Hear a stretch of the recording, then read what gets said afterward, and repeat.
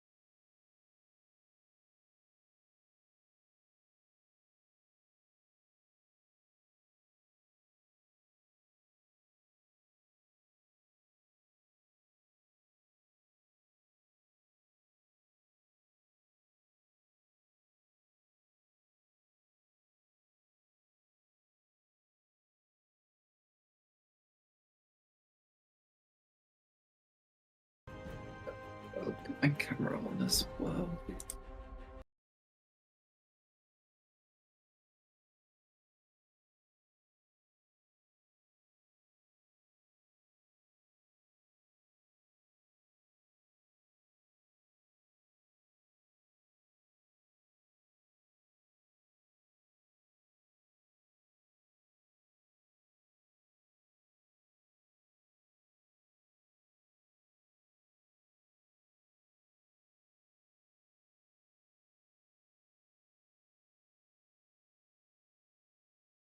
Nice. Brought to you by Metal Productions.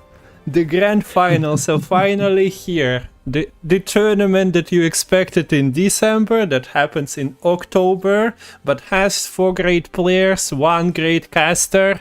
Also Kungfoorabbit is here, so we are about to bring to you the tournament. So let's check all the components. We are unmuted. We are on webcams. So welcome everyone. We're even suit up a little bit. That's a surprise. Yeah. Just for the occasion.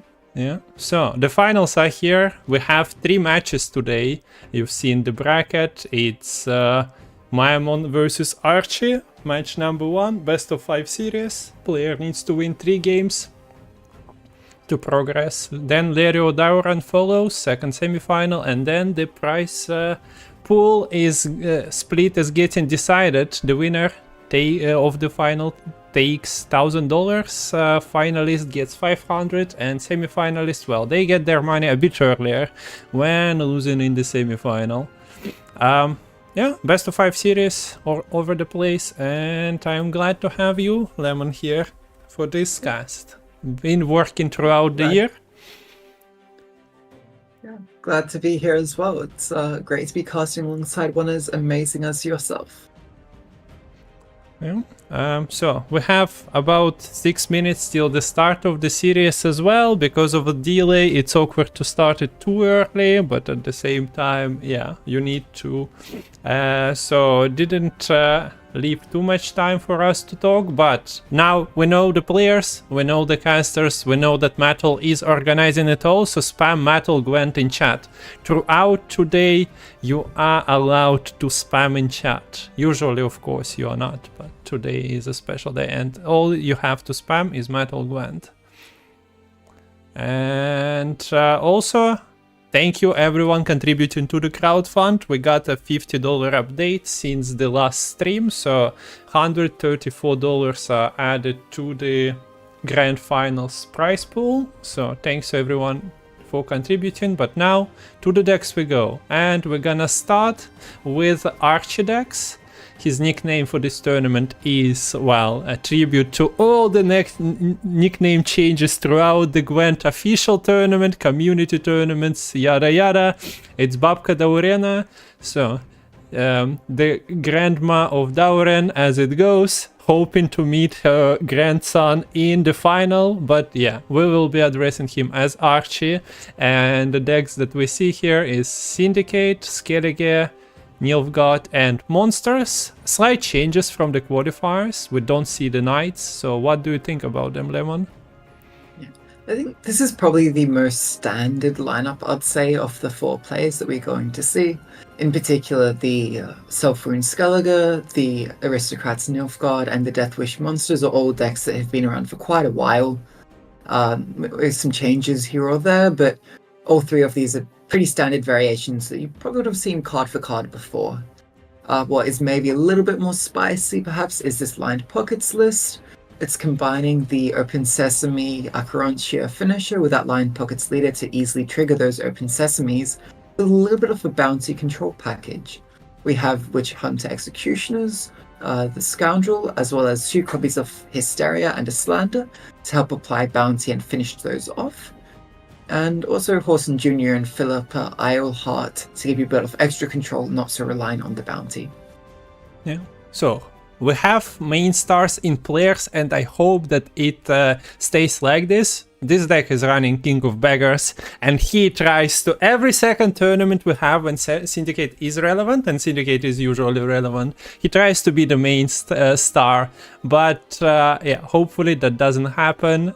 He will be just in the shadows, providing extra money for the needs of players here. We have Syndicate brought by every player, but half of the decks, if I'm not mistaken, a Golden Necker, so yeah, only can attack chosen players here, this King of Beggars. But overall, yeah, sound list. There are things that Archie decided to change. Yes, Scoundrel, Philippa. Considering you're playing a Chirontia, those can occasionally backfire, especially Philippa, I guess, coming from the top deck. But we'll see how it goes. And moving on, the Self-Wound Skellige. We've seen this deck in almost all the lineups of the qualifier, and Archie decides that, okay, you guys can try and counter it, but I'll still bring it, it's still a sound deck. So it has the Swole Blood that goes boom, boom, boom, damaging his own cultists, his own followers, but usually it's beneficial as Skellige, this kind of Skellige likes pain. We have Sigvald cultist that also likes to be hit by his body. They also always broaden with the Knut, but Knut also has Draco Turtle, Olga Immortal, that can get damaged, profit from it, and then the damage will be also transferred to enemy side of the board. So you have this control, but if you are playing this deck against the control, it might be a trouble for you, because yeah, you have those powerful cards, but if they are answered, the rest of the deck, we see Pellers, we see like Corsairs, Dream Viandres, those parts fall apart if you but there are so many main components here, so yeah, usually it's a strong deck. Yeah. So and next up we'll have the Imposter, which is quite a scary deck. A bit like Self-Wound, it has a lot of threats that the opponent must answer, and quite a bit of engine potential. Things like the Admiral Pali, the Miavar Emery, and the Thirsty Dames are all very scary things that can go quite tall. Particularly the Dames, when you have things like Emir giving a bunch of spying over to the opponents, the Ardfiend proccing every turn. But if the opponent is able to deal with all of those engines and not give too many tall bodies to get statuses stuck onto, they can have a bit of a decent time against the Aristocrats as well. okay, so yeah, a lot of statuses here. We also need to speed it up a little bit, I guess. So the last deck is the Death Wish, and this is a normal Death Wish. Dauren has been experimenting on the ladder with funny Dagon infusions, but for the tournament, we see that Archie himself decides to take a normal Death Wish with Cyclops control added to it, but overall you just infuse your bronzes to make them stronger, to try and summon Dagon later on, and yeah, Lord Riptide Irondight. I think compared to last week we have an extra Cyclops being traded in place of a Siren, but otherwise pretty standard, I think. Well, and now switching to Myamon decks, and we see Syndicate, but this Syndicate is completely different. It has Golden Necker, it has Hand-Gated Sword, it has Mata and also Alisa Hansen, so you can play your Golden Necker 3 cards, shuffle it back into the deck, and play it again. You didn't like it first time maybe, but opponent, I will do that again, and I will bring Poisons, I will bring Ixora, so some wise spending as well. Interesting concept, interesting leader, not really used to off the books with the Golden Necker. Let's see how it goes. This is not a bounty that we usually see in the concept like this. I think, Myamon is, I think, a fan of the off-the-books leader, maybe because it is the Syndicate leader that can provide some of the most coins and split up in nice little pockets of 2 coins each, but yeah, interested to see this for sure. Okay, so next deck, Mobilization. No scouts in this list. I'm not entirely sure if that's correct. It might be. I didn't check, but Okay, that was Lerio running only one. If you can, Metal in chat mentions that he messed up a little bit, but I'm not sure if that's also true. So yeah, it might be. Do we get the invites already? Not yet, so we can still talk about it. So, Rivers, everyone's favorite deck, the deck that usually gets the most dislikes on YouTube uploads. People are always triggered about them in the Twitch chat on Reddit. So yeah, Myamon brings it here. River Hunters with Idaran feel front row very fast. And then they start blasting, pinging, but Archi was running self-wound, so let's see how those clash. For self-wound, we see that this deck is running double lock. It runs hand-guided sword, it erases Knut. So many things that can maybe contest against this Volblood and its cult, so let's see how those go. Next we have Nilfgaard. Yeah, this is quite a fun list. This is a Henry Shoop list, so we're running the Rune Mage to make our creates turn into looking at 5 choices. It means your Henry creates 5 cards for each player. It means the Shoop is guaranteed to find whatever you like. And you see, I have a lot of sort of mid-rangey point slammy cards in this deck. A little bit of control tools, notably coming in the Yennefer's Invocation, the Call If You Play Their Day of front row, giving you a lock, and Lydia can sometimes pull a bronze special that can play for a bit of damage as well. Some things I want to point out here, we have some spicy additions to work with the Henry. You have Dadman's Tongue, which can be used to banish a high provision gold the Henry created that is laying at the bottom of your deck. You can also use the Viper Witch Mentor after creating a high provision gold at the bottom of the opponent's deck to set itself to that unit's provision. So very fun deck here. Yeah. And the last one is Nature's Gift. We have Devotion deck that is Nature's Gift in the tournament. Who needs those Spring Equinoxes or anything? Let's go. And it runs Telealin as well, so she will be looking for those deploy elves, and yeah, we see the Seamless there. We are getting invites, so time to finish this. But yeah, strong deck. It's just that it kind of lacks control. You have Moran and you have big treants to grow. Let's see if Myamon manages with the setup, but I guess we got the bans. So yes, so Myamon's Nilfgaard is banned and Archie's Nilfgaard is also banned. So sadly, not going to see the Shoop Henry, and also no aristocrats being played on the side of Archie.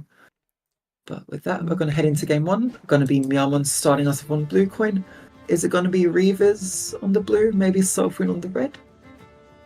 And it is. We will get that matchup that you mentioned earlier, Kung Fu. How will this Swarbot stack up?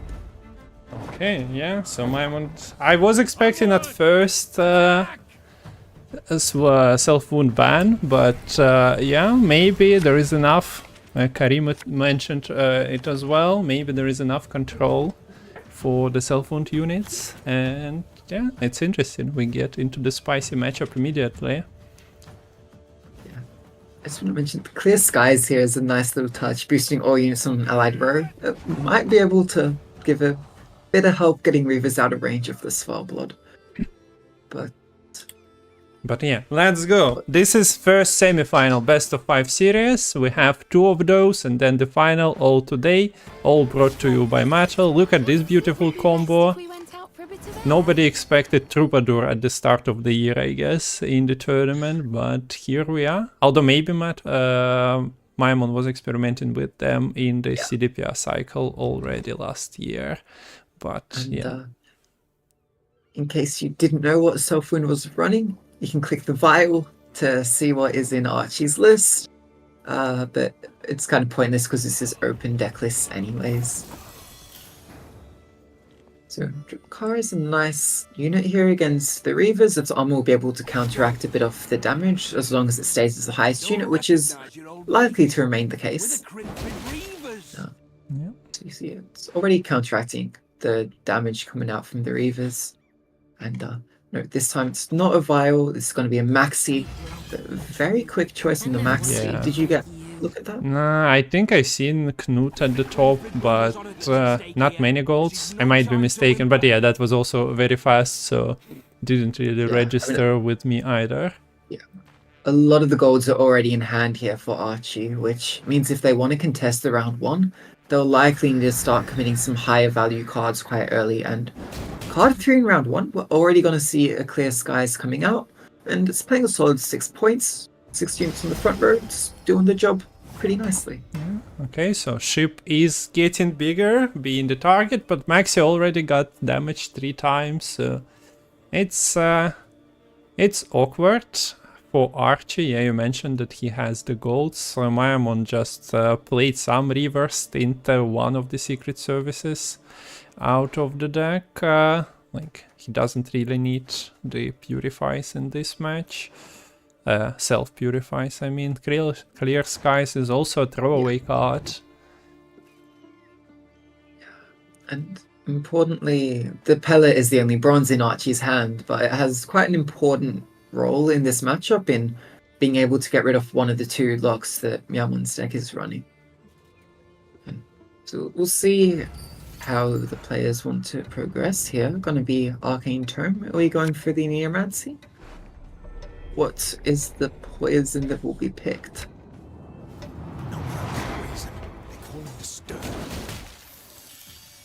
Okay, so this is a nice way to get an arrow for Archie, but he doesn't take it and slams the pass button. So he has his game plan. He was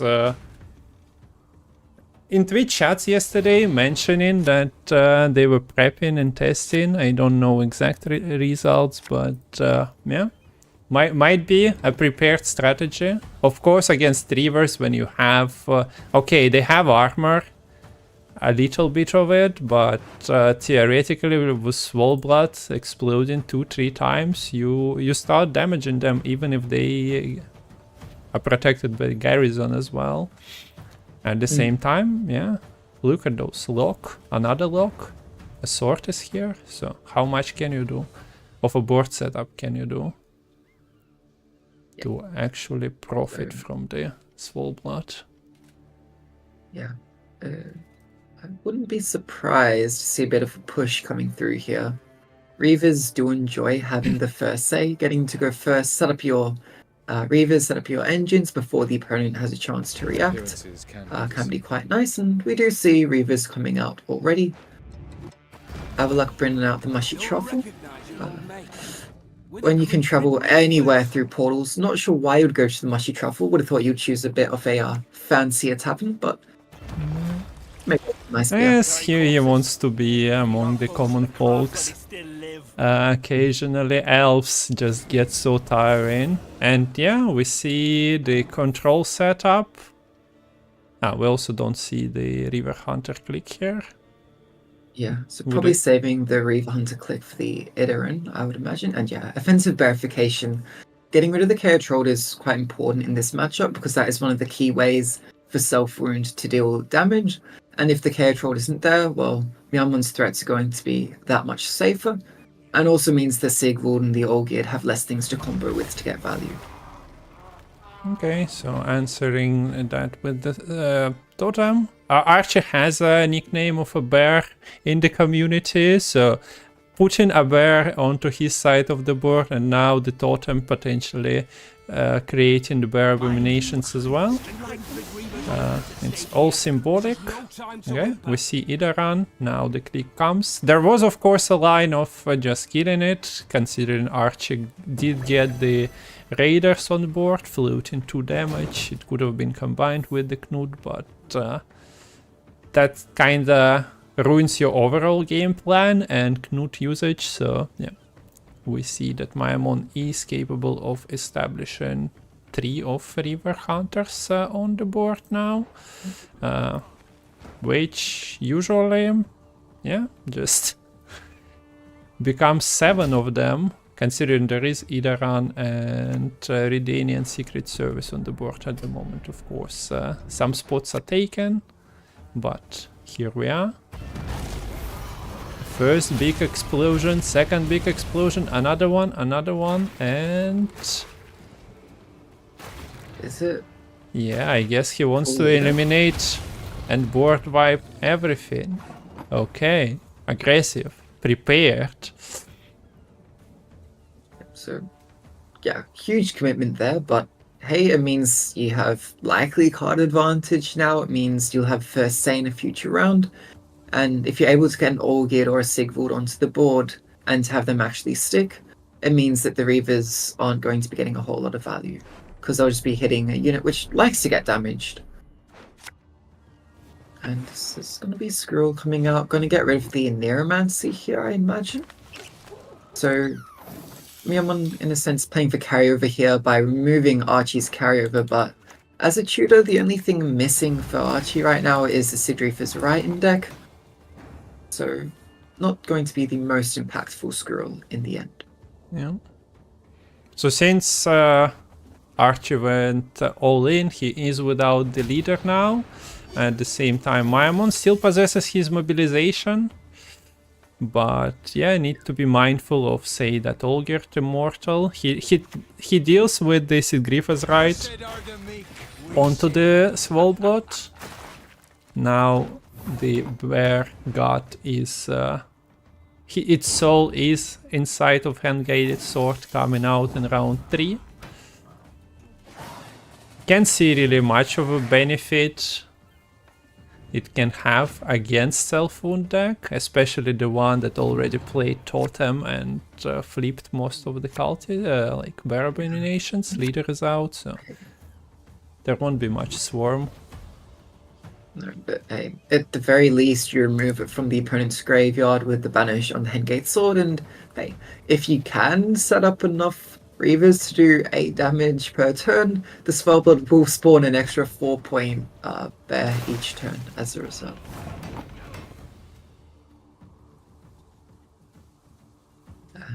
And a bit unfortunately here, since the second Redanian Secret Service was already thinned out, I don't believe this Troubadour will have a way to get rid of the lock on a Reaver Hunter. Yeah. Okay, so another Drakkar Reaver Hunters interaction, and there he is, Olgierd Immortal. You just lock it, right? Yeah, I think so. Heatwave. The thing with the lock is it would mean the Reavers would be able to actually hit it, damage it, so it might not be the tallest unit anymore.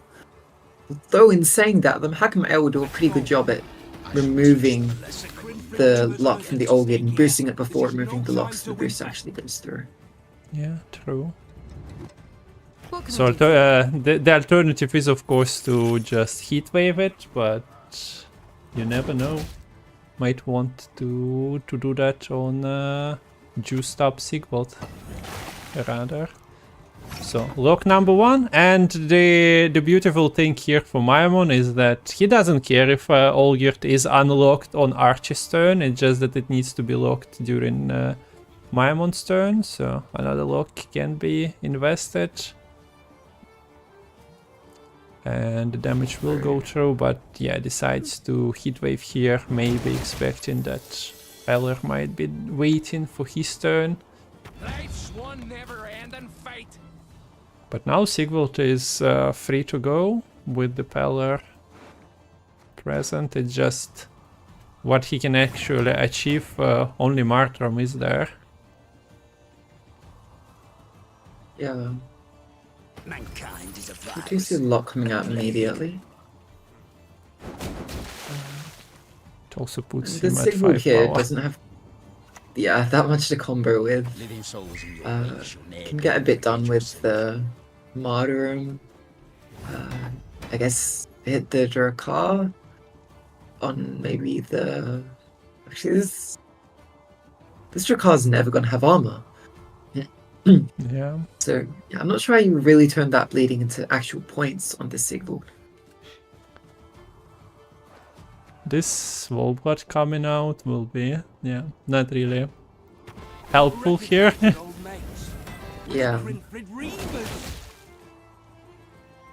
Decides not to deal with the Sigvald, by the way.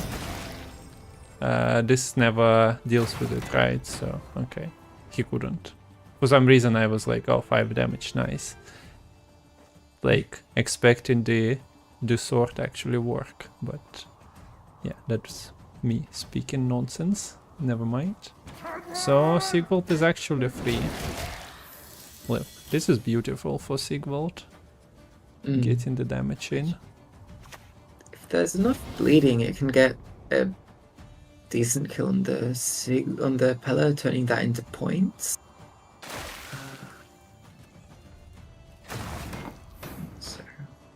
So might want to kill this Pella with the sword as a result, to really force this Sigvald into hitting this Toll or Drakkar. And not even going to use this Redanian Knight ping either. Redanian Knight? Kedwani Revenant, gosh. Verification is 10 points, cute little Sigvald, but still going to come up short. And the Reavers are able to slay the Self-Wound deck, and they're going to force Archie to take Self-Wound for another spin later in the series. Okay, so this actually worked out for Myamon. Let's look at the factions present again. So we had Myamon on blue coin, right? And Nilfgaard, as you mentioned, was banned on both sides. So let's set up this beautiful ban screen between the games. And also mark that, yeah, the first game of the grand finals goes Myamon's way. He believes in the Reavers, and Reavers just, even without scouts, enough. Also, yeah, there was no mistake in that one. There are no Reaver scouts in the deck. Okay. Yeah. Game number 2. Let's put the cards spinning. And now Archie is on blue coin, which means what? Do we see the Death Wish from the get-go? Most likely. Most likely, yeah. I'm more interested in what Myamon would take. You'd probably prefer to take something that's better into the Death Wish. The off the books might have a decent shot, since poisons can get a bit of value against Death Wish, which can have some units going decently tall. You can do some fun things with bounties, perhaps, too. Well, actually, there's no bounties at all in this list. Never mind. Hengate Sword on the Succubus is also quite juicy, so could be trying to get that sort of matchup going. But no, going for the Symbiosis. Okay. So might be able to directly outpoint the Death Wish pound for pound. Of deduction seem to have waned not one bit. Yeah, okay. Interesting.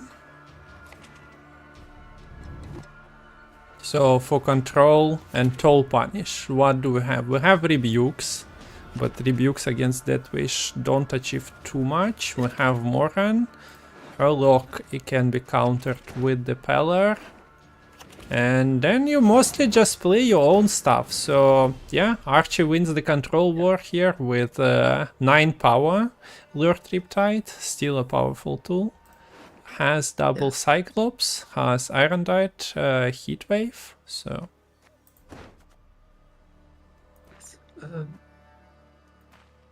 So I think round control will be important here, I would say, for Myamon. Because when you lack the direct control tools, what you can instead try to do is go for a bit of a tempo bleed in around 2. If you're able to force out the Succubus, force out the Dettlaff before the AQ comes out even, or just not give them time to get consumed, you're able to disrupt the Death Wish's plans to a decent degree. But it's going to be both players committing some golds to begin with. The Brewers Ritual coming out for Archie. Notably, not committing the Dagon yet. Does have access to it with the Decree, but since you're up against a list that doesn't have Heatwave and the luck can be countered by Pella, you might be wanting to save the Dagon for second form instead. Yeah, that would be spicy if we'll see that going through. Of course, Myamon could have something like Seamless into double rebuke, but we do see double rebuke in hand. And Seamless lacking from not present in the hand at the moment, although there is a Telealin. But yeah, Dagon is definitely being kept here by Archi on purpose, as you mentioned. Royal Decree is there. Also has access to AQ, so it's not like he's missing everything and needs to keep the decree. Yeah. So, yeah, it's quite unfortunate here for Myamon, this Lord Riptide cleaning up the Frixenet, but the Frixenet was always sort of going to be the tallest unit. So just had to hope the Riptide wasn't found, and unluckily for Myamon, Archie was skilled when it came to the draw. But Myamon does need to respect the tempo here, and that's why we see the Zungrim's Council coming out for the Philovandrel. Contesting this round means you need to commit big to catch up to that Bros Ritual tempo. And the thing with the Death Wish here is their points are going to sort of taper out, since you see they have one more active Death Wish that can turn into points, but then it's going to turn into a lot of a slower case where they're going to have this Succubus, which they don't really want to play now. Takes both Slainer Hobbies being played to get the bonded value, so it's going to be quite possible for Myamon to contest. And with the frogs on board, you can actually go for the Vitality option from Shaping Nature, and moving these frogs front row to deny a little bit of fog value, make it do 1 damage instead of 2. Yeah. Look at those small little cute frogs just doing their job of allowing one of them thrive, and they work as a community. But Death Wishes also work as a community. You eat something, but at least the buffs are coming for other units. So Sidana Harpy number 2 will produce an egg. There is still Endrega Warrior to consume it, so things are looking okay for both players here. This is a fair round 1, I think. Nobody's really sitting there like saying I didn't find anything. Where are my cards? Like you might prefer presence of some of them in Gwent in your round 1 hand, but here, yeah. It's so funny. We see once again Myamon being this person preferring underused cards like Shaping Nature. Seeing play is not your everyday occurrence. Of course, it has a nice synergy with Frixenet as well, as it gives vitality and buffs. But yeah, we'll have to see a new card in the tournament for the entirety of 2024. I don't think we've really had that echo in action. Yeah, but hey, it's done its job here. It's given a good amount of points, and it's helped Myamon maintain the lead. Enough so that Archie is feeling like they need to commit the second Succubus here, and even a leader charge in round 1. And that's not something you usually see from Death Wish. Part of this might be because the Dagon wasn't played in this round 1, so Archie's lacking perhaps some of those points that he would have had otherwise if that Dagon did come out. But with a second Rebuke here, Myamon could get another Symbiosis proc, or just go for Falve into, is it going to be another Frogs? It will be. Okay, yeah, we So yeah, we frogging in this round 1.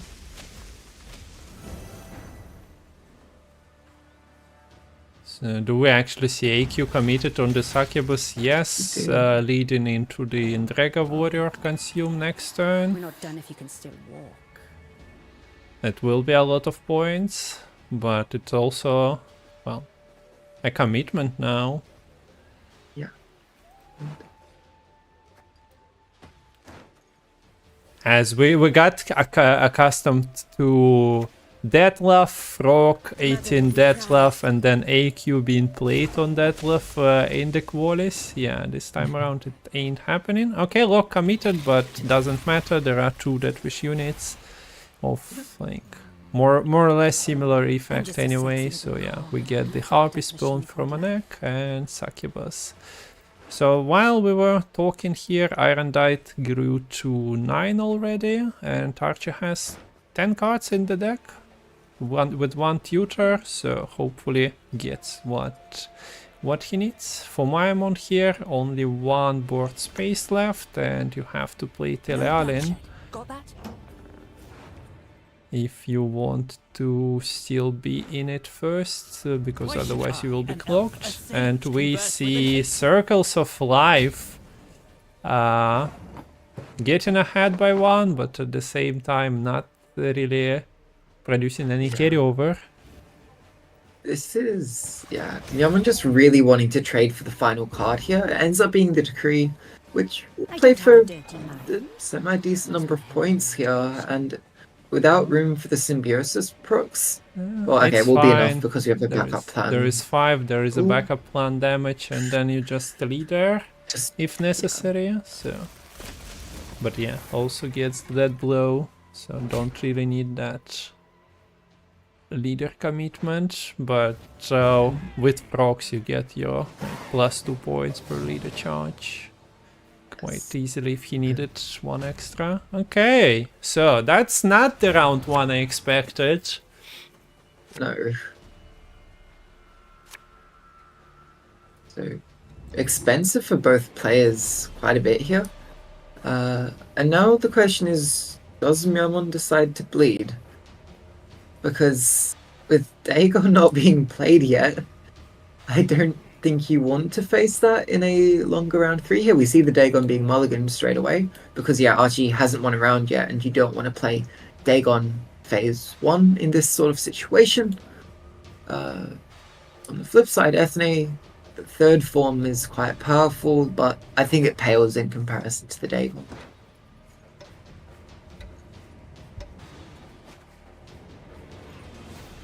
Okay, so Archi removed the Dagon as you pointed out. Myamon wants it out now, so this is kinda a weird situation where both players have this one common point, Dagon, but it's not coming out. Yeah, the problem here for Myamon is that the frog with the giant poet was in the graveyard, so that's quite a bit of tempo. Sure, you have your oak critters, you have a little bit of damage here, but you're not really getting anywhere with it, with Cyclops basically being a consume unit here. And considering how aggressively we saw Myamon play towards the end of the round 1, I wouldn't be surprised if the Gourd gets played here just to try to trade out for the card, but then again, maybe you're worried about actually needing a finisher for round 3, never mind just going for the trade. Not Gonna be the disappointed seeing this Cyclops. Not the greatest trade, so Archie will be seeing, what, 5 cards? I'm just a sexy little cog in that fucked up machine called life. So Should be getting... yeah. So guaranteed to draw 3 of these 4 golds soon. Yeah, the Dagon doesn't have that much time to progress its counter, but should still get pretty decent value. And the problem for Symbiosis is in this really short round 3, when you've already played most of your good natures, I don't think this Ethne is going to have enough time to really get that value to contest the short round power and tempo that Deathwish has. Forget about the Dagon, he hasn't risen. He decided to chill as the bottom card. There are no more consumes anyway. I think the frogs are depleted now. Okay, so we have Aetna. And the nice thing about her, she is immune, but at the same time you cannot deny the Irondite value, unfortunately. No. Like, you'd prefer to just drop it from hand, discard, but then do you have enough points? No, so you kinda need to play everything out here. Yeah, sometimes you could hope that the opponent missed cards, but when the Deathwish players think this much, that's extremely unlikely to happen. So with that, Symbiosis, it's... I don't think I'm going to be able to stack up to the Deathwish here, and that's with the Deathwish not even playing Dagon at all this game. Yeah, okay, the treant is big because of Symbiosis 3 on Aetna, but not big enough. And that's a close, not standard match, but yeah, a close game. Myamon tried it. The bleed didn't really accomplish much, but yeah, it's 1-1. Great job. And decks are winning from blue coin. Seems to be the story at the moment. So now, do we see Syndicate from Maya? Could be the case. You'd expect to go up against the Self Wound again, and I imagine Syndicate with a little more control will have a bit of a better time than that Symbiosis against the Self Wound. So Yeah. that seems reasonable. And I wouldn't mind seeing a bit of a newer deck as well.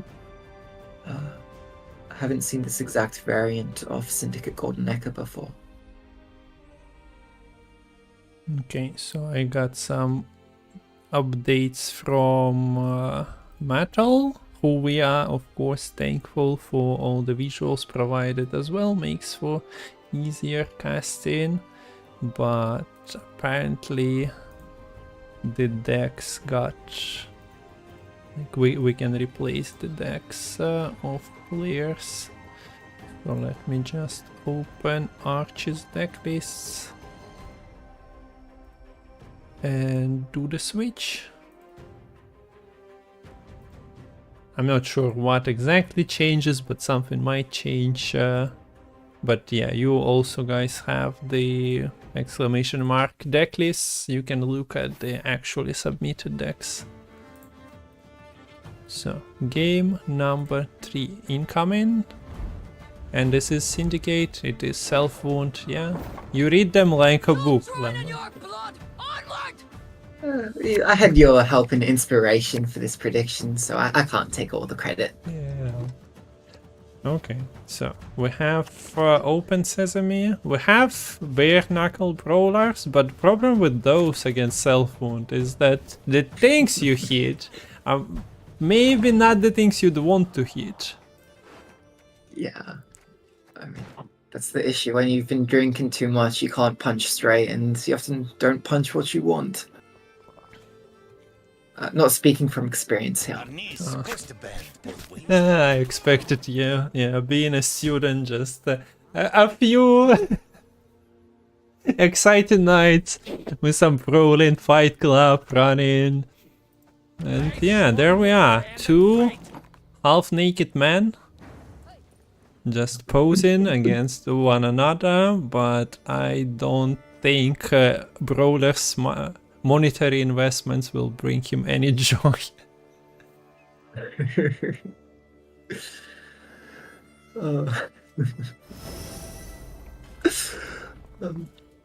Open Sesame might pave the way for this brawler to maybe manscape so it can actually face up to the Sigvald, but with Spablood Priest being Sigvald's wingman, I'm not putting money on the brawler either.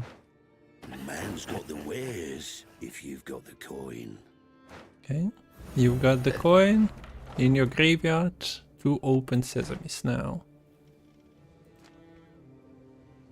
Yeah, so Sigvald here is quite early. Yes, you want to play it to disrupt the brawler, but it is still significant commitment. Problem is here for Myamon is that you have a lot of coins generated already, but how are you going to spend them? You can use the Oxenfurt Guard to spend as a defensive spender by doing boosts, but does require 2 adjacent units, which won't be available until a couple more turns' time. With the spending there, so you will have to get on the brawler. Brawler, no! Nice try, but only 1 out of 3 were successful. Well, only 1 of the 2. No, Brawler, stop it!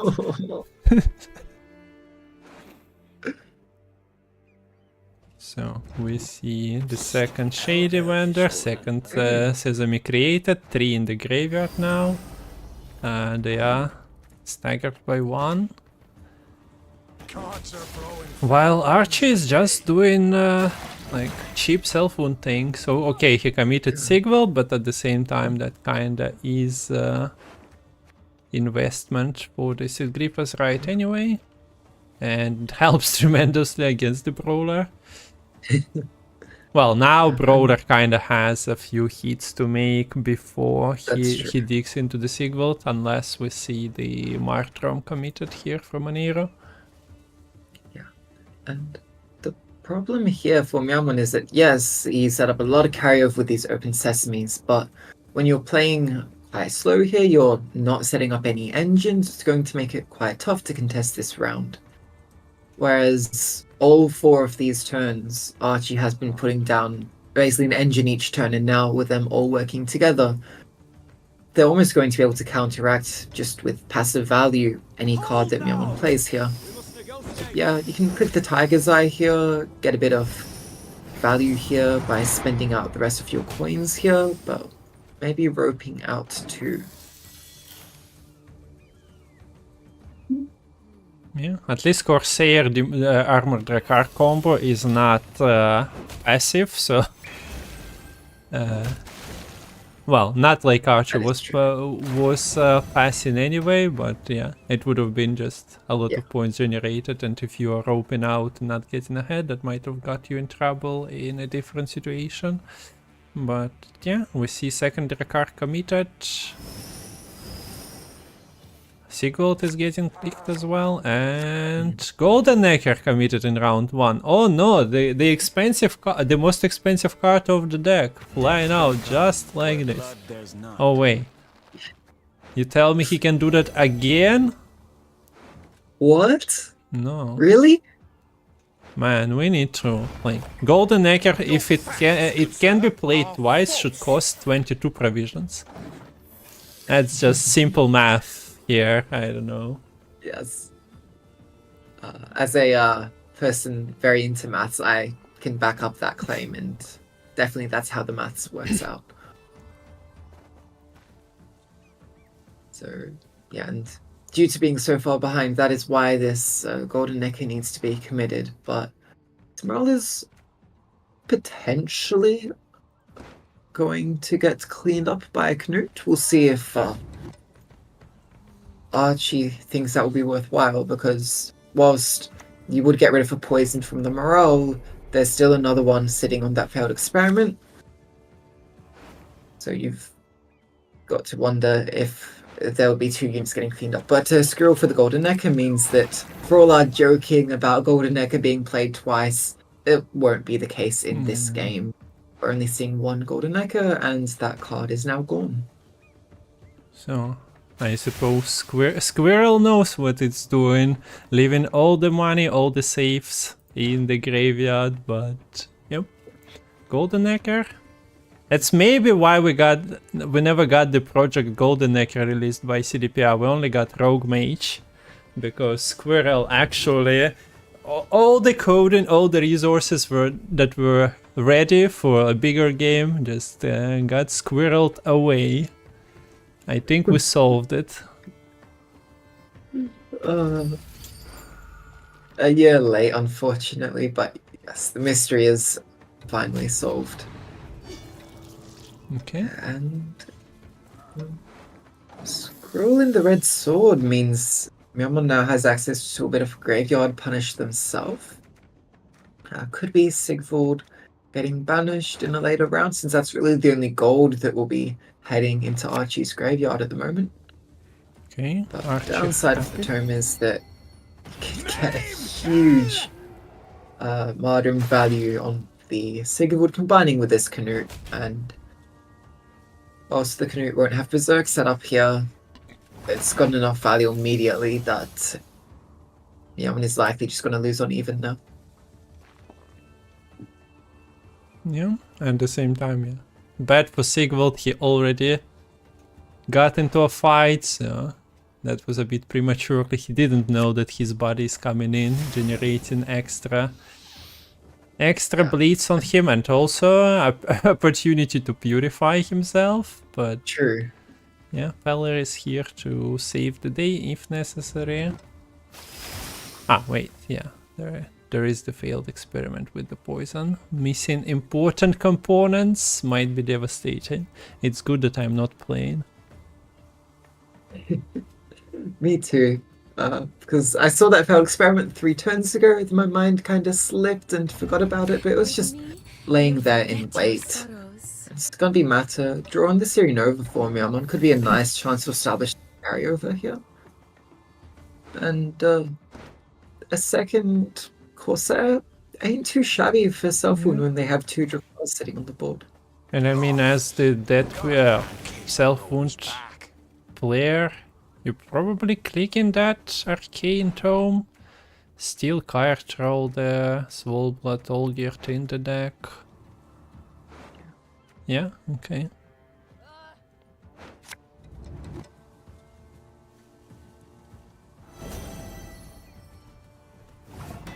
Makes sense. And at this point, Myamon only has a single Open Sesame left in the deck in terms of specials. Yield and save me some time. So I'm curious to see if it will be clicked. It will. Yeah. So this is the last chance for Myamon to use the tome this round. So 10 into 8 with 1 decree as well. Will be finding most of his golds, and just the order is the question. By now Archie kinda knows, if he's keeping the count, that Royal Decree is the only special. I don't think there is a big finisher in terms of the cards. Spenders are already on the board, so yeah, no reason not to click it yourself when you need to catch up and you're kind of running out of cards anyway. So yeah, and at this point the tome order is read, so Archie is able to see that there are no specials left in deck for Myamon. If Archie's been counting, checking the deck list closely, it would be clear that the decree is in hand for Myamon. So, it will be spent here regardless. We're going to see the Alyssa Henson shuffling back the Know that I was trained by Clara Larissa Red de Sword. Winter herself. So it can be played with tome oh, immediately. yeah, okay, I get. Wow, okay. So something we didn't read the manual for. There we go. No Neuromancy. Although this Neuromancy, once again, yeah, a few things happened already, and I suppose Purification you cannot play, so Spores are not that amazing here either. Maybe Archie, yeah, cannot really click it anymore to thin the bad bronzes, but yeah, the play worthy of a round win with the side dish of Neuromancy removed. Why not? So Alyssa, Cherry on top. yeah, Alyssa felt like maybe she's not really doing much with Golden Gun, but yeah, reactivated the dome. Nice little play there. The cards that are coming for, okay, so the Swollblood is here. Purification, I guess it is points, but yeah, with all the 10 in, 4 big golds are still in the deck.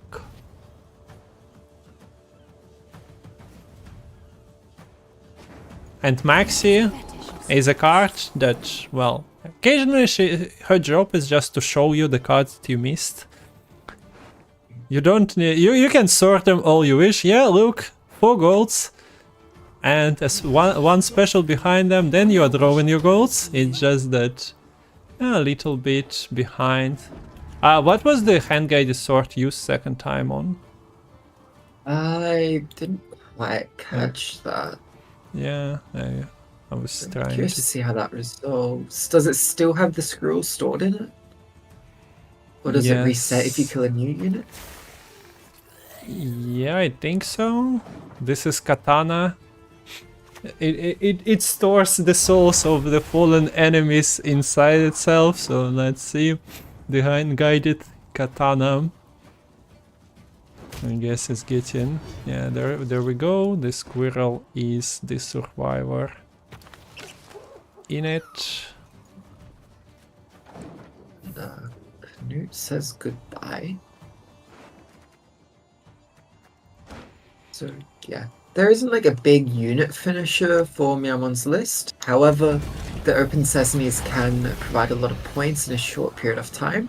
And notably, the lowest counter Open Sesame is at 1 counter. So not wanting to proc them here, I think, from Myamon, unless you're really pushing for like 2-0 pushing to get a lot out, but with Brawler being the spender here... Can he board wipe with all the money in the world? So you need like 23 coins to do it. I think you'd be a bit short. nah, you have exactly Actually, 23. I would have done it perhaps then, yeah. But the problem, well, the board wipe is kind of not. Did you count the flip on the bear abomination? Okay, if you did, then you board wipe completely, and then it's purification hit, whatever. Yeah, that wouldn't be. I think it actually would have 2-0'd.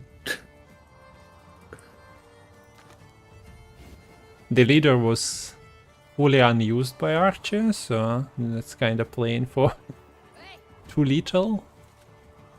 Okay, but okay, we have the Izora here. Very nice card to have when you have a graveyard setup like this. The problem is Heatwave was preserved by Archie, so... Even worse, KO Trolled is here, which means that probably as soon as the first unit gets played here, it just gets clashed with and killed off. So you're going to need to try to use Conjurer's Candle to take things out of range, but if you do that, you just play into this heat wave.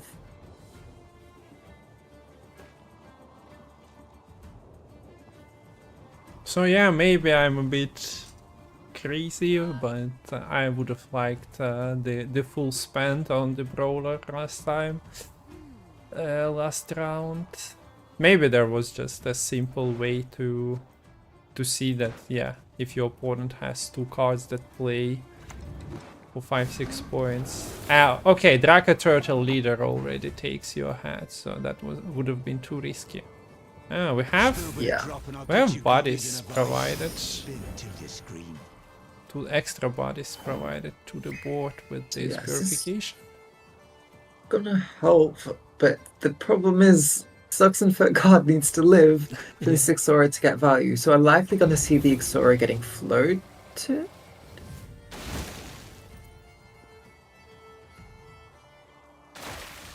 Okay. And it's all gone wrong here for the Syndicate. Their trade routes have been intercepted by those big turtles off the sea, those Draco turtles, and Ixora just doesn't have a chance to get any plunder going here.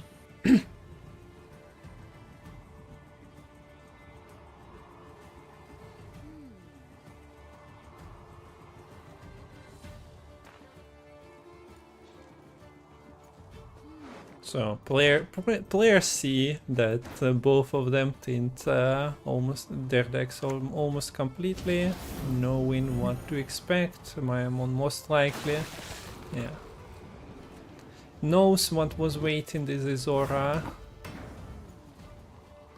Now there is a big bank to spend, but you only have one friend to spend it on. Was playing into Spores as well, but Spores are not present. What's the best? Sigriff is right. We have surprising amount of points here.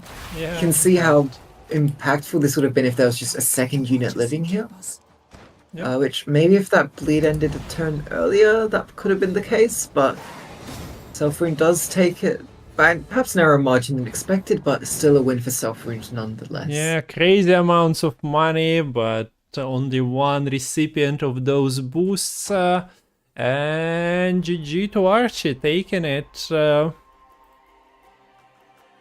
Despite the fact that Myamon managed to create a bunch of carryover and transfer this card advantage was enough. This means that Archie's on match point. One more loss in the series here, and Myamon will be knocked out of contention for winning this tournament. And to get this victory, Archie will need to win with his line pockets, so different version of Syndicate, with his own personal spin on it, or whatever, yeah. the deck that he's liking. There is a Scoundrel, we've seen that in action during the qualies if I'm not mistaken. Philip is there, so yeah, I can also bring it up to the screen. But Open Sesame's important cards in this deck, Syndicate deck as well, so most players opting into some sort of Vice combo, well, at least players in this match. But there is another match later today. Don't forget that it doesn't end with one. There is second semi-final, guys. And then the final of the, well, question mark final Gwent Masters. Gwent Community Masters.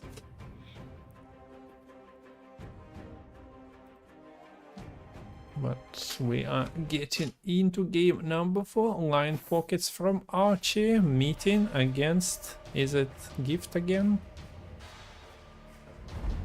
Looks like it will be. So, it seems like Myamon enjoys taking the gift from the red coin, likes the red coin tempo it can provide, and yeah, Syndicate sometimes can struggle a bit in the round 1, particularly if it is an Open Sesame list, which the list Archie is playing here, it is.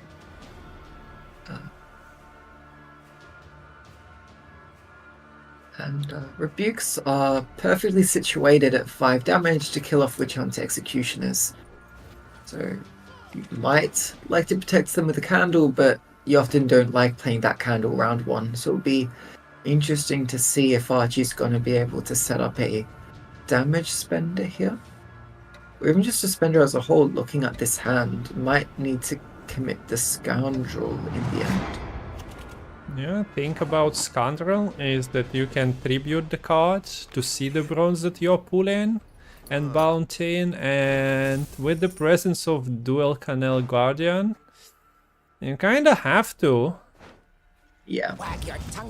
So yeah, we've seen Archie not do it once in the qualies, but here goes for it, and we see that Scoundrel is very good at picking at small adepts of Cat Witcher School. He fought something that he was certain he gonna collect the bounty on. The Guardian, yeah, I'm not sure if he can pick on that. We see the lock coming, so his job here is done, right? Nothing to purify with. No location. So essentially just playing as a 12-point body here. It's gonna be the first Rebuke used up, but unfortunately no Treant on board to get some of that death blow value. And also going to be a later charge on the Morin. Yeah, the Hysteria was set up to 3 and the instant kill, but Myamon is playing around that, I guess. Could you say? Okay. Open Sesame found. Both these players seem very good at getting Open Sesame. I don't think off we've these seen shady vendors. I don't think we've seen a single. We've seen 3 rolls, 3 successful rolls. That's just why these players are in this tournament. These are the best of the best. They know how to play well strategically, and they know how to high roll when it matters.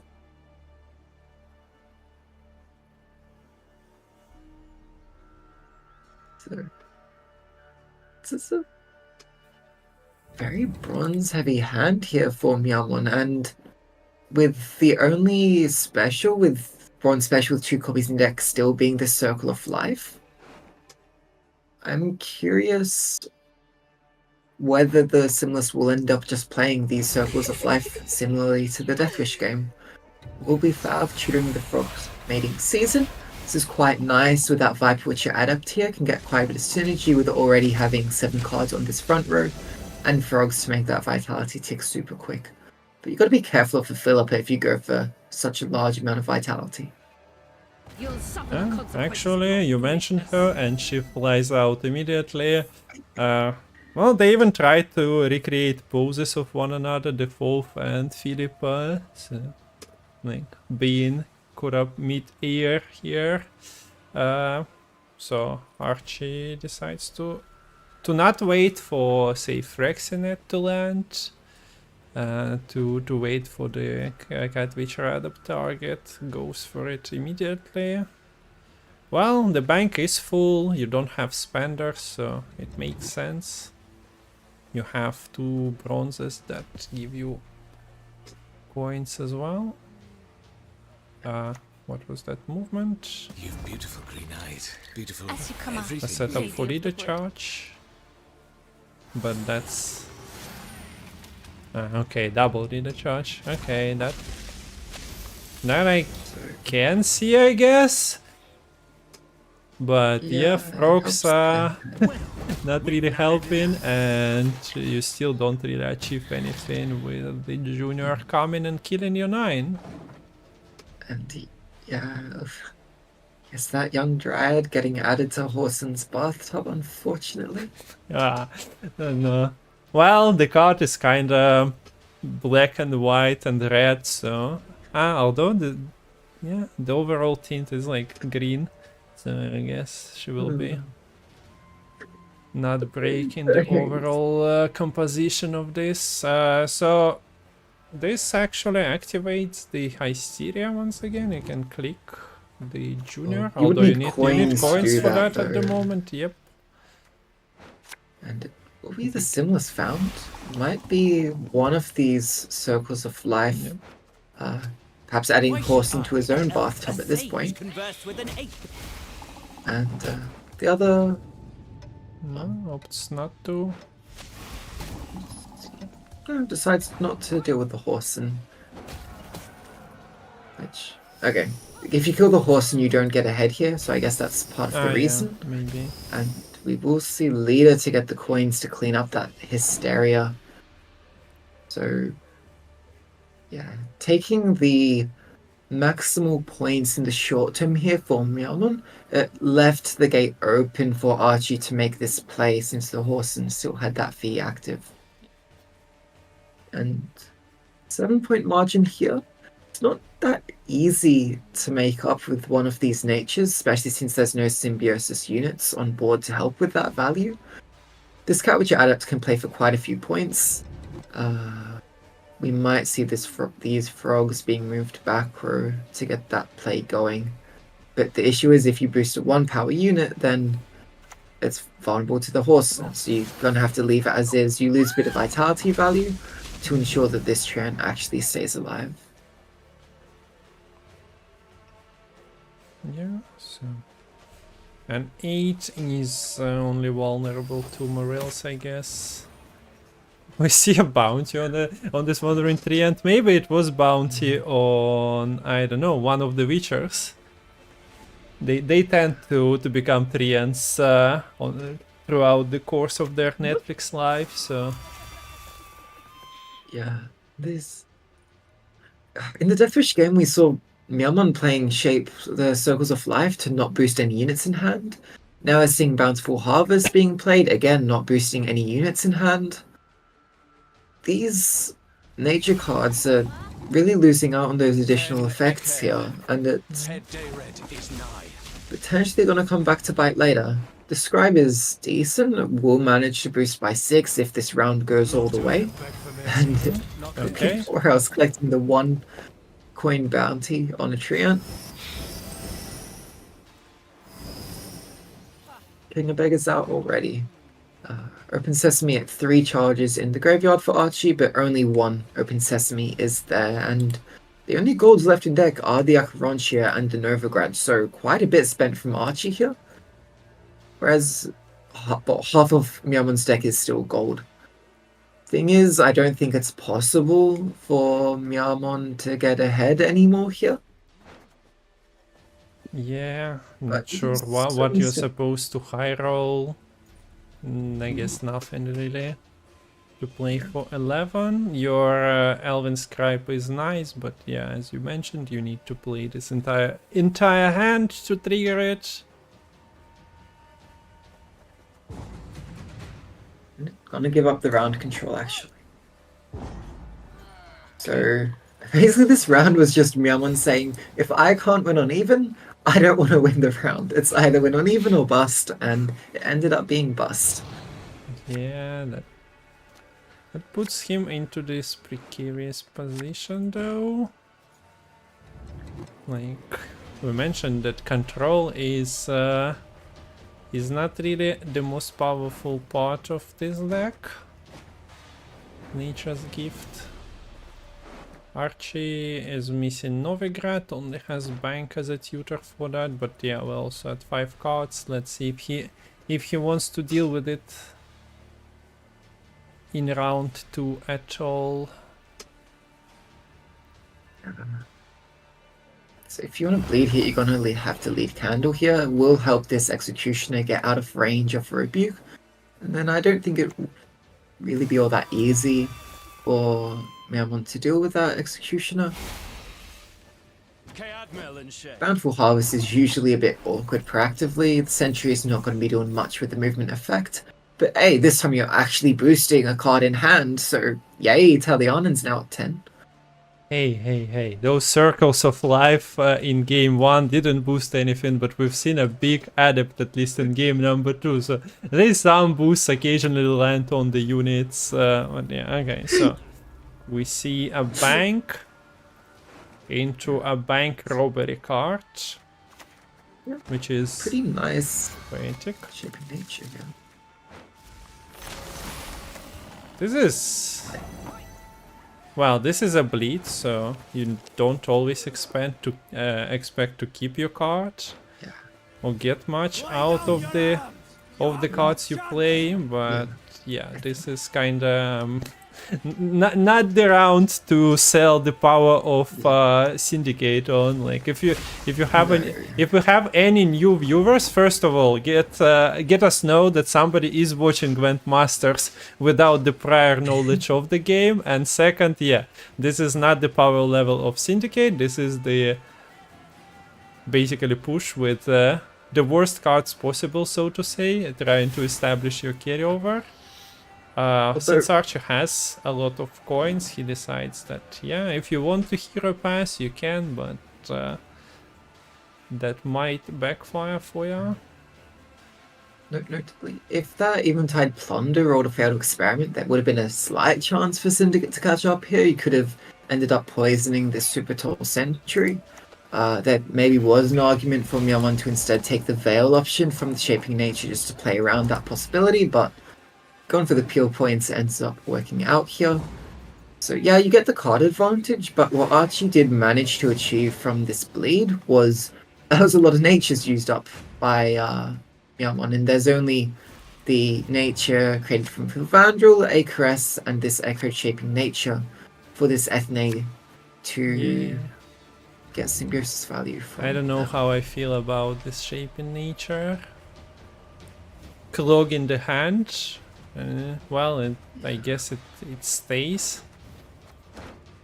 It is, after all, the nature card.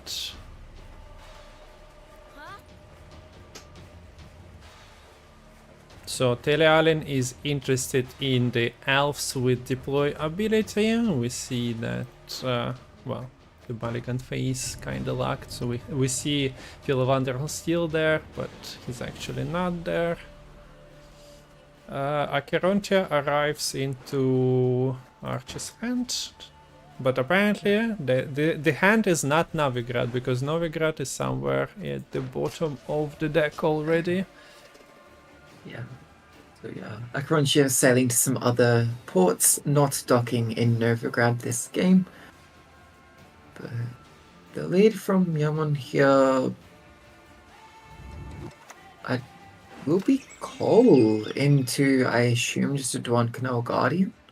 Yeah, just setting up This the Veiled unit. is solid because it can't be bountied. But oh no. Any reason for that?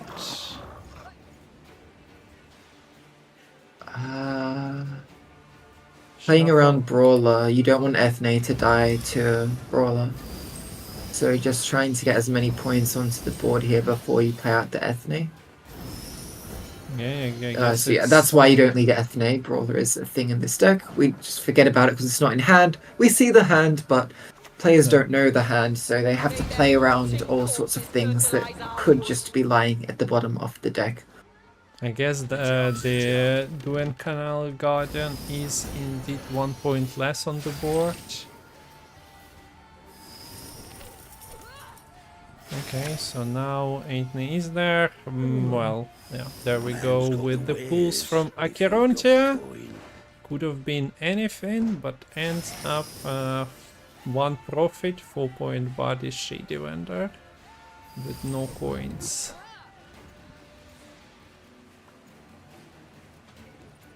Well, there is Telealin. There is Big Gorge. Shape in nature triggering the symbiosis. And Also these bleeding. vendors, Taking souvenirs. 1 point token allows to just take full value from Telealin.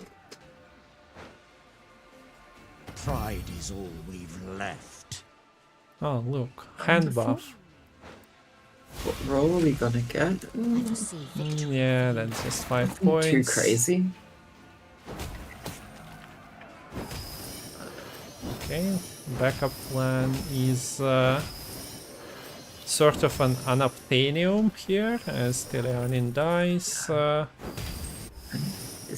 Having such a high base power unit being killed off with that bounty value here is doubly bad because of this Acherontia getting additional value, but I'm not sure the Fist Tech is the pool that you wanted here. Well, you can. That- Can you trigger? There is Yeah, another Sesame, you so you trigger can Acherontia. trigger again. Quite.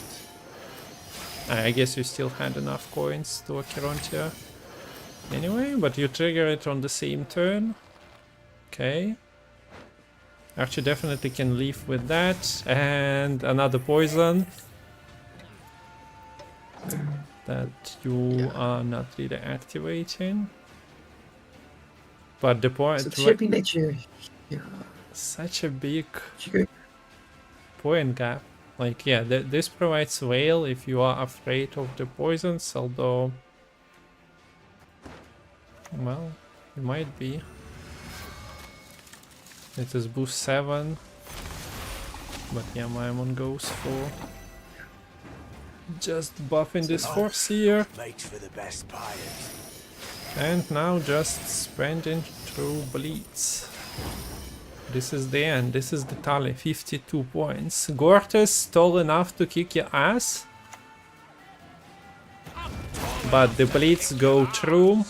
And we have first participant of the Grand Finals.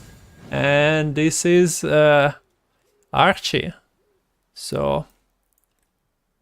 yeah, a very close game here, but in the end, Acherontia carries him to victory, and Myamon falls out of the competition now. So, GG's. How did you like the series, Lemon? Some very great matchups, I thought. Was really interested to see, particularly Myamon's Syndicate and the Square Tail, since they're most, particularly the Syndicate is quite different to what I've seen before, but the Square is nice, different taste what you usually see for Devotion Symbiosis. Unfortunate that they both struggled to find that success, but sometimes that's just how the House of Cards falls over, and yeah, unfortunate to see Myamon knocked out, but excited for Archie to take a place in the finals at the same time. Yeah, okay, so we will be traveling into the second semi-final when Metal tells us so, but I guess it will be in 10-15 minutes. So for now we'll take a break. Lerio, Dauren will be the following match. Also, a reminder, if you enjoy the competitive Gwent and want to reward players, there is a crowd fund running, organized by Metal, so $134 in it at the moment. Thank you for your support! Exclamation mark crowdfund for that. But yeah, we'll go over the decks of the next pair after a break, so See ya all, we will be back.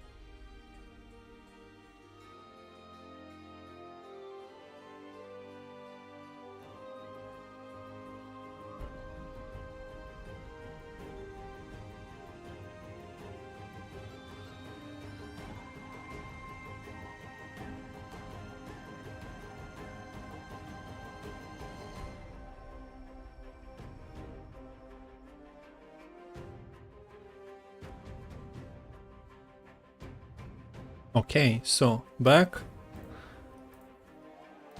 We are back. Welcome everyone. Second semi-final is ahead of us. So Mattel Production presents episode number 2, Lerio versus Dauren.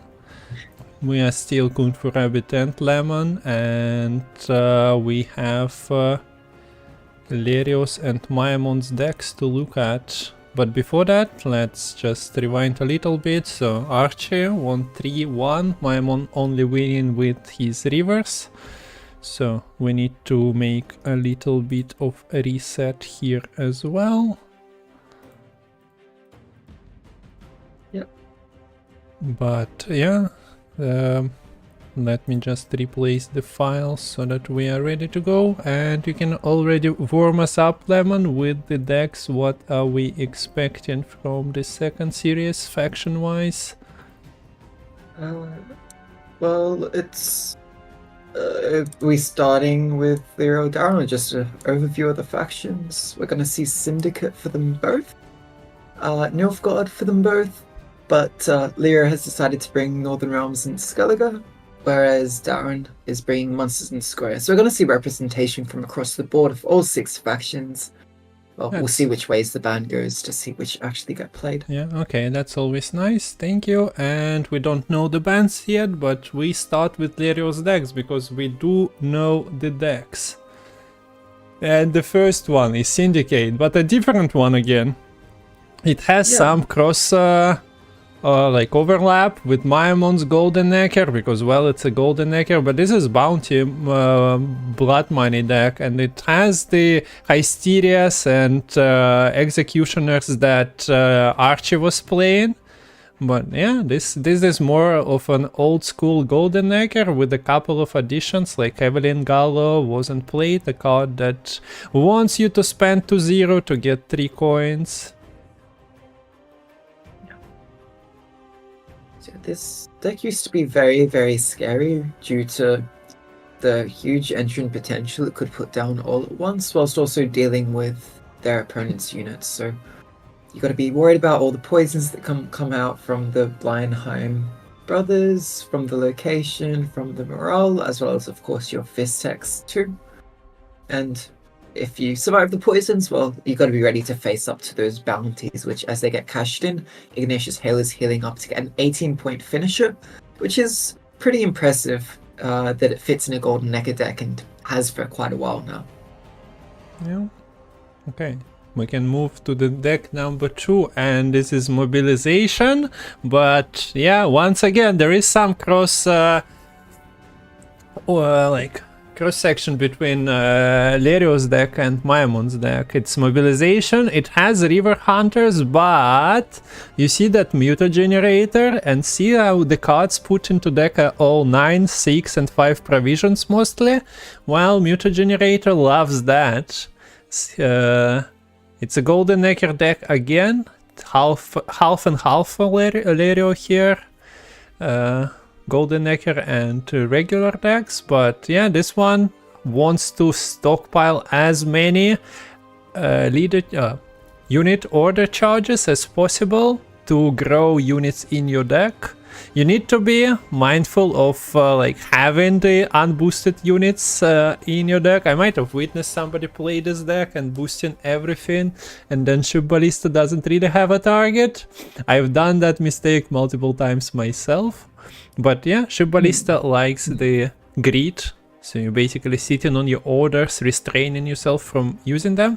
And then still you have River Hunters either run around, and the best card in the deck is of course Yennefer Conjurer, the one that zaps tallest units each turn once. So River Hunters should help with that, lining up or knocking down the tallest unit to lower numbers, and having like 5-6 units to pink is a pleasure. Does it work? We'll see. Then we have the Impostor status list. Is it almost card for card from what was banned in the previous match? I think it might be like 1 card difference. Mage Infiltrator and only single servant here.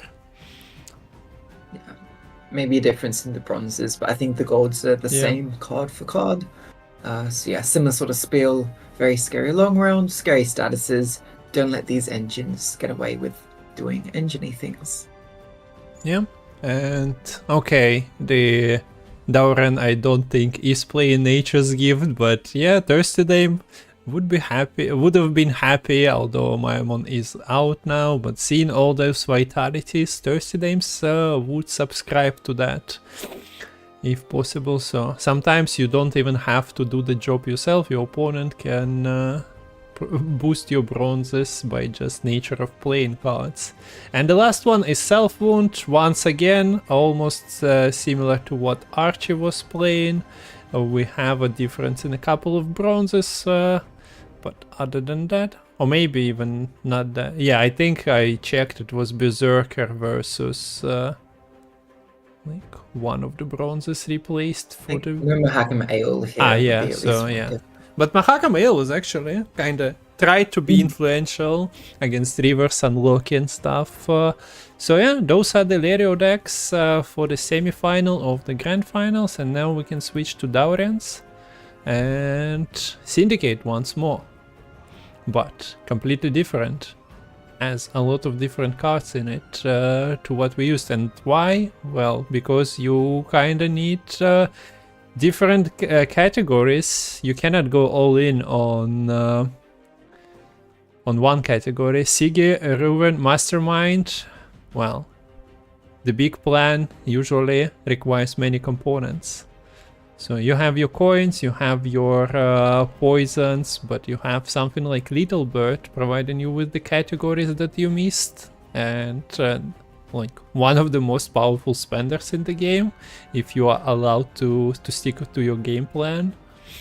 Devotion List plays Mutant Makers, of course, for like cheap double status cards are basically king of this deck as well, like Mutant Maker having 2, and also Bloody Good Friends. But yeah, powerful deck, less popular recently. Vice became most used in tournaments, if I'm not mistaken, but yeah, we've seen a lot of matches with Pirates Cove throughout 2024. Yeah, I'm surprised we haven't seen more of it with the pulling the strings still sitting at 5 provisions. Yep. Next up is a pretty standard Death Wish. We maybe shouldn't spend too much time on the Death Wish because invites are starting to come out. So you've seen Death Wish before, you know how it works. It loves the blue coin.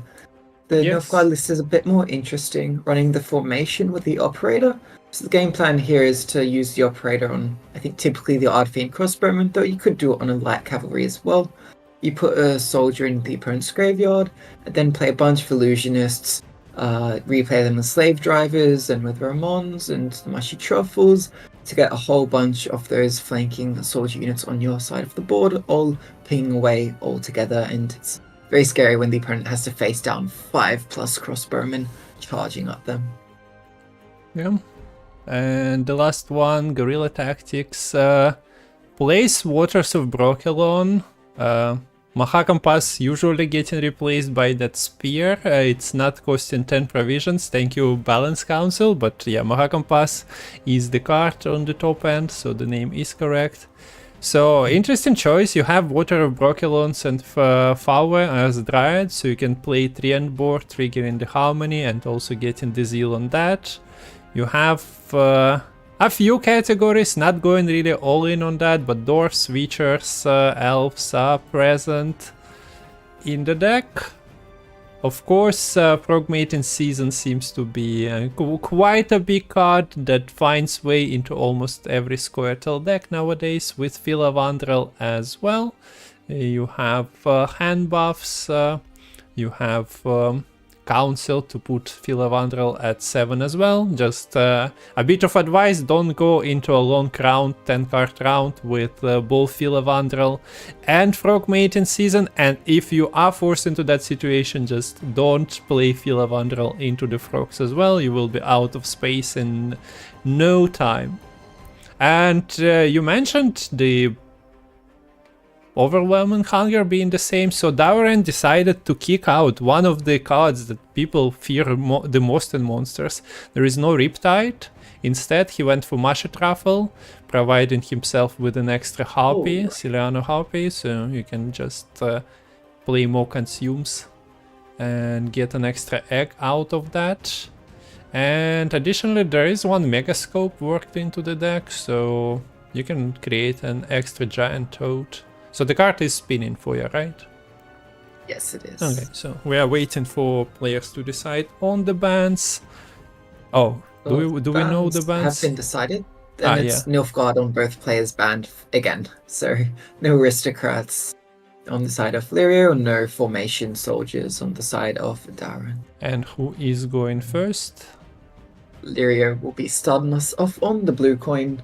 Wouldn't be surprised to see either the mobilization ship blisters or perhaps the Golden Necker bounty. Most likely going to see Goya from Dauren on the red coin here. We'll see what is being played as we head into game 1 now.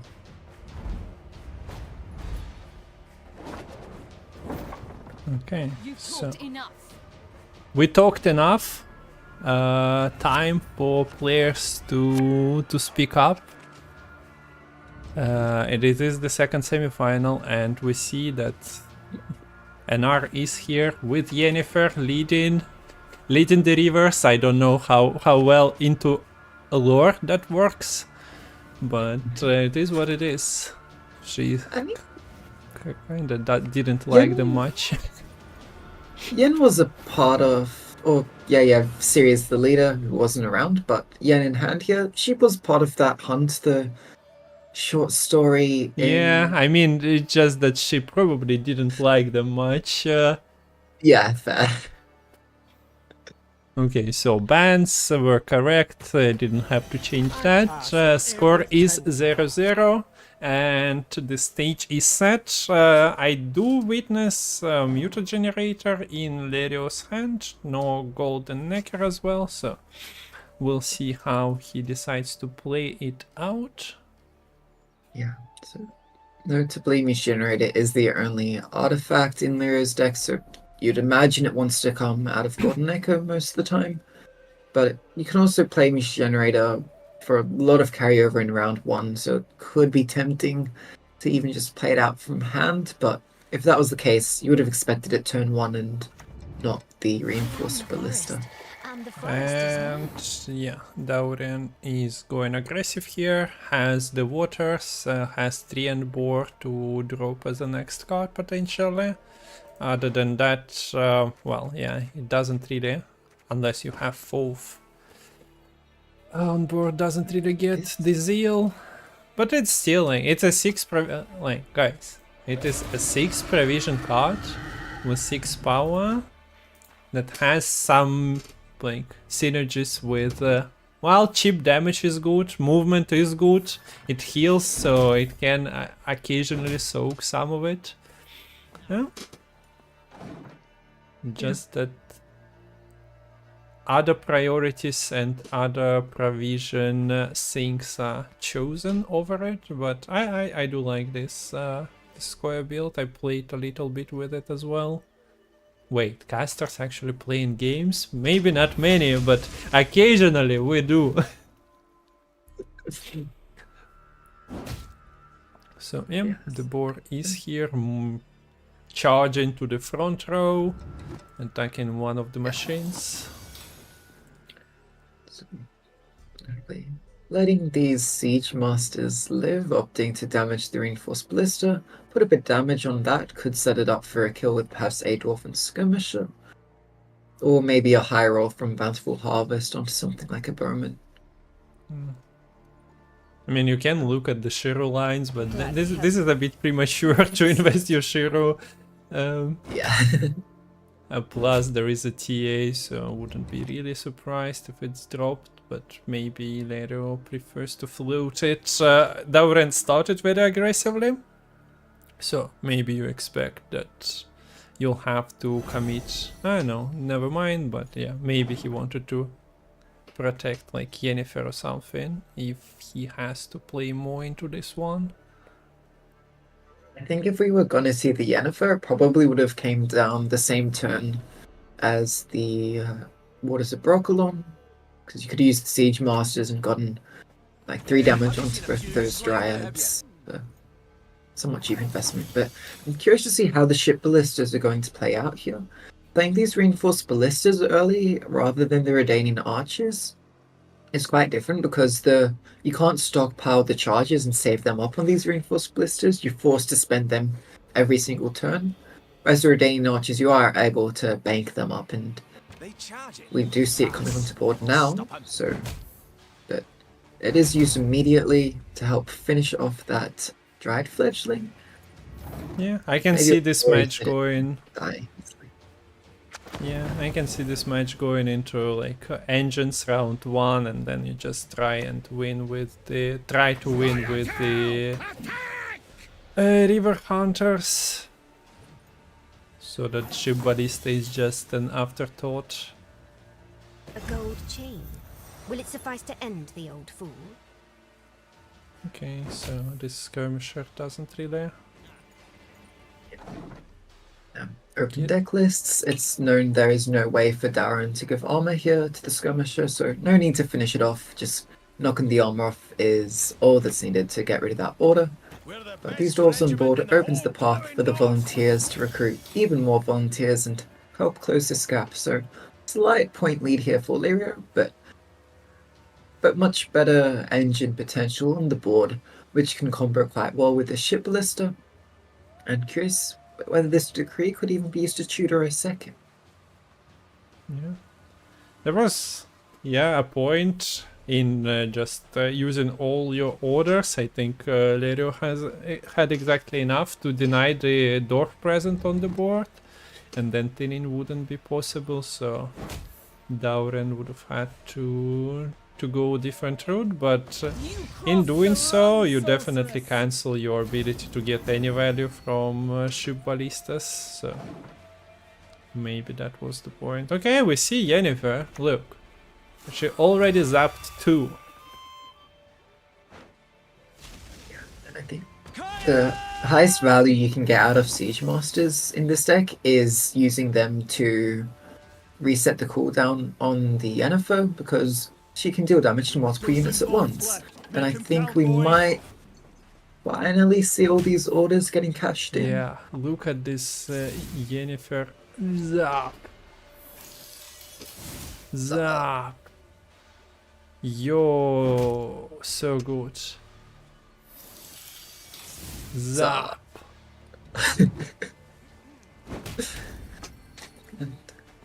So I wonder if Dauren wasn't put enough respect on those Siege Masters at the very start of the round. I mentioned the Treant Ball was used to ping off the armor on the Reinforced Blister rather than clean up one of the Siege Masters.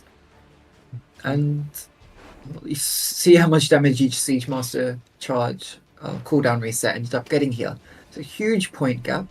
This Ship Ballista ended up boosting a Reaver Hunter in deck up to 9 power. Good luck dealing with that.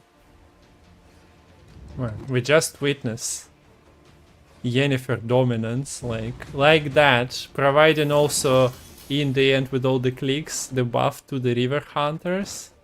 I was definitely entertained by this sequence, and yeah, now the pieces fall together. If you this is your first time seeing this deck, that's why the things were floated. That's why potentially 1 power unit was left on the board to maybe cash from the second ballista if the round goes that far. But in the end, Royal Decree was preserved. We see Mutagenerator saved as it's as this deck lost Floatsome, it lost a lot of firepower, but yeah. Mutagenerator is guaranteed to pull. It's only that you need to actually find your things to go through with your game plan. And here also seeing that 1 Bountiful Harvest was played, seeing that Isengrim's Council is a card, Lerio cannot just slam the 2-power River Hunter and leader it. That would have been just straight up a trade for favorable trade for Shiro. Instead, he could have used the big one, but opts for a pass, taking a long round with the rivers. Need to be mindful about the Shiro. But if you don't buff your river hunters, well, Shiro is 5. What is he doing anymore? Like, you are not precision strike to shoot it, like shoot it and lower its power. So, Golden Acre and Mata both missing. Yeah, but you can use Decree to get the matter, but you'd much rather save it to guarantee access to, well, frankly, any of this Reaver Scout ship list to Idaran. So finally manages to find this matter. Hurry! And we will see what this Decree ends up playing. We'll see what the top deck unit from that Golden Necker ends up being. And as you mentioned in the deck review section, we are in a case where it looks like Dauren is likely going to play both Frog Mating Season and Philavandrel in the same round.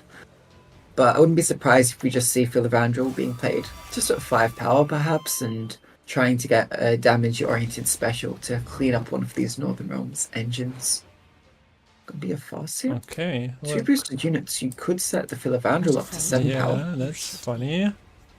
Also, while we are witnessing the gameplay, thank you guys for the crowdfunding of the event. We got additional donation, and now the prize pool is getting additional $185. So another sizable donation of about $50 came. Yeah, thanks. Thanks for supporting the event. This is the last one of this cycle. Okay, so we see now back to the gameplay. Golden Necker finally in Lerio's hand, has Mutagenerator. Mutagenerator usually used as a round 1, round 2 cards to create it, but in round 3, while you don't have units in your deck, you are supposed to have some on board, so that will be utilized. You have Royal Decree for Idaran as well. So even if you miss that directly from Golden Necker, you will be fine. Now the problem is this deck is not playing Nivelan, and you are up against the guerrilla tactics that can move a lot of your units into the back row. So even if you have your Idaran unanswered, if he's moved, he's just spawning the baby river hunters on the back row, and that's not really beneficial.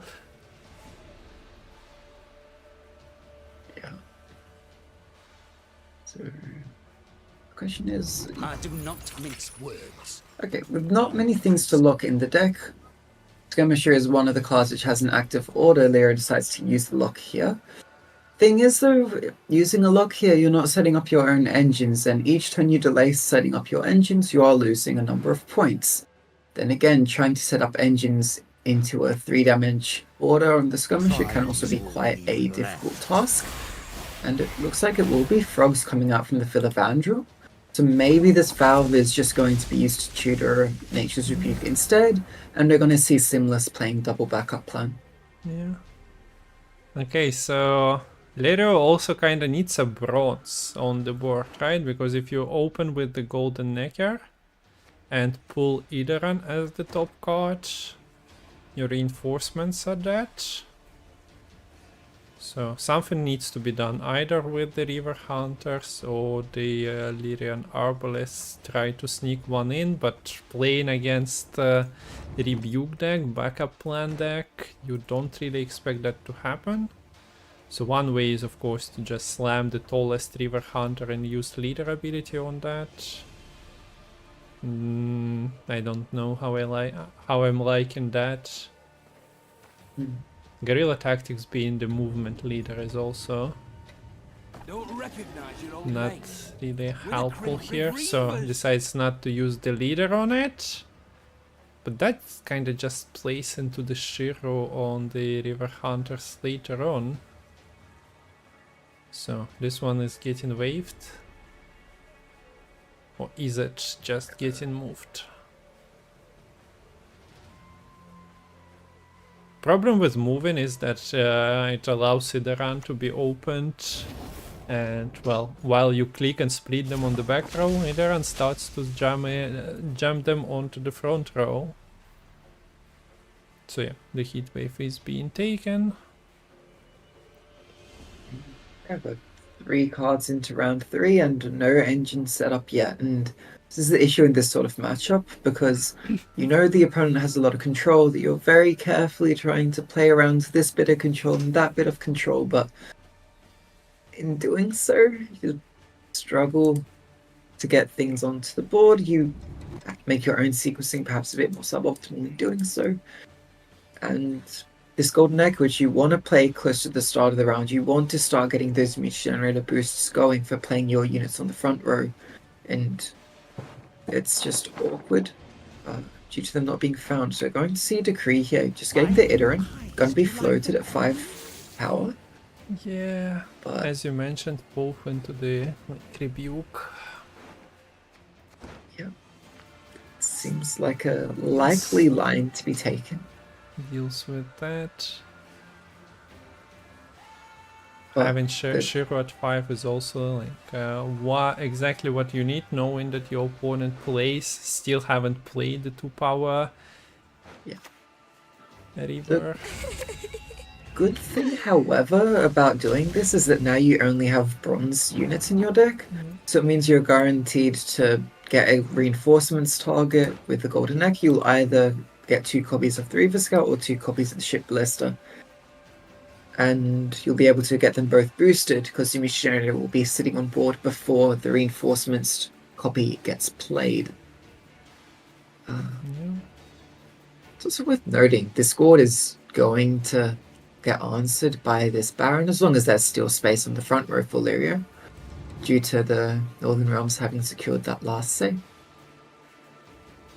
You still need to make up the points here, and time to pull the trigger. I don't like this rope, it's feeling quite scary to me.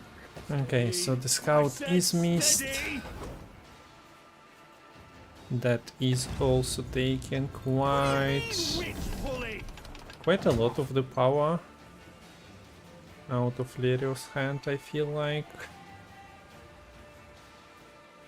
No, if I had to call it on the spot, this looks like Dauren's game at the moment. We have delayed River Hunters, but yeah, as you mentioned, the Muta Generator shenanigans would have would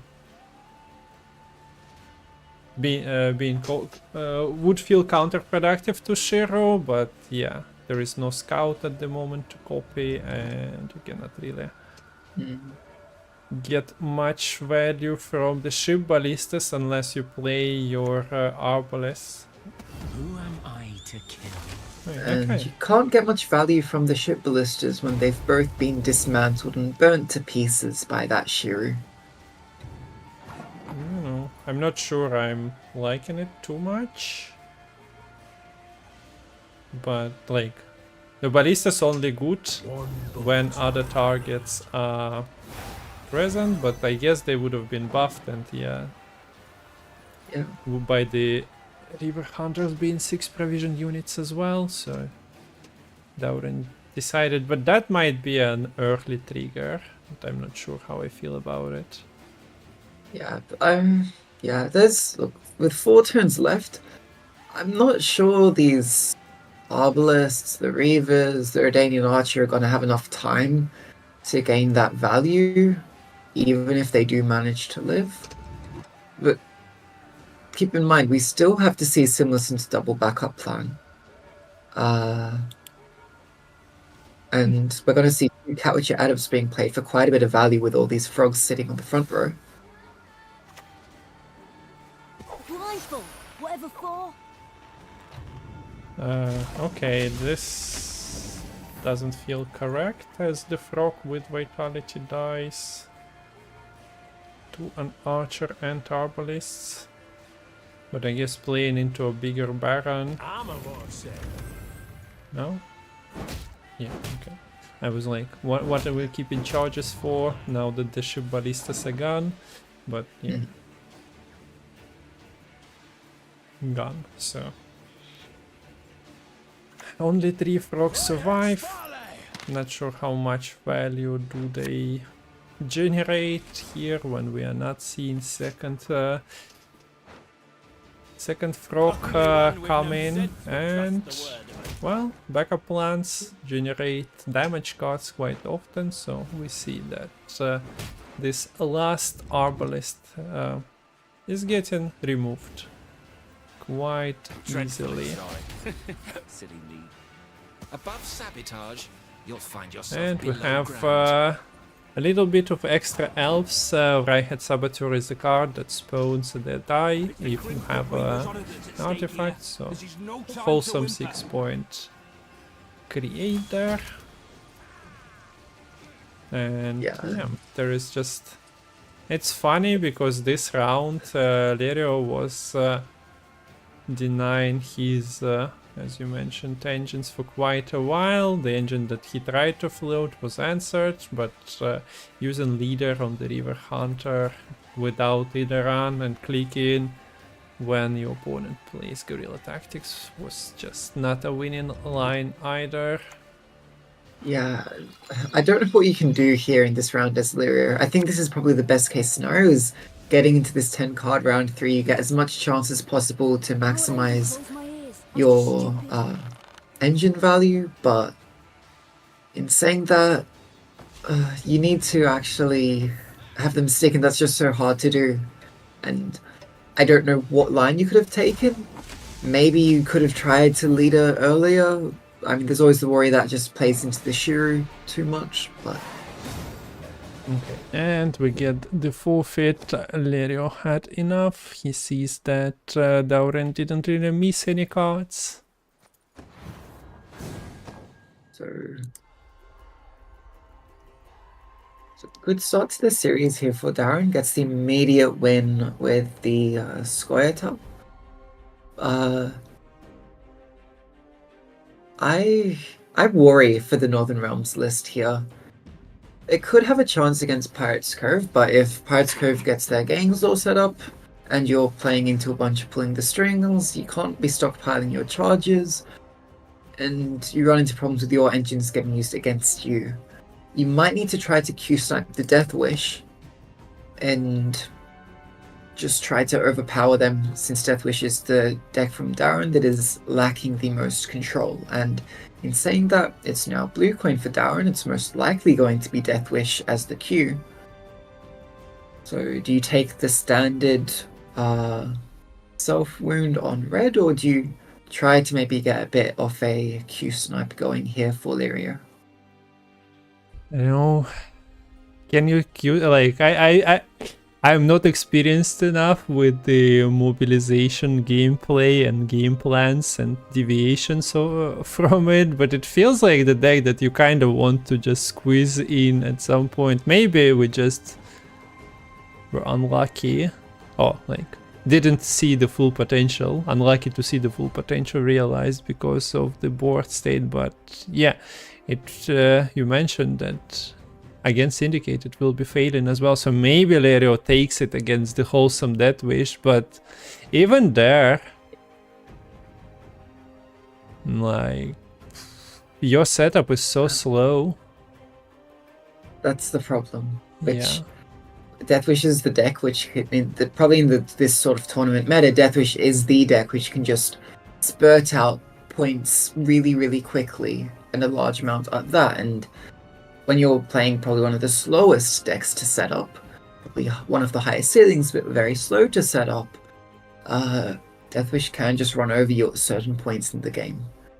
And if Dauren is able to take control, get that tempo advantage, push it could prove fatal in that matchup too. But we will see what Lerio decides to take here.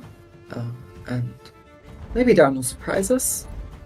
No. Probably the most standard queue Yeah. of this sort of tournament series. It's going to be Monsters Hunger on the blue coin and Self-Wound Skellige on the red coin.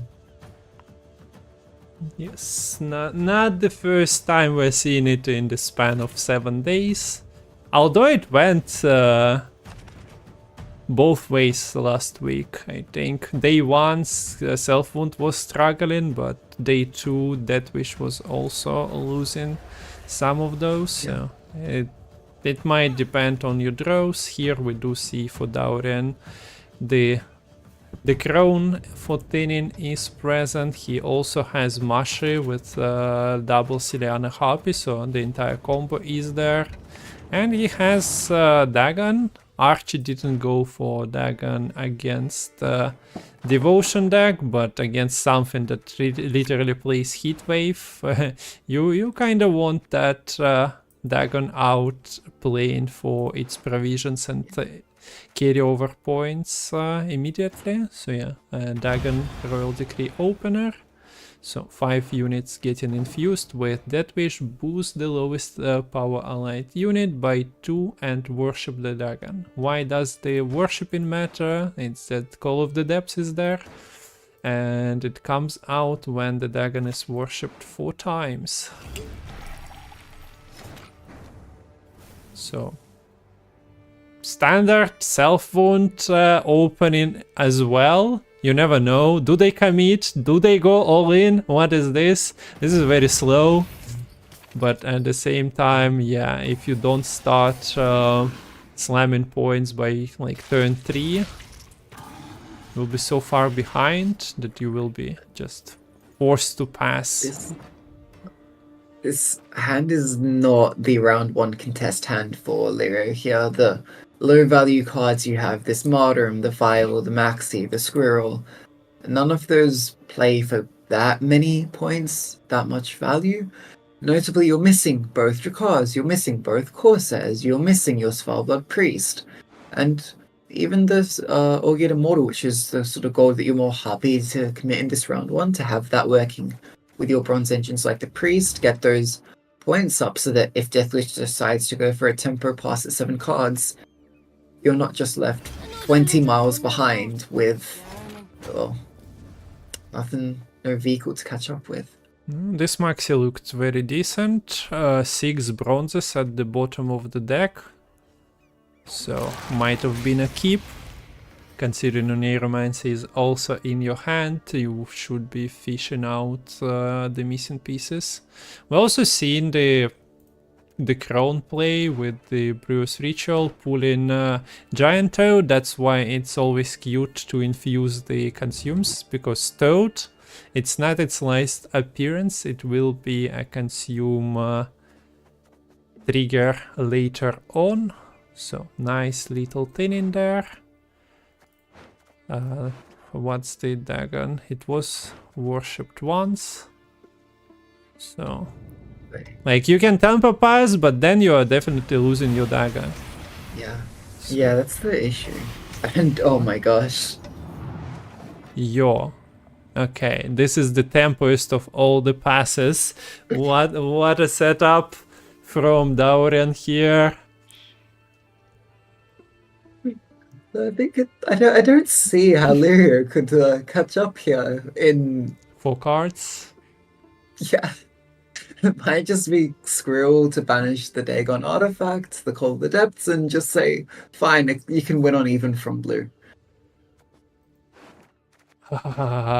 Okay, so you Draco Turtle, Martrum, Knut, and then a Neuromancer something.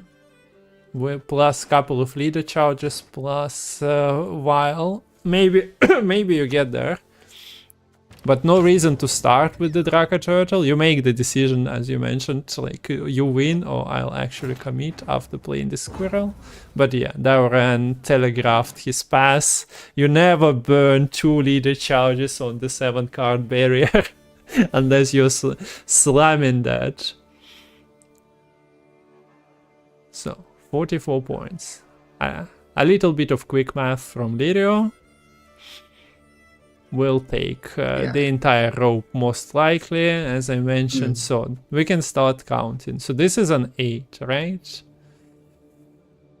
That's 18. Yes, it will have time to 24. fully resolve if you play 3. 24. Then you Martyrdom for 12 as well. So that's like 36, and we are already 2 cards in. And then we need about 20 points. Okay, he's going for it. And he is picking the Draco Turtle as the target. It also generates some extra armor, so that maybe after hitting it with Knut or Mardrom's leader might be committed to just squeeze in by 1 point.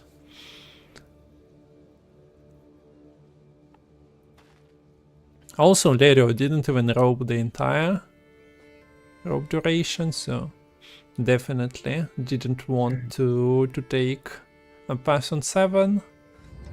Committed to this. Do you need to drop the Chaos Troll here?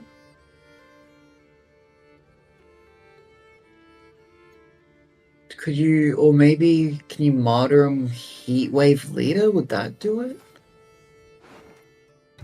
Yeah, it is the Chaos Troll. Yeah, I don't think Knut Martyrum is enough here. And you use all the armor up on the Draco Turtle, so the leader wouldn't help you with that situation. Yeah, so instead, you're going to need to actually introduce more armor onto that Draco Turtle to turn into points, which is where that Chaos Troll click comes in. Okay, we're slowly getting there. But this is a single player puzzle game for Lerio at the moment, so basically mini Throne Breaker. Okay, and this is enough. So, and if you could even a Nearmancy for carryover. But with the scroll already played, I don't think that's much of an option. yeah, Dwimbiandra doesn't really achieve anything if you are not pushing 3 cards down into the round 2. Okay, so Heatwave is taken as the carryover, removing the Toad. Yeah. So a neat play if there was still a Toad left to play out in this round 2 dry pass for Dauren would have been to, play the Toad and then go for the Megascope. But that won't really be a possibility here. Instead, you can at least play the Squirrel, get rid of the Draco Turtle, and I'd expect that we're going to see the Succubus set up as well. And then maybe even the Megascope, because you do want to end up playing 3 units this round to ensure your Arendite is growing as much as it possibly can. Arendite already at 6 power, sorry, 6 damage, to be more specific, which is quite good heading into round 2 when you pass the 7 cards. Yeah, it will be at what, 10 damage already at the start of the next round, so pretty decent. At dealing with threats as well. Finds Heatwave, also quite important card in this one, so... Do you commit location? It's you who's always Okay. Plays back row. And this is a certified Dauren moment, I guess.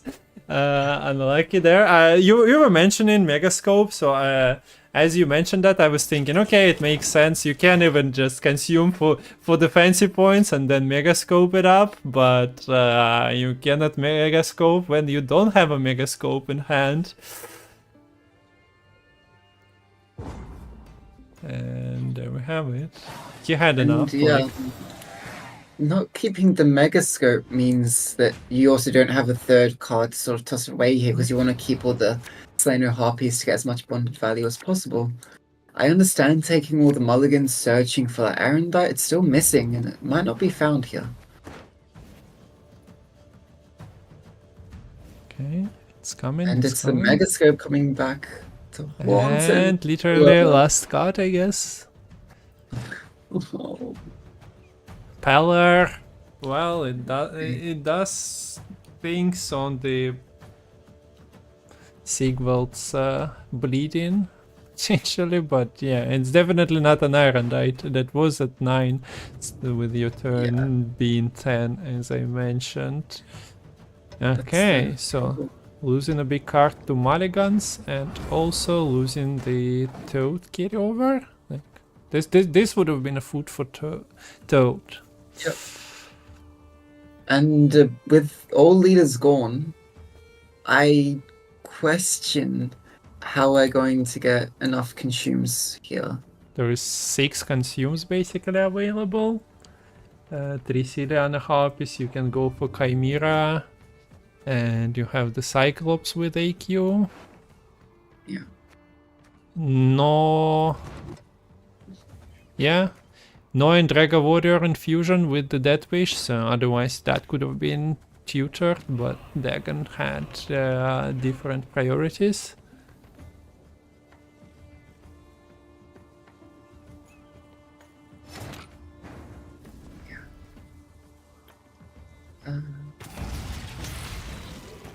Okay.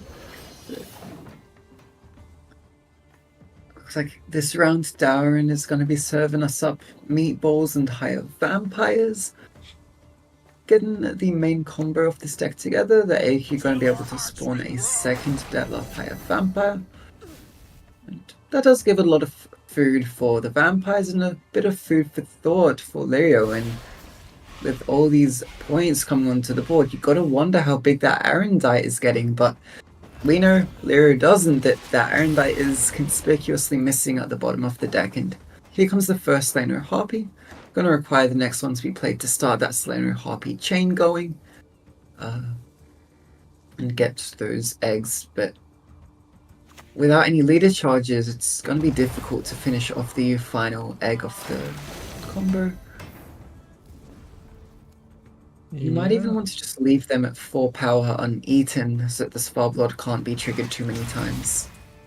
Yeah, at the same time, the Selena Harpies creating those extra units, those drones, they kinda don't matter into the Swole Blood because a lot of damage, but look, there is a 16 and 11 power Selena Harpies, so even if they are getting damaged, you will still end up with 7-10 power units. So not a bad play to have, but yeah, might have been even more for Dauren with that Toad, with the Peller replaced for a better card. We'll see if that's actually enough for him. Okay. So yeah, and you see, this is the power of the Slaner Harpies. They give you good consumes, and when you get that bonded, you're just getting the extra eggs, and who doesn't love waking up to some eggs? I'm not sure Slaner Harpy is the type of egg I want to make out of my omelets, but maybe some people are into that. I don't think Sparblood it likes those eggs very much, because while Sparblood likes turning these cultists into their abominations, I don't think he'll like turning those Slaner Harpies into points the opposing Dauren.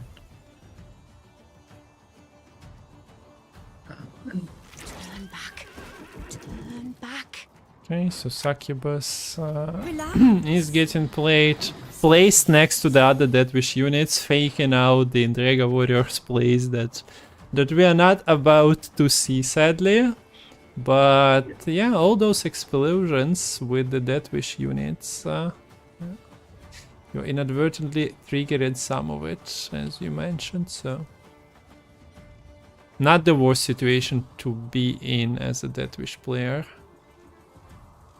And I wonder when this Spores gets played. I wouldn't be surprised to see it sooner rather than later, because you want to play the Spores before the Sparblood, since the Sparblood will be losing value if you do damage to something you're going to Spores later.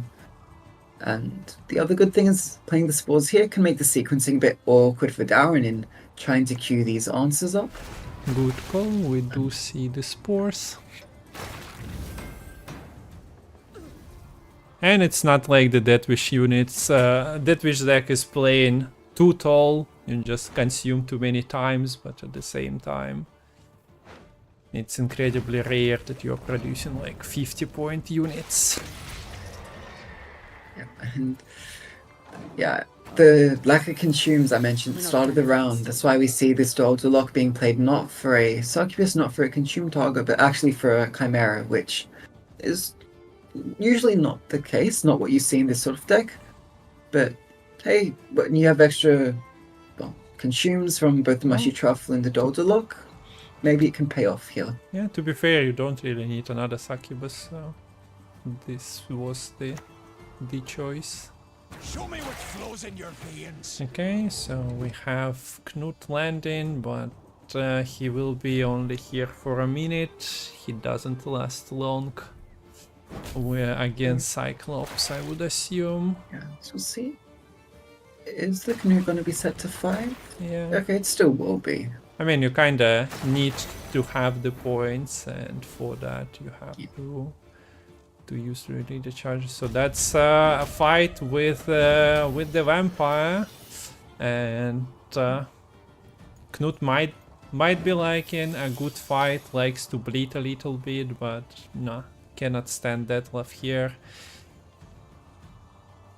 because he came with a sidekick of the Cyclops here. So 23-point lead, still Masha Truffle not clicked, so we will see most likely the the eggs getting popped by the Spellblood. So a lot of hidden points here, but at the same time almost fully swarm board for Dauren, so he will be taking a lot of damage. Basically, the only unit on Lerio's board which will take complete damage from the Spellblood right now is that Priest. Everything else has ways to mitigate or even turn the Spellblood damage into points. We're going to see the Canute coming back here. Sigvald's a bit small, so it decides to just use the Olgierd as the damage target. And we're not going to set the Canute down to 7. I do like this play to some degree, because the sort of cool thing you can do is, if you play Spellblood the next turn, Spellblood will trigger the Berserk on the Canute, and then if the opponent doesn't deal with the Canute this turn, then they have both the Canute and the Spellblood threatening them at once, and this is while the Sigvald is still sitting on board. Wait, what did the Pellar purify? And why wasn't it bleed? Because it was not bleed. I am not sure. I guess it was just one of the units on the front row, but I cannot really fathom the reason for that. Yeah. We get a flip from Lerio. Before doesn't want to trigger one extra time, I suppose. Wait, no. Yes. It still triggers. I think this is trying to avoid getting the eggs, but you'll still do 2 damage if you fully use your leader here. But he is a Unless hat. you use the Like, Sigvald to kill off the Fanatic. look at the points though, and yeah, those explosions with the swarmed board were enough to put Lerio. Okay, it was only 10 points. Or did Masha Truffle was already clicked, if I'm not mistaken. So yeah, I'm was a not point. sure, but Anyway, it would have yeah. been a much larger point gap, I think, by the time everything gets triggered for the self-rune in the final turn. So it starts with 1-1 in this semi-final as well, which means that self-wound is true. And I think if Lerio wants to win this series, the monsters is the main deck that Lerio will be able to get the wins against. I think we'll have better matchups into the monsters, and to ensure that you get the first win against monsters is really important here. So now it's going to be Lerio back on the blue coin. Will we see the Northern Realms Golden Necker again? We very well might. And since Monsters is typically the blue coin deck from Dauren, I wouldn't be surprised to see the Pirate's Cove on that red coin now. And look, maybe with the first say as the Northern Realms, you might be able to get your charges all together, kill off the important units with dual gangs like the Mutant Makers, like the Bloody Good Friends, and just limit the number of gangs that Dauren has sitting on boards to mean pulling the strings aren't able to get that much value. But they don't need many gangs to steal a 3-power Danian Archer though.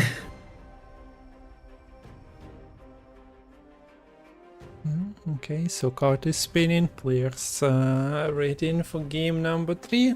So I'll show the... we need to update the donation screen anyway. Not the one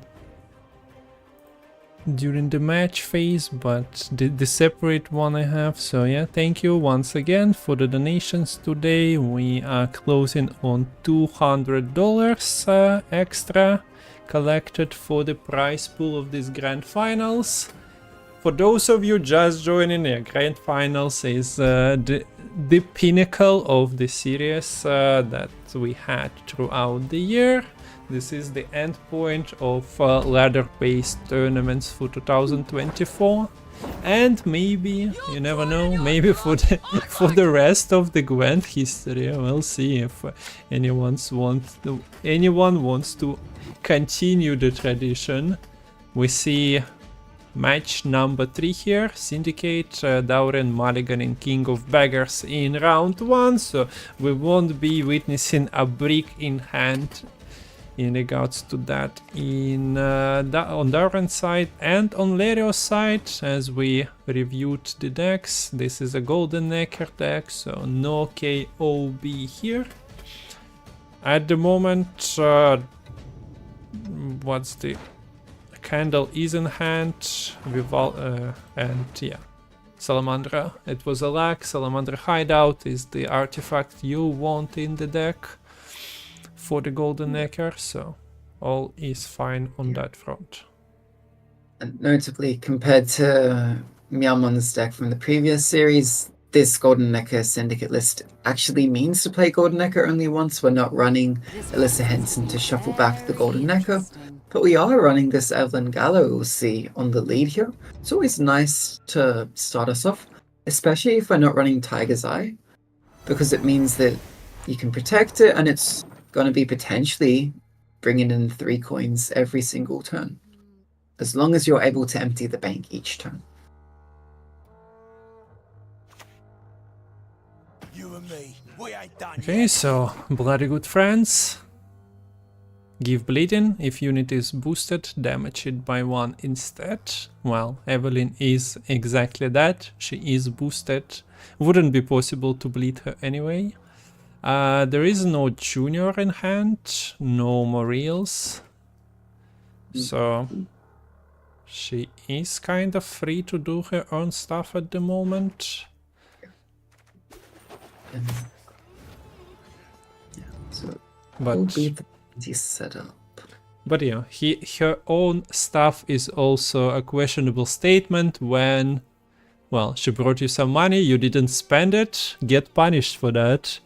I'm not working for you anymore, you don't give me extra jobs, so Evelyn is just chilling there, hanging around, not really working at the moment. Hanging around for sure. So is this a bank? No, is this bank? No, Little Bird. I was going to say, very early for a bank. It's going to be a blind eye tag for the infusion, getting 4 gangs in total. Sorry, 4 gangs if you include the leader. But I don't expect that number to last very long here. Witch Hunter Executioner is looking quite tempting to clean up the bounty and to actually have a spender on board to give this Evelyn a bit more work to do. Yeah, too much though. 8 coins to spend to get 3 back is not the smart investment at the moment. Might spend a couple, considering he probably Lerio continues Maybe to next play. turn. Yep, but the setup is there, so.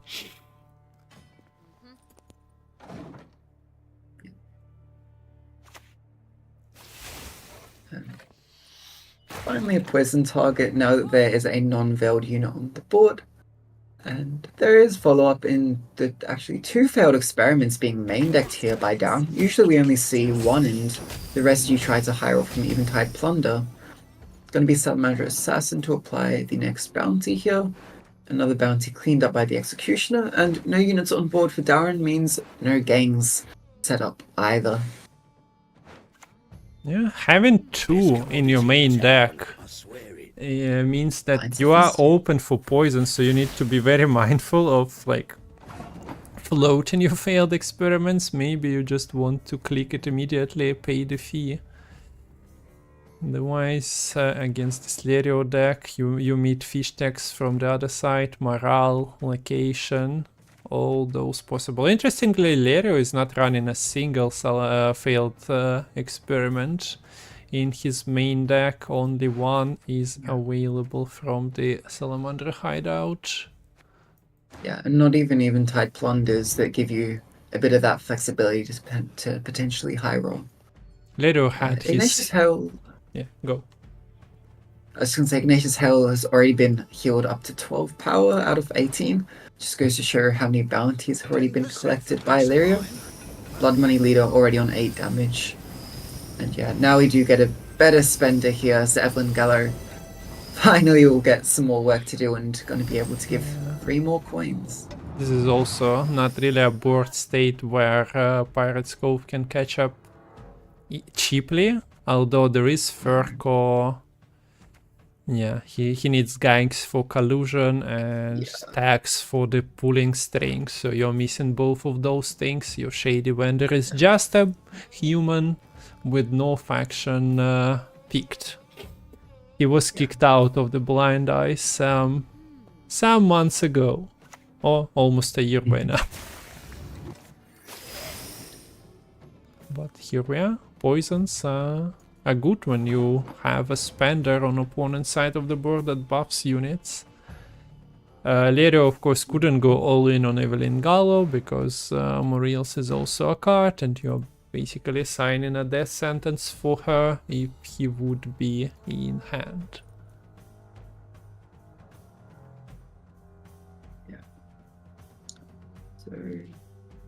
So it's getting a bit hard to play into now. For Lerio, you'd have to commit something a bit higher value, and in doing so, you just play into a 12-point poison. Notably, a failed experiment alone wouldn't be enough to get ahead here for Dauren. Would have to commit a leader charge to get ahead as well. And that may be what we see happening. I think in this sort of matchup, first say will be quite important in these future rounds. Dauren would like to have first say to get the games on board before Lerio has a chance to knock them down, so the pulling the strings would be available. And on the flip side, Lerio wants the first say to set up their damage engines, poison appliers, and clean up those gain values before they get that value. So wouldn't be surprised to see a bleed coming through here for Dauren. What's your bleed hand?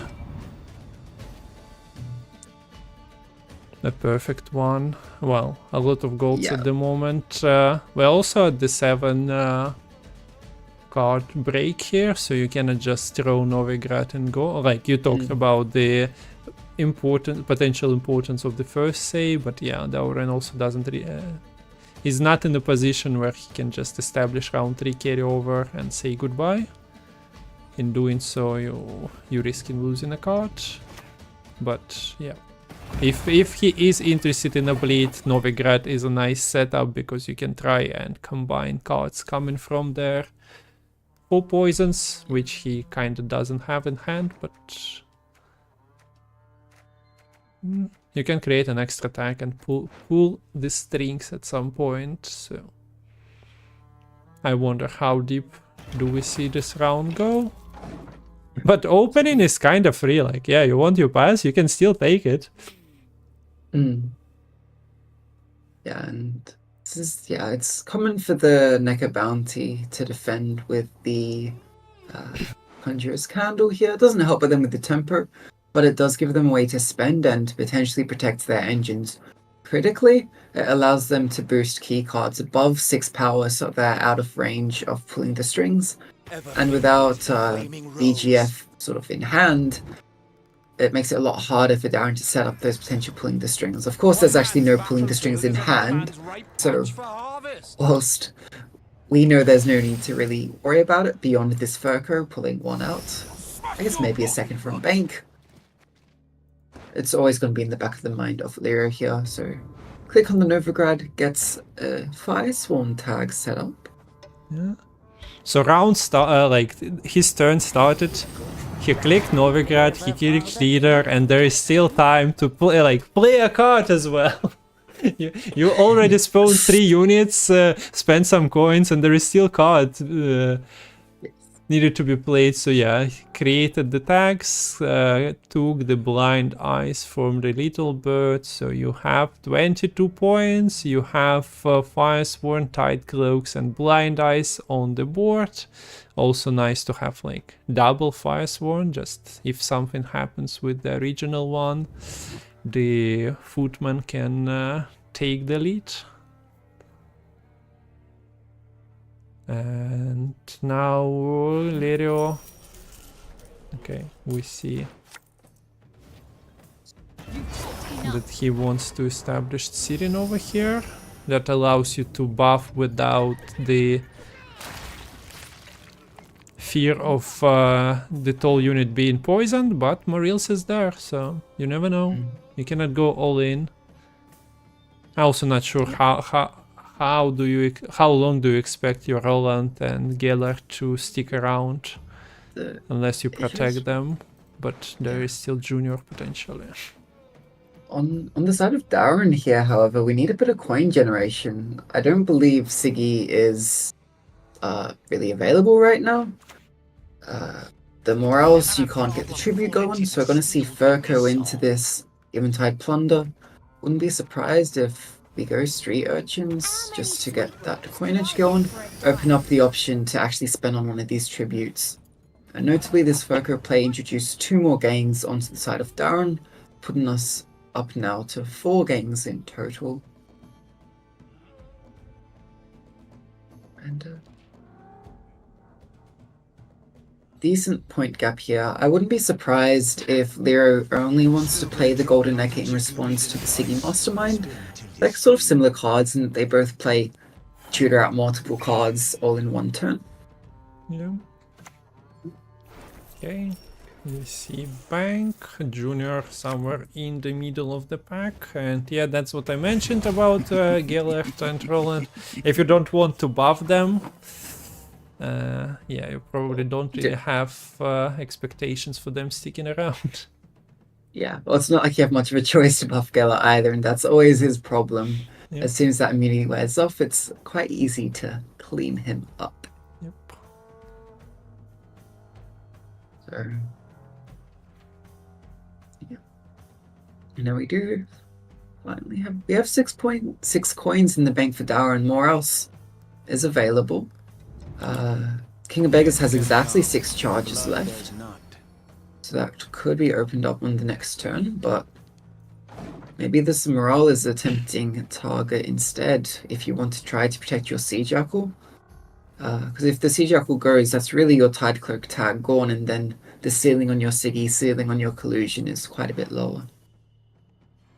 Okay, we have the tribute, and this is the Morales, and the target is indeed Morale. Doesn't care about Siren over here.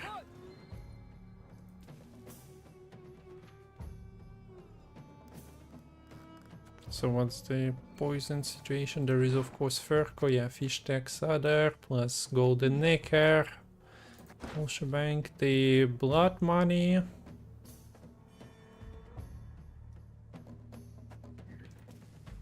This is wait, also... how is the leader updated?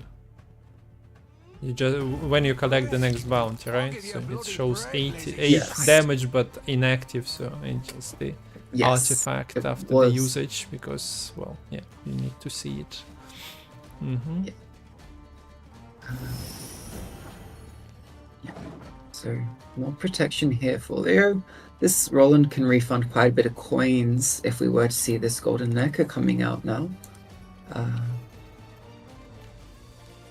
And still not that huge of a point gap. Would be not too bad for Leo to catch up in 1, but a lot of spending coming down. I mean, this seems like the best chance you'll get for the rest of the game to play out the Siggy Mastermind for Dauren here. you have all the gains, you Yeah. can get that collusion going for maximum value. Okay, setup. And here we go. Sigiruven getting slammed, pulling what exactly collusion should be one. And just takes a mutant maker as the second one. Damage getting wasted. Nothing to pop the shield of this City Nova beforehand. No brawlers. And also no, what's his face? The second bloody good friend is also unavailable. Yes. So now it's a game of what is Golden Necker going to pull? Well, it's definitely pulling the Salamandra hideout. There's a 50-ish% chance it's going to find, the Fist Tech, yes. Okay. A bit of an overprofit here, but not like there was much of a choice here.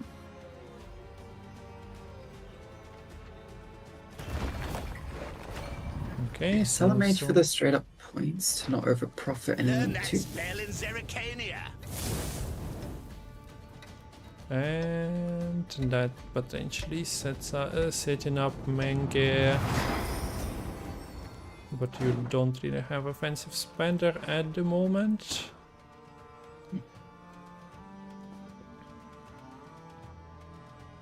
Yeah, this Menge is looking quite sad. This Salamandra hideout click is also not looking particularly useful.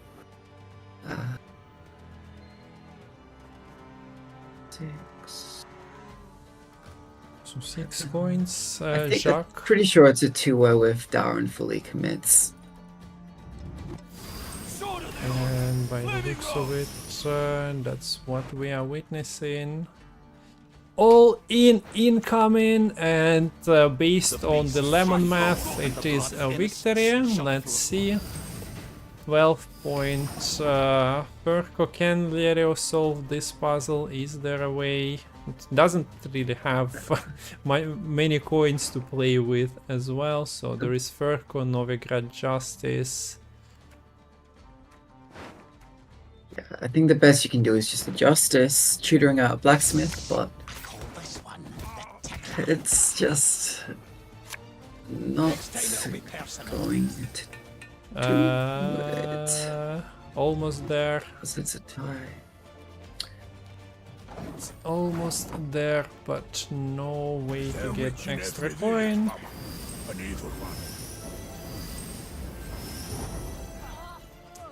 C'est la vie.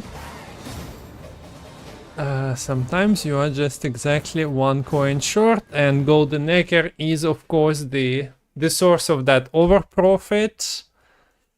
So you can go like, I missed out, but usually when you slam the Golden Necker, it just goes without saying that you probably losing a couple of coins here and there. Okay, so Dauren is in the lead after a little bit of a blunder against the Death Wish with the Toad and stuff, but I don't think finding that Iron Died and having the Toad would have carried enough, although it would have been much closer. But he is on the match point now, trying to meet with Archi in the final, but still has to beat Lerio with the Death Wish, and Death Wish is potentially the weakest point of the lineup here. Let's see how it manages. It also like removed Riptide to play more of your own points, which makes this Ship Ballista River Hunter hybrid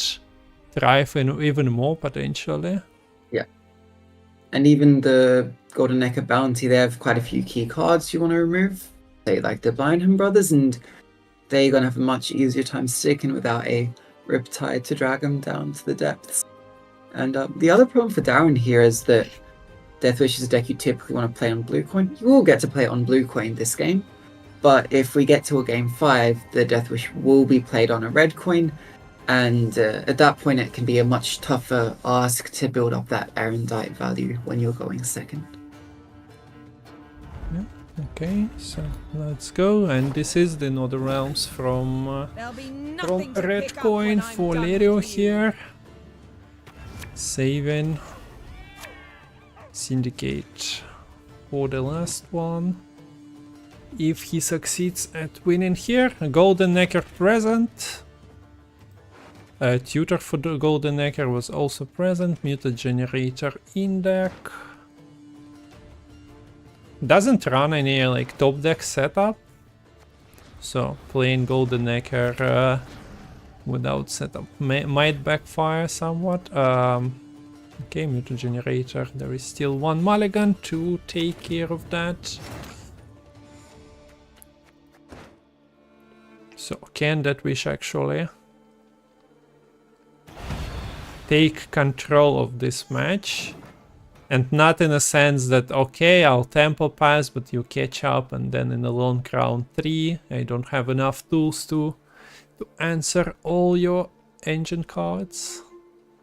Let's see what strategy Dauren takes here, but yeah, you definitely don't want to get stuck in a round where 3 Lerio and Arbalists land in first couple of turns, and then by the end of the round they are at like 15 charges. I don't have a dirty mind. This is another time where we're gonna be getting 4 infusions coming out early in this round 1. Yeah, this time around, and Drag Warrior is here to like maybe not expend 2 leader charges. Yeah, but then again, with 4 infusions out, we might be seeing Dagon returning this round as well. We might get 2 Dagons on board. Okay, so there we go. Yeah, maybe wanted a different card there. Yeah, both for special and a unit. Engine. Yeah, reinforcements would have been very good here with that Arbalest sitting on board. Nice early in the round 1, but sometimes you don't quite get what you want. So you just go for another Arbalest here? No. Okay. Second Ballista? Ballista. Is it going to be able to get a couple of draws going with these Siege Masters? We'll see what gets found. I'm an officer and a gentleman. I pass on every 10th round. Okay, so we have unboosted 5 provision units, boosted 6 provision units. Just something to take note of. As, yeah, I'll show the ship ballista for people who haven't seen it in action. It damages.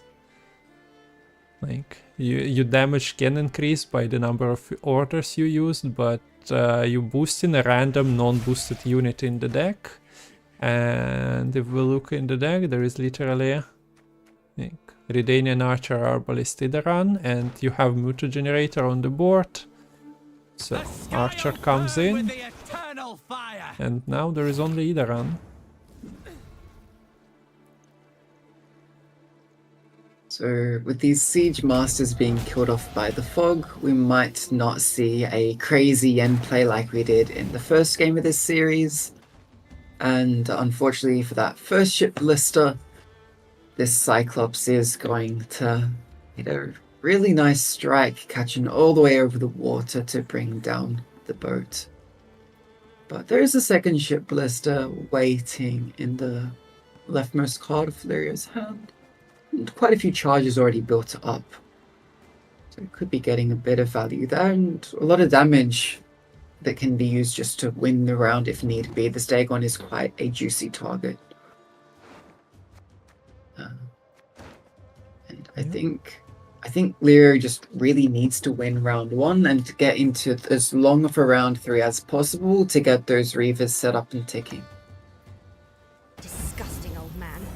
His mere touch is Okay, so Ildiko played front row, buffing up 2 units, and we do see some pinks spent as well. What? Clicking around Arendite is at 4 damage now, so maybe a little bit worried about that. Wanting to have these 2 units at sort of the same charge level to make it so the Arendite would do about as much removal no matter which one it ends up hitting. I assume that's the thought process. Yeah, fair enough. So we do have a succubus already in graveyard here for Dauren. We have this last infusion which could be used up. One more offering to the Dagon to bring it back. But there's a lot of things you want to consume here, and there are only so many consumes. You have leader consumes and then consumes if you play these artifacts. And Lerio's just gonna slowly keep building this up. Stockpiling those charges, getting the reinforced ballista, and with the Ildico sitting on board, anything played will get zeal. So as soon as Lerio decides to pull the trigger on this ship ballista, it will be ready and rearing to go. So slow play with the Yeah, this bridge. this is the slowest Deathwish play you are ever to see, basically. The troll without the toad in the graveyard just playing for, at least it's playing for 5, since Dagon is also working as an engine on the side job.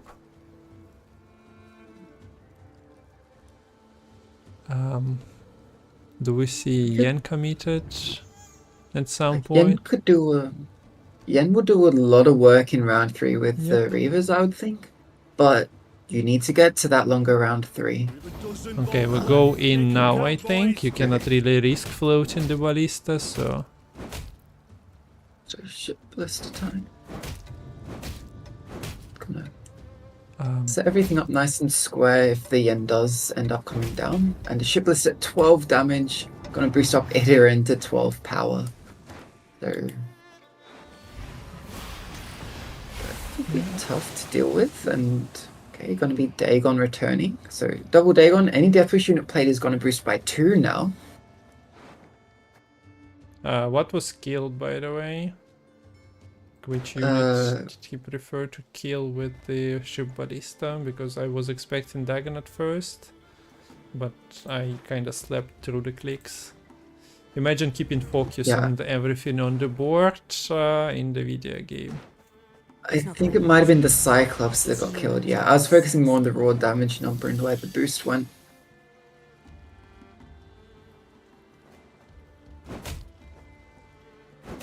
Okay, pinks continue. Doesn't matter that you are done with the round if you got your ship ballista through, and yeah, we see Yen getting buffs from the muta generator to 3 units and damage. No control left in Dauren like 3 turns ago when the Cyclops was played. So struggling here to build up a separation. So goes for the Masha truffle because, well, this is extra consume and you build up the potential of playing the golden froth for the next turn from the location order. The issue is I don't see how Lerio wins this round though. Dauren should just have the tools to take this. So we're gonna establish the Reavers. Set up as many 9s as possible, get this Yen through again. Okay, although in saying that, there is a bit of a lack of consumes here. You can use Doldalock to eat up this succubus, but then your final turn is going to end up quite awkward, because you have the succubus sitting on board, and then Dettlife is your play, which doesn't help you with eating the succubus. You'd have to use a leader to eat either of them. Well, so actually going to be staying ahead easily here for Lerio. Maybe I undersold it. Yeah, Dauren is no stranger to committing both overwhelming hunger charges in round 1, so maybe we'll see. But yeah, throwing this Detlef. Well, there is a toad in the graveyard, so you do have quite a few points coming in here. If you decide to all in, of course. Mata is playing for 6. There is some passive point generation, of course, with the River Hunters, Yen, and the Pinks. Yeah. And if you do play into this, Do you commit the truffle? You probably do, because I don't think you you'll need to win if you commit. If you commit And then leader you can use charge, the I don't truffle. think you do, because this is just a lot. Okay, yeah, in that case, I don't think you would need to. But if you don't commit to leader charge, would be like an expected maybe line, then maybe Masha Truffle will be clicked. And that would be the extent of it. Yeah, 20 points. Although let's count them points together. Mata is of course like Dauren didn't know that Mata would be there, but Yeah, and she was a giant turret at 12 now, means this Yen Con isn't going to be able to get more than just 1 point on its zap. wait. We see the there are 4 pinks altogether, so Oh, okay, so you it can will line be, up 8s, and that's 2 extra points there.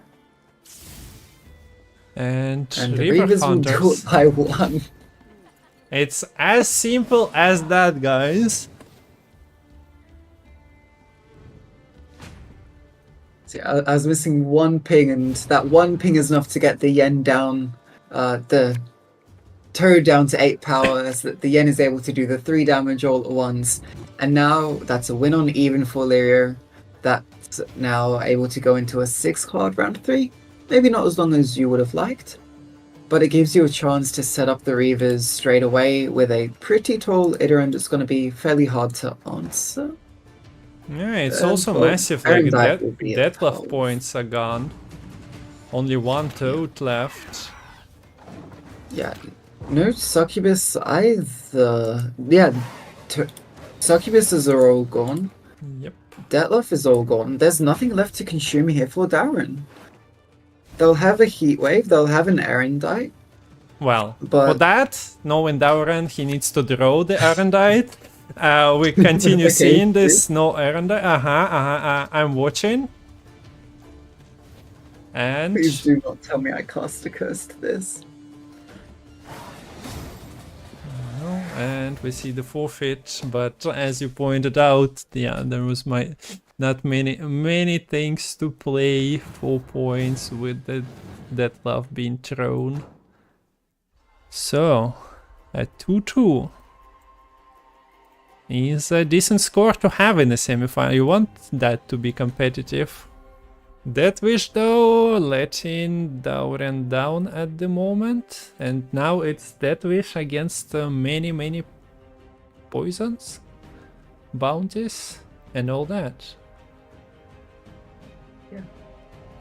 So it will be Lerio on blue coin this time, and I think for the first time in quite a while we're going to see Death Wish from red coin.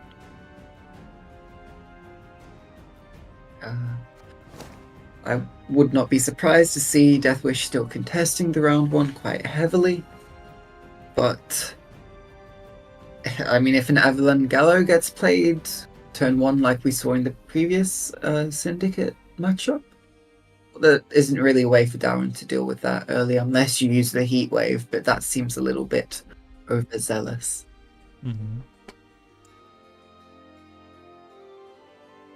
Okay, checking some stuff. Hello YouTube as well. Hope you guys are enjoying the tournament. Send the crowd fund links there as well if anyone wants, and I've seen people use. I don't really have YouTube commands because I don't often stream there, but yeah, check chat for the links now, and into the game number 5 we go. We talked enough is a very nice command for like the start of the match. You always know when you need to start showing the match. We talked enough. There we go. Bounty. And it's all the marbles here. Whoever wins this game, wins the series, goes through to the finals of the grand final tournament here, and the loser will unfortunately be eliminated from the tournament. This is what it all comes down to, and looks like Dauren has managed to find Erendite finally, but at round 1 playing from red coin, which is not usually what you want. On the plus side, does have both the the Dagon, and the Arcus Queen, and those two Oh, sorry, my gosh. Dagon and Brewers Ritual, and they can help win the round 1. I got there in the end. Yeah. And Evelyn got to the board once again. 6 power, generates coins. There is the cursed blacksmith to spend them coins if you desire to do that immediately next turn. That wish is doing on red coin what it does on blue, but yeah, as you mentioned, the iron dite might be not the most powerful tool here. At the same time, bounty takes time to set up, like you cannot poison in one turn most of the times.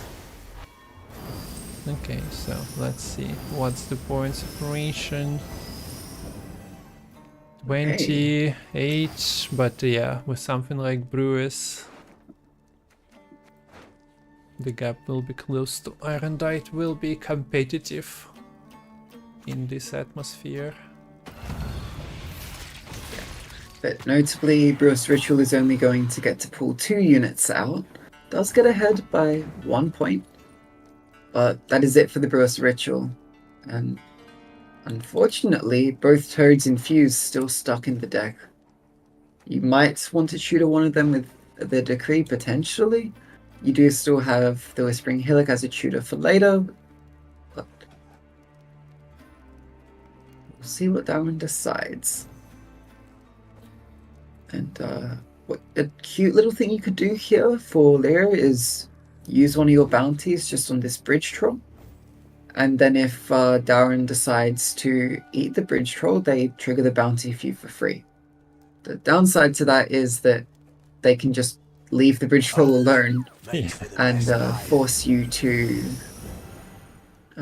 bounty something else as well, or clean up the bounty yourself and trigger the death wish for them. So probably just deciding what to spend coins on to minimize the threat of the heatwave here.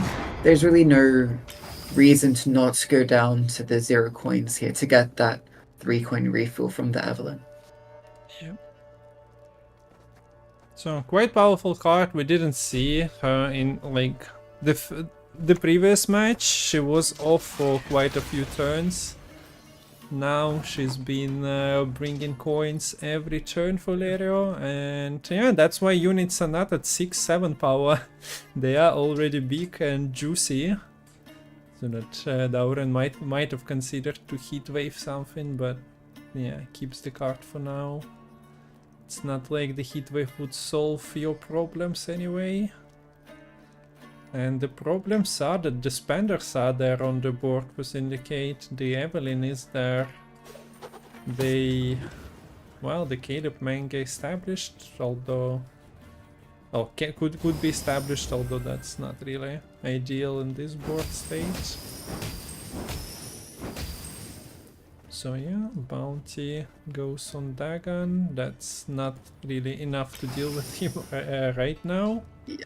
But with Hysteria and Evelyn bringing extra coins, you get there. And this is the tallest unit you are getting in this one, because Dauren is not running the Riptide. This highest base power unit. Okay, so Cyclops just casually consuming a foglet for lunch, dinner, I don't know. And deals with the first blacksmith in the process. Yes.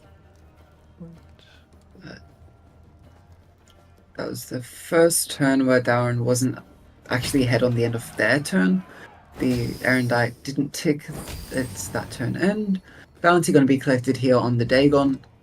Quite impressive to collect a bounty on this otherworldly being from under the sea. But these witch hunters, they have their ways, and yeah, with that cursed blacksmith, but spend Dagon, it's going to be a whole lot more awkward to try to empty the coin bank here down to 0 for Lerio.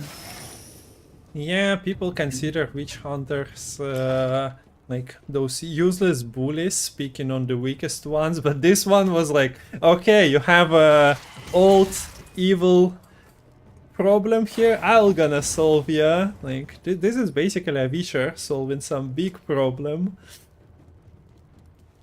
But no, just Witch Executioner. I guess he found the secret of dealing with Dagon. Salamander Assassins would have been really nice here for Lerio. They're really effective at introducing a bounty and then threatening a poison follow-up onto said bounty unit. But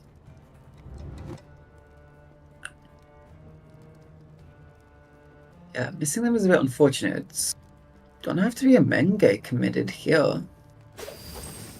And we're gonna see Leader. Okay, that makes sense.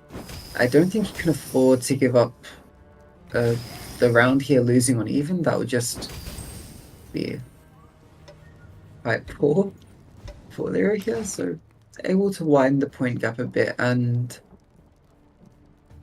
this is.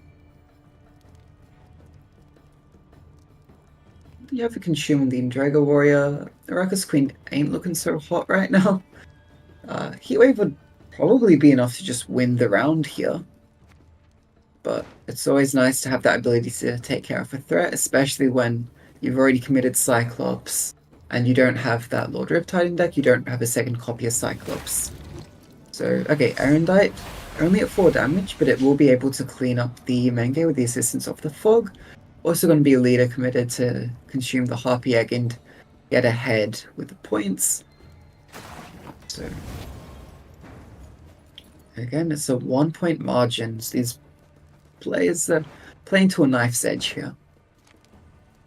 Yeah, and now Lerio is in a position of, well, the family. We potentially are getting Dauren versus the Babka Dauriana in the final, but yeah, we have Roland and all the family ties in Gwent, left and right, being present, but yeah, leads with the hideout, so that means that Golden Necker, if we talked about Golden Necker being almost a guarantee of overprofit before, with the candle as the location to pull, artifact to pull, yeah, you most likely getting your bank full, so better spend everything before pulling that, but prefers to keep without the bank over the hideout because, well, you never know what bank will show you, and you definitely needed to show you the Golden Necker when the time comes, if you don't draw it naturally. Yeah, and yeah, for a deck which has thinning but hasn't found any of it and isn't playing matter to tutor out that Golden Necker, you do want to keep that bank for that just safety blanket of being able to find what you really need. And Drago Warrior here going to be able to get rid of quite a bit of bleeding. Maybe a slight misplay from Lerio by not putting 2 bleeding on the 2 units at the end of the row rather than the one in the middle. Probably loses a point of value there, but does manage to get a pass now. Really hasn't wanted to commit the Blindham brothers, and good reason. They can be really important later on in having poisons around, and you know, poisoning the taller units that Deathwish ends up playing. But maybe Lerio senses that a win in this round is up for grabs, and we actually see Engine's finishers. Rope is burning. I think Gellert is flying onto the board any moment now. We do see that. Is there time to spend? No. Well, that's not Loses ideal. 4 points. That could come back to bite. Come back to bite for sure.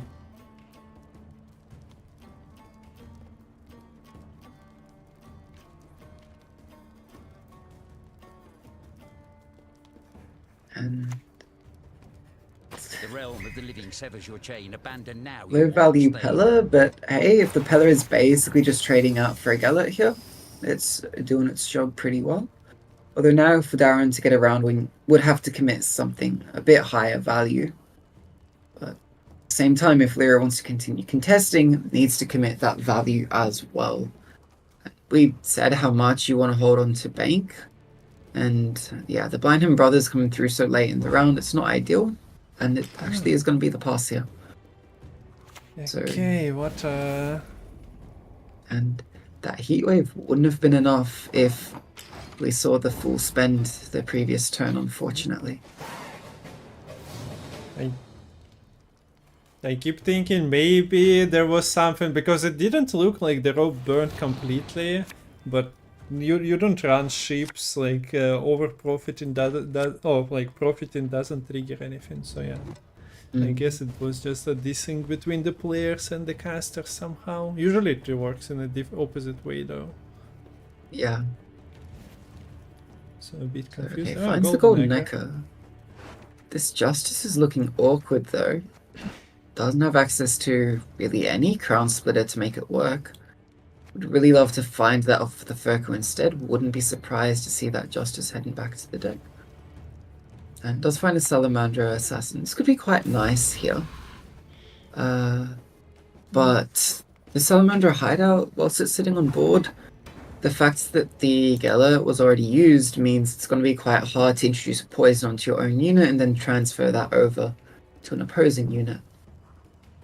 But yeah, bouncing this Dettlaff could be a cute little play.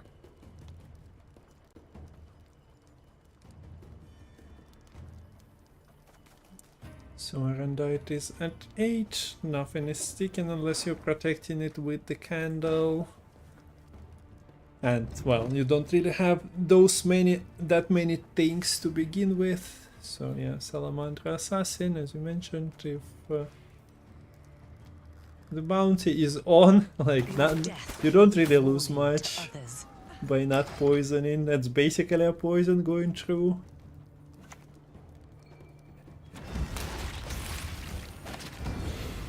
So 18 point Ignatius achieved. Easy. Yeah. So 6 profit for free there basically is pretty sweet. However, as we said at the earlier stages of this game, it might not even matter if you don't have a way to spend right now, and the way to spend is going to come through that golden necker. We might see you just bank here to try to find a spender, maybe try to find the Furko Justice to get access to the blacksmith, maybe see a tunnel drill or executioner getting played, because you would like to try to empty the bank before playing out this golden echo. Oh, look at this Furko, just cheating on the top deck. Me, coach, pick me. Goes into fight. Kairos Blacksmith is the only target for this injustice. Spending a little bit to get ahead. I think roped once more. This last spend was delayed, so I'm not sure. Today I'm surprised we do see Lerio roping. I never seen that before. Spender is getting killed. It's gonna get cleaned up, so that, again, that rope could come back to bite. Do we see Ignatius flying with the heat wave gone? And also Blindheim brother not getting ahead? Although, no, only 2 damage and blood money as well. The alternative is just spamming Golden Egger here. Yeah, do you just win with Ignatius Last Say, even if you commit the Golden Egger here? I think it's probably a safer play. Yeah, and you also get the insta-kill with the Morale, Bounty, and Assassin sitting on board. Yeah, although that is both units are dead. Sweet. Both of them are In my trade, I am a great Dead Wish artist. units. Wait, what? What was that? The AQ got killed, so the Dettlaff came out. Yes, but why Bounted unit was killed before money Because was it got double spent? poised. He wasn't full bank Rope. when he clicked it.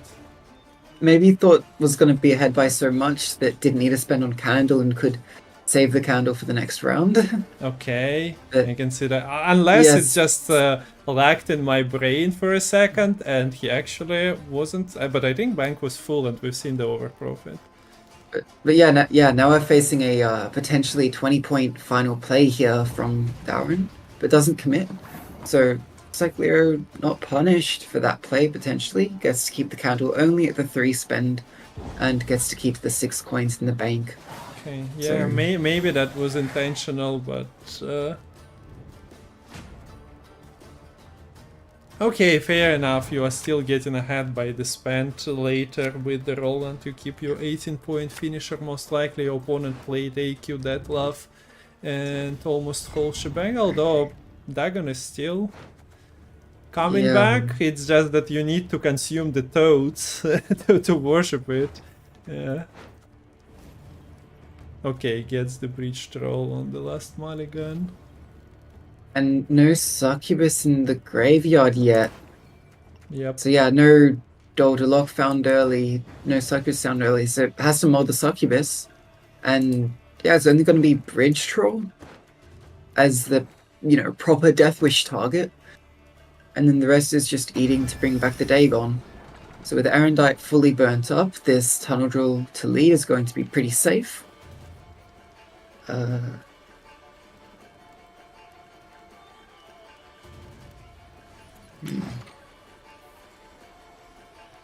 be potentially difficult to get these poisons to stick.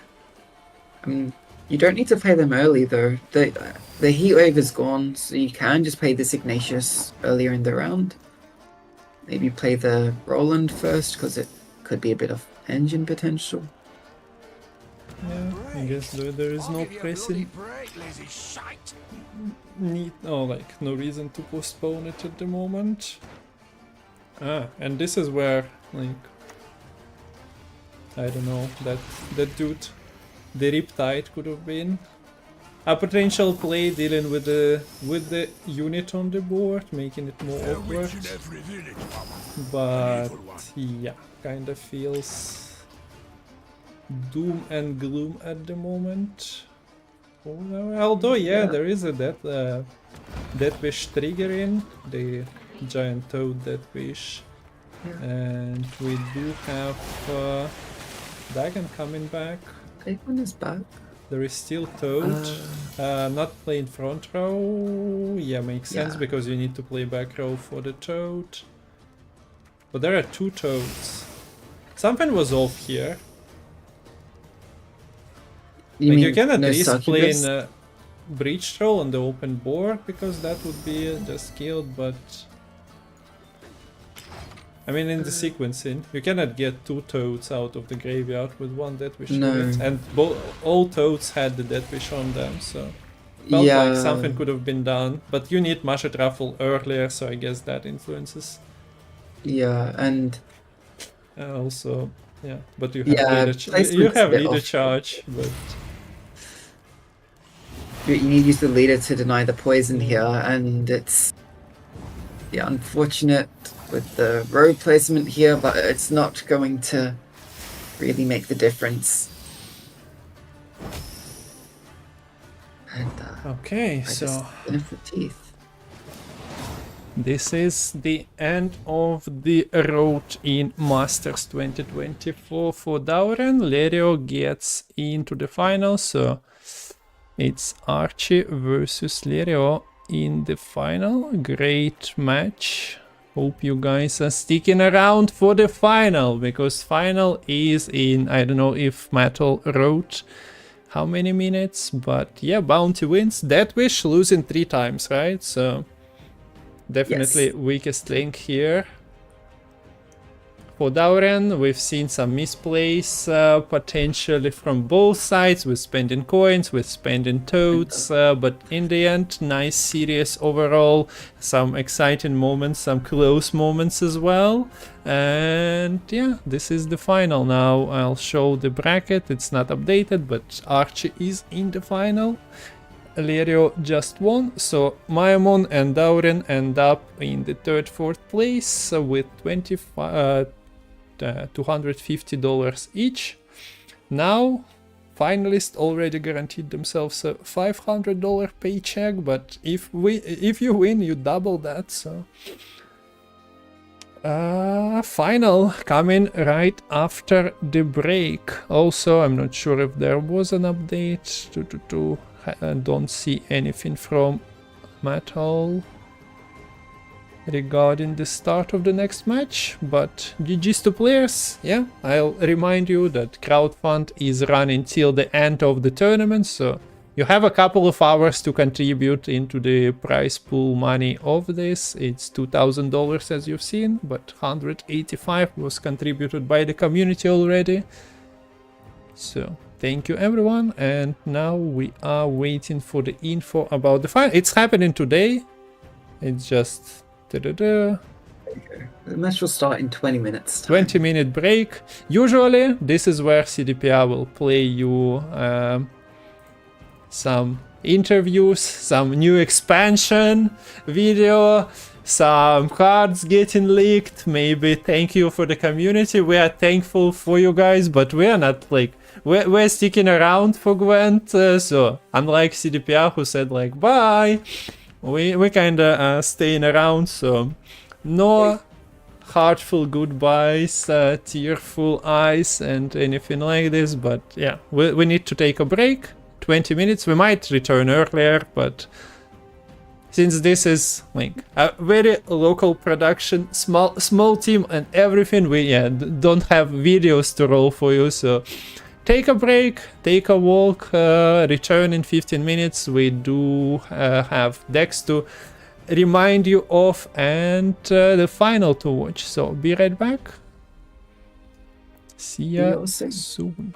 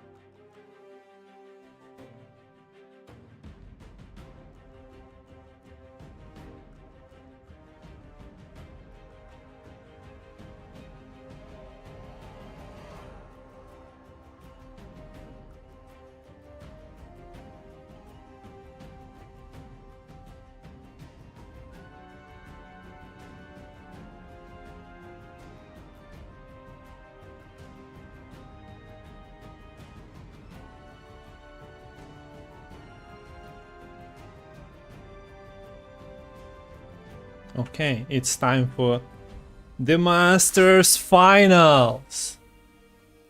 It's happening. Welcome back, Lemon. We have 5 minutes before the start of the match. Are you ready for the final? Yes, I am so ready. Let's go. Okay, so Archi versus Lerio. It's a spicy matchup. Let's get into the decks. I think I updated Archie, so if we had any problems, those should be solved. Archie decks. Line Pockets, Ursine Ritual, Imposter, and Overwhelming Hunger. Archie's opponent is playing potentially something that was maybe intended to counter Ursine Ritual, at least in his opinion when we discussed it in Twitch chat. But yeah, they meet, so let's see. Ursine Ritual is there, but let's start with the Line Pockets, and this is non-standard Line Pockets list compared to the like 5 months before list, or 3 months before. It is one that is running bounty package instead of say Hamelfart, Cleaver and those cards. So deck was nerfed, needed to be adjusted. This is what we are ending up with. We're seeing players roll Open Sesames quite well throughout this series. Yeah, I don't think we've seen a miss on the Open Sesame, and When it was the the one time we intended. saw a front row vendor, they got a fist tech when they wanted it. So some pretty good rolls today for sure. Yeah, so Philippa is there to swing, might be quite influential, say against Nether Realms, if that is not getting banned, because well, you are intended to stock up on the charges with Lerio's deck, and then Philippa being there, ready to strike at any moment. Need to be mindful of that. So this is for Syndicate, Ursine Ritual. Have you not? Do you not feel tired about describing the Deathwish self-wound deck every time we cast the tournament? Self-wound, Deathwish. These are, I think, the 2 most popular tournament decks. Maybe Aristocrats are coming in a slightly trailing third, but Frost was there at as least well, Aristocrats get banned a lot. yeah. Frost got abandoned at the moment, but it was also quite the main deck somewhere before the summer. Yeah. So But, yeah, damage, yeah. boom bam, your own units, damage enemy units. You go like, oh look, I have those big points now, and you don't. And if you go white, I'll punish you with the swole blood. Bam bam, explosions everywhere. You get your followers buffed and your enemies destroyed. So this is the deck. I'm done describing it. Oh wait. Good. I like that description. Can we keep it if we need to use it again? Yeah, we need to just clip it. Maybe polish it a little bit, and then we have it for the entirety of 2025 Gwent if anyone plays that competitively at that moment and have the need for casters. Okay, Imposter is the next list. So we haven't actually seen any Nilfgaard today. All Yep. 4 players have had their Nilfgaard banned. I wouldn't be surprised to see that continue into the final here necessarily. At least on Archie's side, I wouldn't be surprised to find this Aristocrats banned. But if it's not banned, then we'll be seeing a more engine-heavy list. They have things like Admiral Pali, the Thirsty Dames, the Seduced Aristocrats who love having a bunch of statuses spread throughout the enemy's board. And then they get boosted for the more statuses that they spread. And of course, the statuses they spread, things like locks, poison, spying, aren't things that you want to get on your own units. So it's a bit of engines kind of mixed in with that status-focused control. Okay, and the last one is Overwhelming Hunger deck. This is a deck where you go and have a lot of points in round 1 unless you sit and click on Dagon and your brew is stuck in deck. and then you go like, oh, I grew my sword, where is it? Oh, it's stuck in the deck as well. 15-point damage or boost swing unavailable to you, and then you go like, I infused my toads, where they are? In the deck, stuck there with the rest of you. So 25 card deck, but you draw literally maybe 3 units throughout, 3 cards throughout 3 rounds, because everything important seems to be in the deck.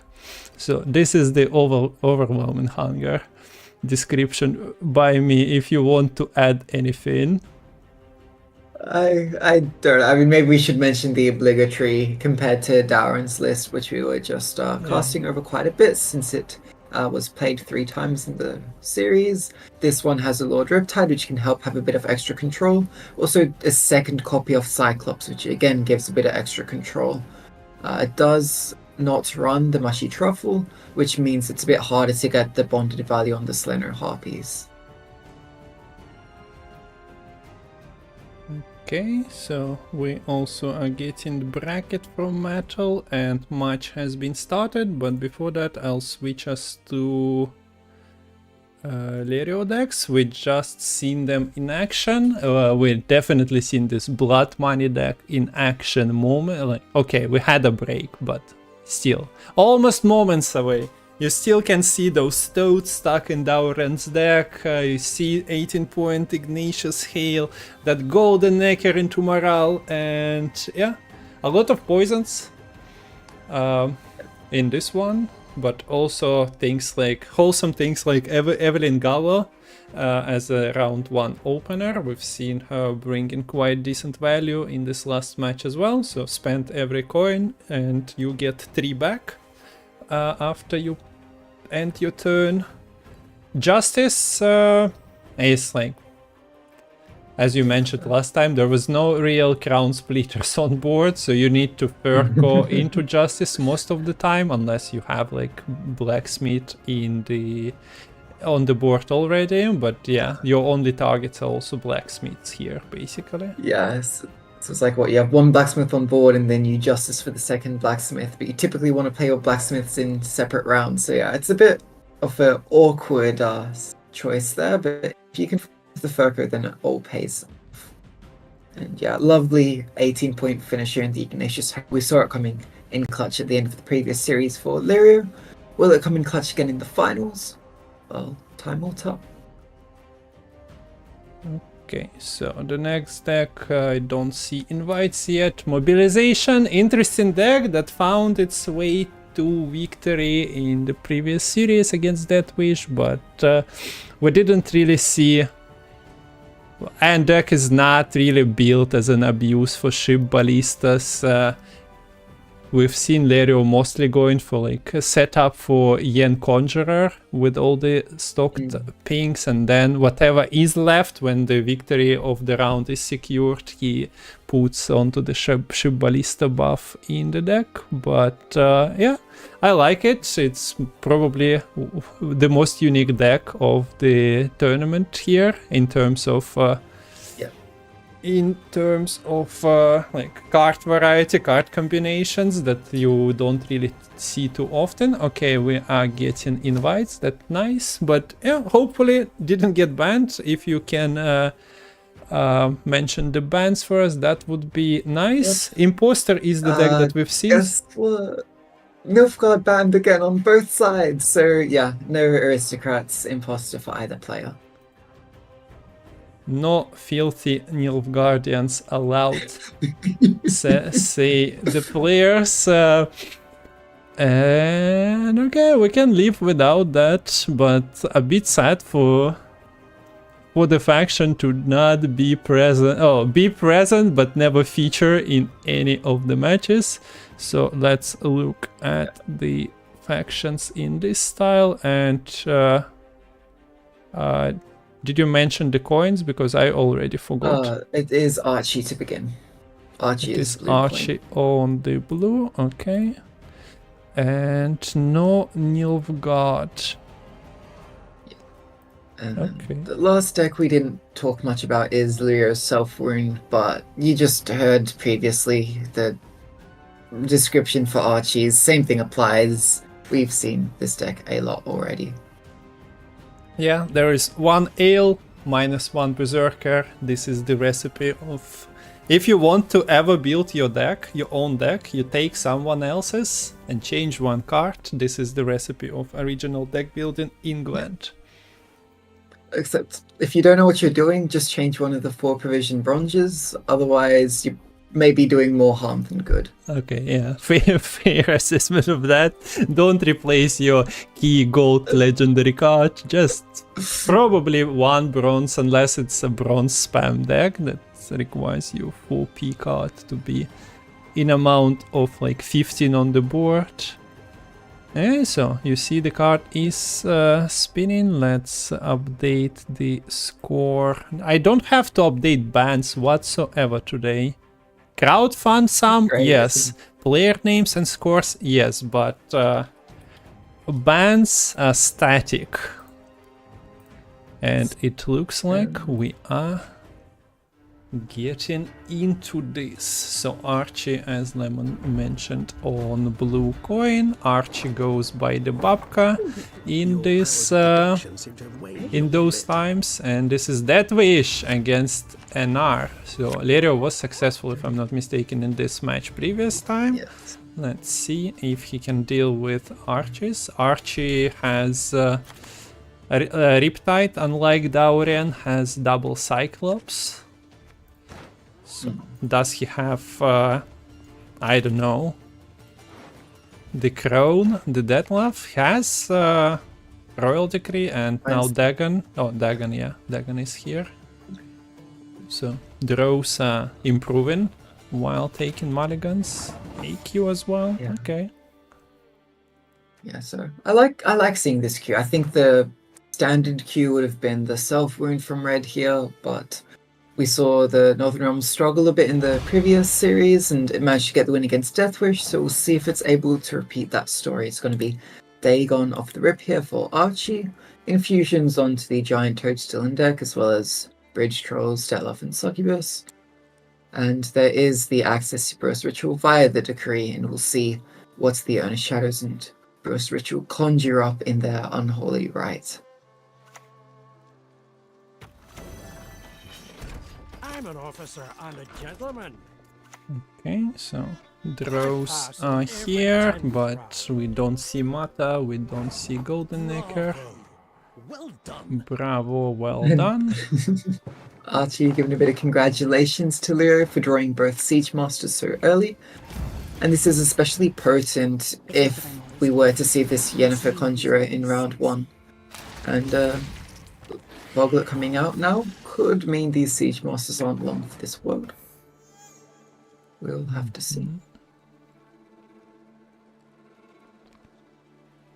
Okay, so Succubus developed from that Brewers. You get 1 Toad that you missed as well. A weird round, like what do you even do as Lerio in this one? Like you're not achieving carryover through motor generator? No, nothing. Yeah, this might just be a pass at 7, defend the bleed, but that feels a bit strange for this list. Because your short round is almost non-existent. Also strange, didn't use a ship ballista ping that turn. Ship ballista. Reinforced ballista just sat on it with the cooldown available, I'm pretty sure. So Yeah, there is no Hubert to save the clicks on. So was unintended. We've seen Lerio like roping in the at the end of the last series. So. that wasn't a rope, that was just clicking the button too soon. But if it is an early pass, it doesn't really matter here. That may give us a bit of an insight into Lerio's mental here. You know, I'd really prefer not to spend eternity waiting for you to move. Archie is enjoying the match against Lerio a bit too much. Finds his way to the emote wheel quite often. That might be the mood for the entire series. I dig that. It's nice to have a bit of that personality, you know? And of course we are, since this is the final, this is the last match of the entire year for this master cycle. Give me it.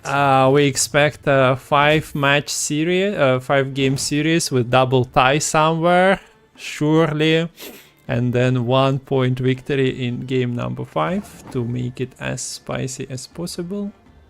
Or maybe, I don't know, maybe Lemon wants to get out earlier. to go and rest, maybe. I'm happy whichever way this series ends up going. I'm just here for the good Gwent. And this Fogler is here to develop Fog, Make 'em count, boys. which ends up killing off some of these Siege Masters. We do get a ship ballista being developed. It is Lerio still playing into this round, still contesting. Which, yeah, I don't think this is the sort of matchup where you can afford to give up that round control. And look, there is 2 ship ballistas in hand. There's the Ildico. And if need be, you can commit that Baron to help secure the round control. Ah, look. Where is the emote? Yeah. Hitting the arbalist that was enabling the ship ballista out of 4 targets. Well, could have been ship ballista itself as well. Yeah. I don't know how you have the points to win here. So yes, it is going to be the pass from Lerio, just Bravo. mathematically impossible. And standard, you know, Dagon, Brewer's commitment in the round 1 here from the Death Wish. Able to set up both Toads in the graveyard. Does commit the Lord Riptide and a Cyclops, but I think round control is a very worthwhile reward to have to commit all that for. So Decree found for Lerio can give access to the Golden Echo through the Matahuri. And it is pairing that in hand for Death Wish as well here. Gives a bit of control potential on top of this Cyclops.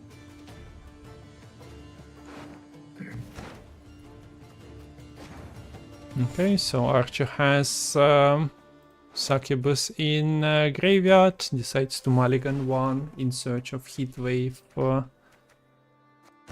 potentially in deck. Gets Squirrel instead. Squirrel in this match not doing much.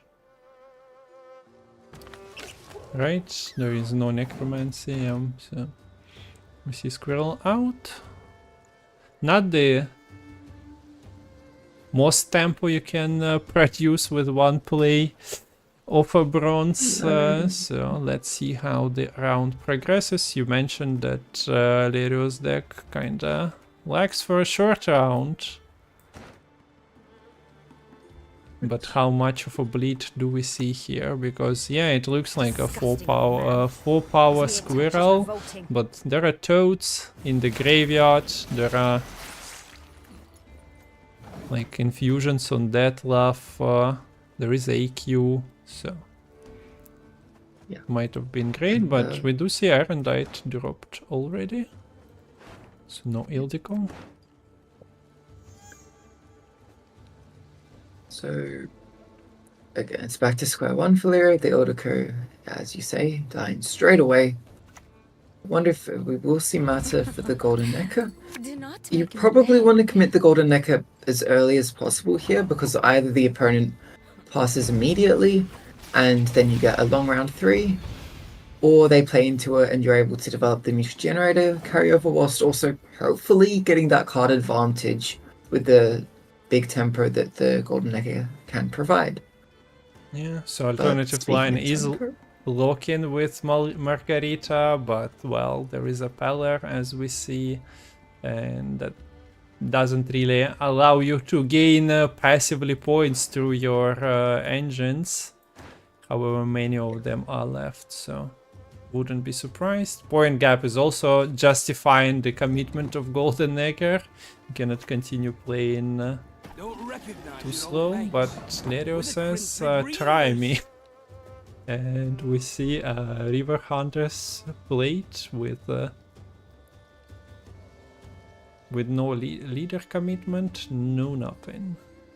Asking Archie what is his plan. Archie plans to drop Raha's Queen into the media row. A Toad was ready to consume, but it's too early for the toad, says Archie, and keeps it as a carryover for now. Also can be triggered by Doldolok Succubus if he goes all in here. Yeah, and I think one thing to note is that there's one more Dagon infusion that needs to be consumed for it to come back. But if that infusion gets locked, when you go for the Purified, the infusion goes. So you would need to eat that infusion straight away. Maybe saving toads for that a bit.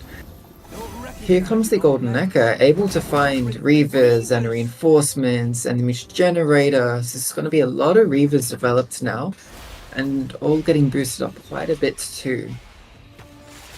And this could develop a quite potent Yennefer Conjurer, able to zap potentially 3, 4, 5 units all at once here.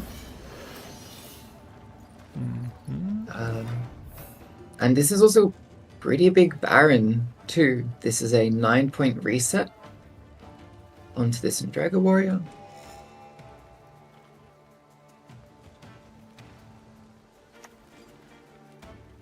Okay, so a lock finds its value. See, Margarita, 6 provisions. We have buffed River Hunters to 6 power.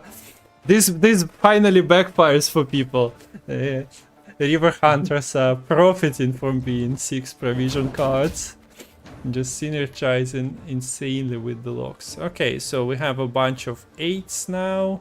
Living souls in your wake. My problem with this is that, well, yeah, you need active pings as well, because at the moment we do see a 9 on the board, and your Yennefer Conjurer kinda wants to strike that. You can use Decree for ordaining Archer to try to fix this a little bit. Yes, you can wait a turn. And So now- I'm curious why this front Reaver split is being held on to. Is it because of a Potential space Idaran? restriction? Potential Idaran, I don't know. Doesn't seem to Yeah. be influential enough when played now from the decree. Lock might have been better. And the other issue I have is by holding onto this Baron for so long, you've lost a lot of the reset value because of these Reavers who have just been pinging away here. Yeah. It seems to be close enough for Lerio. So that... Yeah, like you catch up here, but now you're in a short round with Dagon coming back, Succubus access, and also a 15 damage Arendite, which is going to be even more damage by the time we actually get to round 3. So it's going to be quite tough to contest. You are getting a good number of points passively. You can get a little carryover with this ship ballista. Have a look at that. Like falling stars. Yeah, there we go. 2 points of buff, I guess. Is more than 0. Yeah.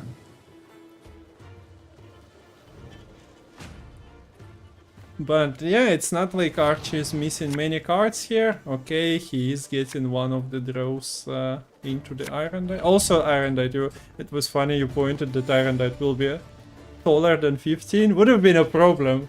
As soon as Arendite grows, Lerio kinda loses the game, I think. If it grows in between. But yeah, we see the Succubus. Archie kept Whispering Hillock, has the Breach Troll for that, has Leader Charge, and Doldolok for another consume. While Lerio, well, there are archers. Yeah, so we're gonna see Idaran on the lead. This is nice because if you need to use the Arendite to answer for Archie, there won't be unit to boost, they'll be hesitant to do that. What this means is that when you use your leader this next turn, you will manage to get the value on the Idaran, but it doesn't mean that the Idaran isn't doing anything else now. Like, it only spawns this one additional archer, which it doesn't have much time to get value. Yep. Ping, ping, ping. Is nice and all. But Dagon's coming. Yo, Dagon's coming. Be gone. Be gone. Here comes Dagon. And you see it getting consumed immediately. Do not want that getting locked up, because that would mean no Dagon. Playing around it, and already a 10-point gap in favor of the Death Wish. This Baron isn't even looking good against a consume deck like Death Wish. Yeah, I do agree. Okay, so the consume on Dagon gets looked. There is still one from Dodo Rock, and yeah, Baron might have been dropped in the previous round. But as I mentioned, I think during the first game, yeah, against Death Wish you rarely get a very good reset. You get a decent one, especially with Dragon Warrior being played on 2 Death Wish units that maybe might have been I'm buffed just a little bit, but Fucked up machine called usually, like, okay, there is a 15-point Chimera, so It's a 9-point reset.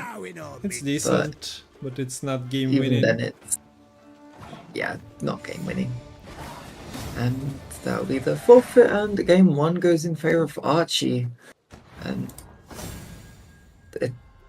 we saw Lerio win 3 times against the Death Wish in the previous series, and straight away Archie gets win with the Death Wish. So that has to bode quite well for Archie. Yep. And back to the drawing board for Lerio here. So stakes are as high as they got in the Masters this year in terms of the prize pool, but yeah, Lerio lets the Death Wish out. Good point you're making about that being the weakest spot of Dauren. Maybe draws, etc. were the decider there at times in terms of Death Wish taking the control of the match, but yeah, Archie should be very happy. Now the question is, can he close self-wound and line pockets? And this is promising to be quite a competitive game, although this NR, we see it once again, unless it's allowed to set up, it just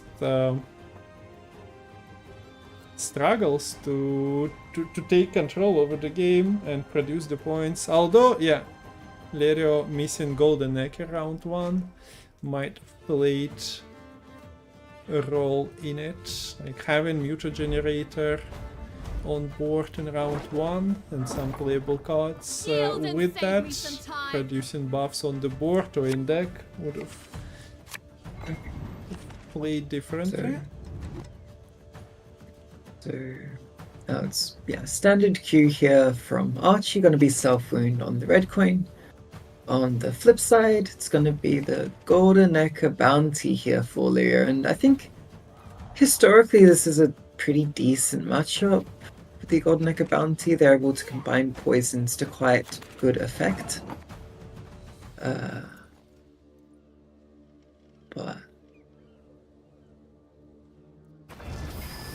Look, we're not starting with Evelyn this time around. Interesting. Setting up some potential damage first. And I guess consideration is, do you buff it? Answer is no, no 5 damage from hand. I think, the reason for this is to have the 6 damage reach to kill something like a priest early, I imagine. I don't think you'll be able to kill a Drakkar, because with the armor and then it getting boosted, it'll get out of range. So Pretty decent maxi, a lot of gold. Kinda decent. No one gets to bring me twice. Most of stuff is available, and yeah, there we have it. Nice hunt for Maxi, and you get your Ignatius buffed by 6 immediately. You get your money returned. Since the Tunnel Drill is also a more efficient than 1-for-1 spender, doing this sort of trade, it's just giving you more and more coins. So priest is offered as a sacrifice, and Lerio says yes, please. So much over profiting already. With no access to a blacksmith, you're not going to have much of a choice there, since Archie's not playing that many points. And, well, with the priest gone, it's going to be a bit tough for Archie to really establish here. There's not many great proactive units here. It's going to be the Pella coming out. Sometimes It's a unit to play. Sometimes you play this game where your bare knuckle brawler is the same. Like, okay, you have this. Would have, like, not in this case, but in general there are sometimes those situations like my hand is not that great and opponent put this unit that I cannot really deal with at the moment, so what gives? Actually, yeah. Pass is coming, Lerio just threw Executioner onto the board. Sometimes what you can do there is just try to play low to the ground, picking away at the opposing unit with damage, and then once they pause, you can catch up with a bigger point play, perhaps something like an Olgierd, but with the second unit coming down and the boost from the strategy, point gap got a little bit too big for that strategy to be a consideration. So it's going to be round control for the Syndicate here. I wonder if Lerio is going to bleed. Has the Salamander hideout in hand? Has access to the candle via Neko, although typically you prefer that to be other way around. Historian finds a blacksmith, so nice to find a defensive spender here. And you do have Furco to find the Novigradian Justice anyways. So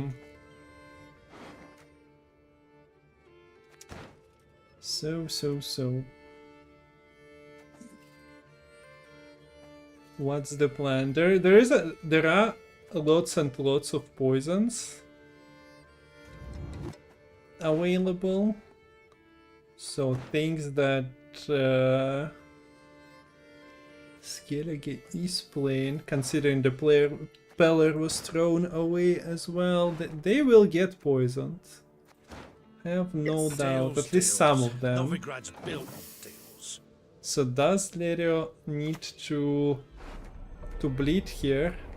In a sense that can he actually have board present himself, or is it just I'll poison all your units, but in the end my only power play is Ignatius Hail? Let's see what he decides to do. We see the opening with the blacksmith, it doesn't die, and then Evelyn is following with the full spends. Yeah, this can't be one turn killed by Draco Turtle here. So it forces out the heat wave.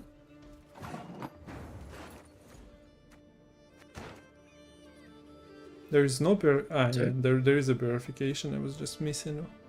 Archi without verification would be weird, considering he even uses the appropriate leader skin. So here it is. I was thinking, is the candle somehow safe, but it shouldn't be, and it isn't. A problem 4 inches of steel could be solved. I'm gonna get the second blacksmith out here.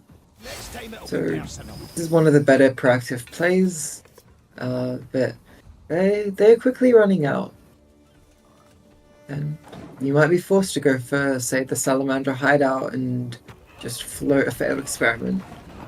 You might be forced to play out a Salamander Assassin, even though it feels a bit suboptimal to play it this early on.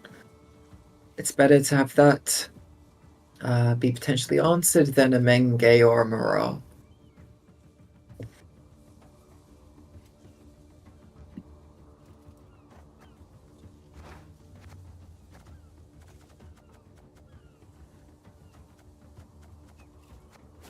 Yeah, playing against Golden Acre, it's also nice to know that you can keep Gwentfinity in your hand, completely unpunished. We've seen some disastrous Gwentfinity situations when you have 2 of them at your locations getting hit wave. Yes, it's nice and all. But for now, location is being preserved for later. Players just throw some not the most crucial bronzes, so to say. Yeah. Yeah, there's Archie's really under no pressure here. Just able to slowly develop. Oh, okay, I guess I'll play my Chaos Troll and have it set up. Oh, okay, I guess I can set up my Drakkar Corsair combo. That's fine. Now it's finally a bit of a threat coming through with this Salamander Assassin. This failed experiment can be used to help follow up on this bounty with the poisons. Though I'm a bit surprised that Corsair was the target and not Drakkar. Because Drakkar is generally more worthwhile since it has other synergies, or maybe he's more worried about the threat of a Draco Turtle coming down and then the Corsair being used with that.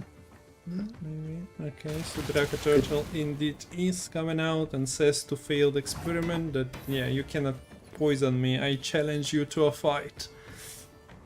And now we have been poisoned. Without Gellert Blindheim, this Salamander hideout isn't really able to do very much with the transferring of the poison.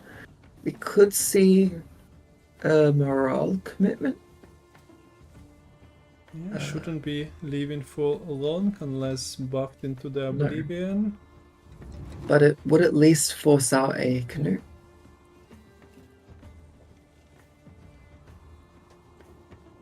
Death can come where blood there's not.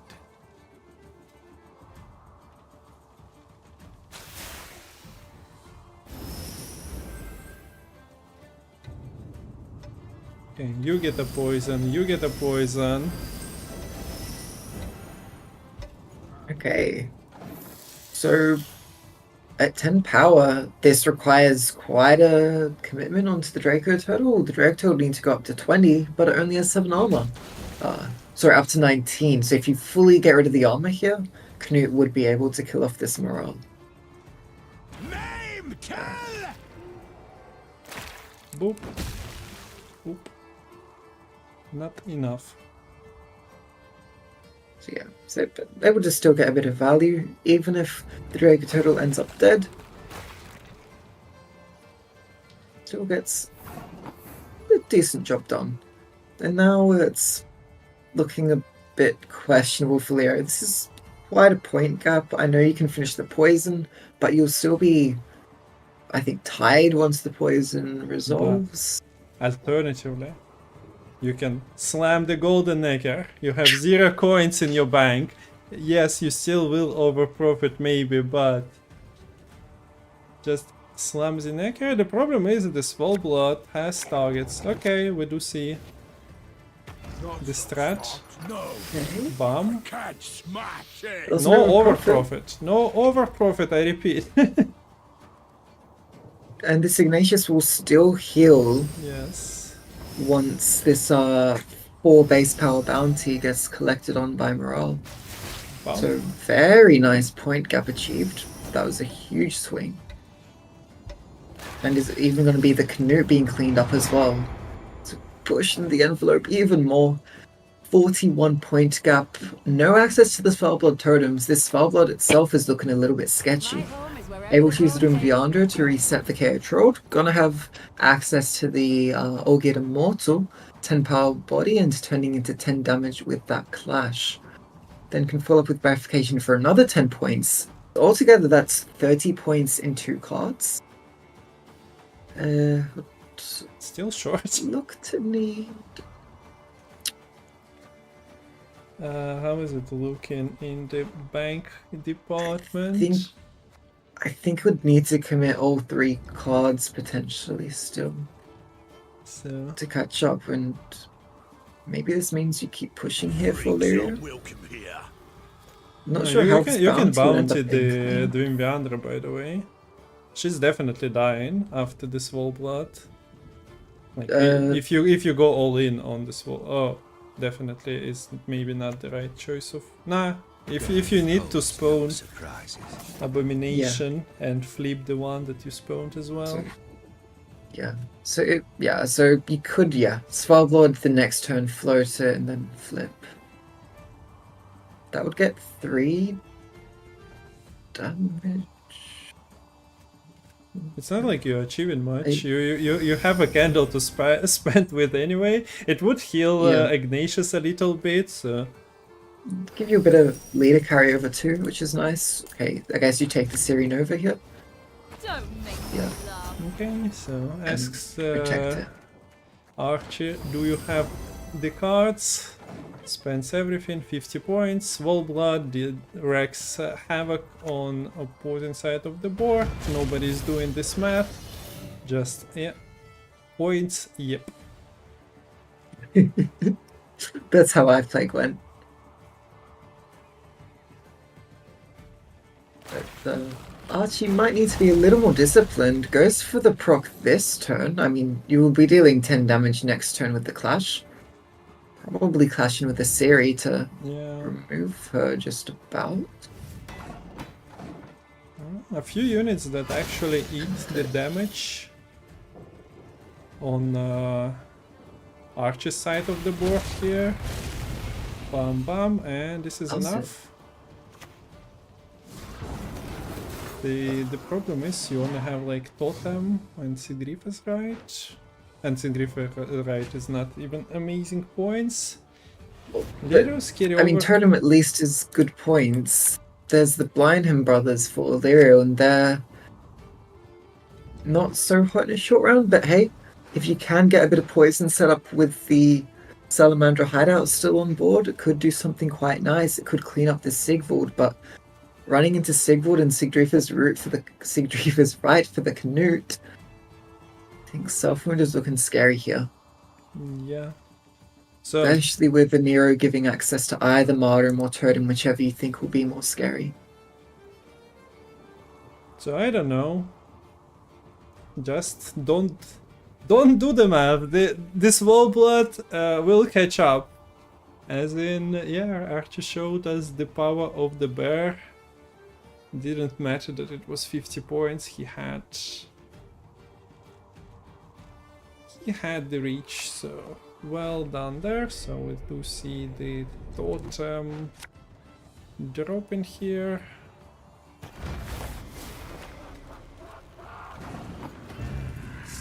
This is safe for now.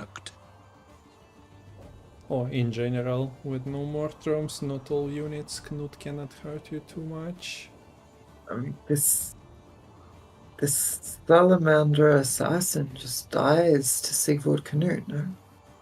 Oh yeah, I meant the Blindheim brother Oh, at yeah, the Blindham moment. is fine. But it doesn't matter. I don't think Lyra even gets enough coins for a candle spent here. Okay, what do you see? Okay, oh, never mind, we're going Svalbard. Okay. Doesn't get a bear spawn here. One damage sure. Svalbard gonna get poisoned, and this Sal Assassin is going to stick. This is not the most Sigvald exciting finisher in 7 points Wallblood. But Way over profiting though. Overprofit is Yeah, it's giving not. you 14. This is what, 14 points in total, right? Ah, okay. Oh, yeah. Okay, this Yeah, okay. We forgot. Don't mind us. And you get Salah hideout coming in clutch. Oh my. yeah, so Lerio solves this single player game quite easily by the end. We forgot the... I was about to tell somewhere there that Lerio's carryover is not that great in terms of points, but he has a spender and like 2 point city, but in the end the Salamander hideout is the clutchiest card ever. That's, well, casters managed to forget about. But this is our job description, guys. Don't you mind. You don't Yeah, want that perfect was- casters. You don't get any chat interaction then. No, that was very well played. That's managing the micro to the best there from Lerio. And I think if Archie just took the Canute from the Sigdrifa's right, it's a win. Yeah. Like, it's just a win. I'm very bad at re-rolling things in my head, especially with explosions and Because- hits, but The well, poison this- doesn't get cleaned up. There's no way for Leo to spend on Candle if the poison from the Salamander Assassin doesn't go through.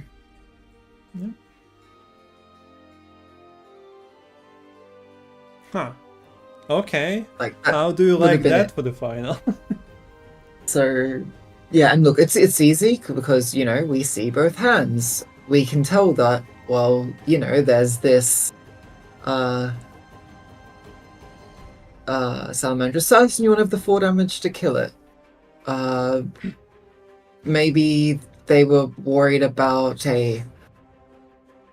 both Bynham brothers being there. If you poison the Roland, then you have it set up with the Fizz Tech to do the transfer with the Salamander hideout, and that wouldn't be vulnerable to the Canute. And in that point, the Svalbard spawning the extra bear abomination might have been more points, but then we just saw essentially what kind of happens in that case. If you take the Svalbard and the poison goes through, you end up losing, which it did require Lerio playing the micro to the max, but that was the way that cookie crumbled. So I think the only out there, it's easy again to say in retrospect, is to take the Canute. I'm not even convinced that the bear spawn from the Svalbard is worth more than just having the damage combo with the Canute and the Sigvald. At least would have been nice to get the second bear, but it was stuck at 7 damage, I guess. We got an update, so we reached the goal. Oh, like, I named a random number, and that was the goal. Thank you for the crowdfund. We hit $250. Great job, guys. We are going into game 3, but people donated, what, $180 today.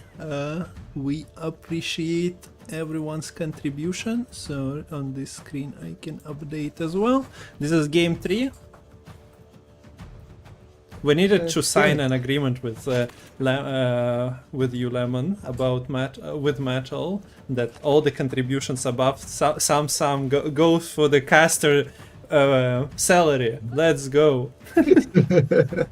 An infinite % increase to the caster salary. I also Let's go. changed the crowdfund goal. It was like some dollars out of 250. Now it's 250 out of 1 million.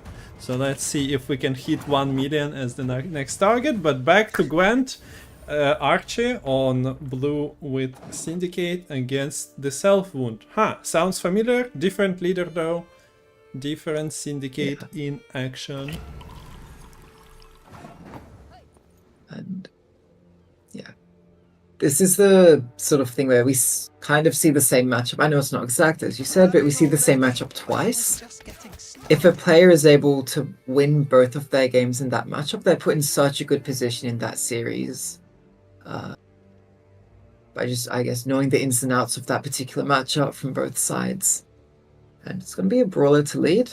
Often brawler can be quite awkward in this situation if it were to face off against an Olgierd against a Sigvald, but with those both seeming to be missing, it would do quite a good job cleaning up a Drakkar. It's just going to be a Skrull to lead here to develop a few points that, the brawler can take care of, and it probably will.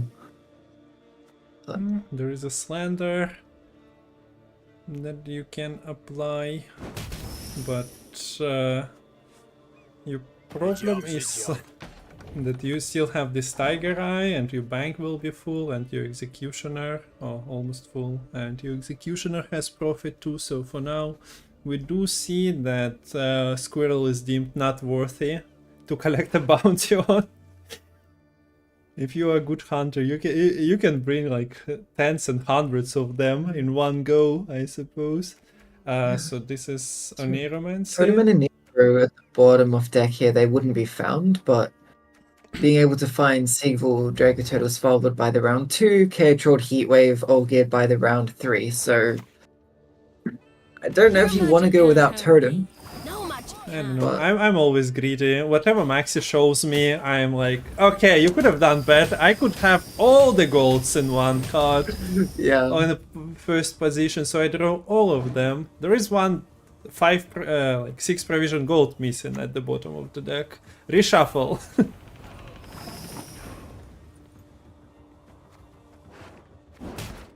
Maxi deems quite a target, becomes quite a target for those bounties. People are really hunting Yeah. for her. Okay, so Drakkar tried its best, but goes into the bottom of the ocean. I know, how do you fight a ship? You got a bad case of rollers With your back. like Oh. bare hands, you need to hit. I guess you need to hit one time very hard at the bottom. I assume that when the ship is docked and all the sailors go to the tavern to drink, that's when the bare knuckle brawler catches them on the brawler's home turf and just gives them the what for. Okay, I see. So you fight the crew, not the ship. Smart. Yes. And then it becomes a flying Redanian. Ah, Yeah, another a ship. ghost fleet. And another trip to the bar, another trip to the fight club. And There's poisons here.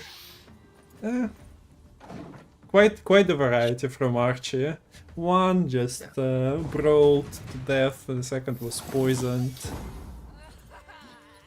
And there we have it. Nothing to do here for Lerio. Doesn't even get to use his vial or anything. And the important part about playing deep in that round one is that yes, even though Syndicate manages to get the round win, there's not going to be a chance to play sort of above 7 cards here and just develop the Novigrad, develop the Candle for free for Archie here. If you want to develop them in round 2, that means you're bleeding. If you just dry pass here, it means you're going to have to start round 3 playing Novigrad, playing Candle, and you're not developing sort of your own units, you're not developing threats in that sense. You're getting coins, and that can be good, but sort of give the Self-Wound like 3 free turns to develop in that situation. We might just have to see a bleed begin, but this is quite awkward hand when it comes to a bleed anyways. A complete lack of spending in terms of non-candle spending. Yep. Might roll one from the Shady, but not ideal. Yeah. We do see I'd rather play instant purification. Yep, and there It's sa- goes one of the other shots at rolling a spender as well.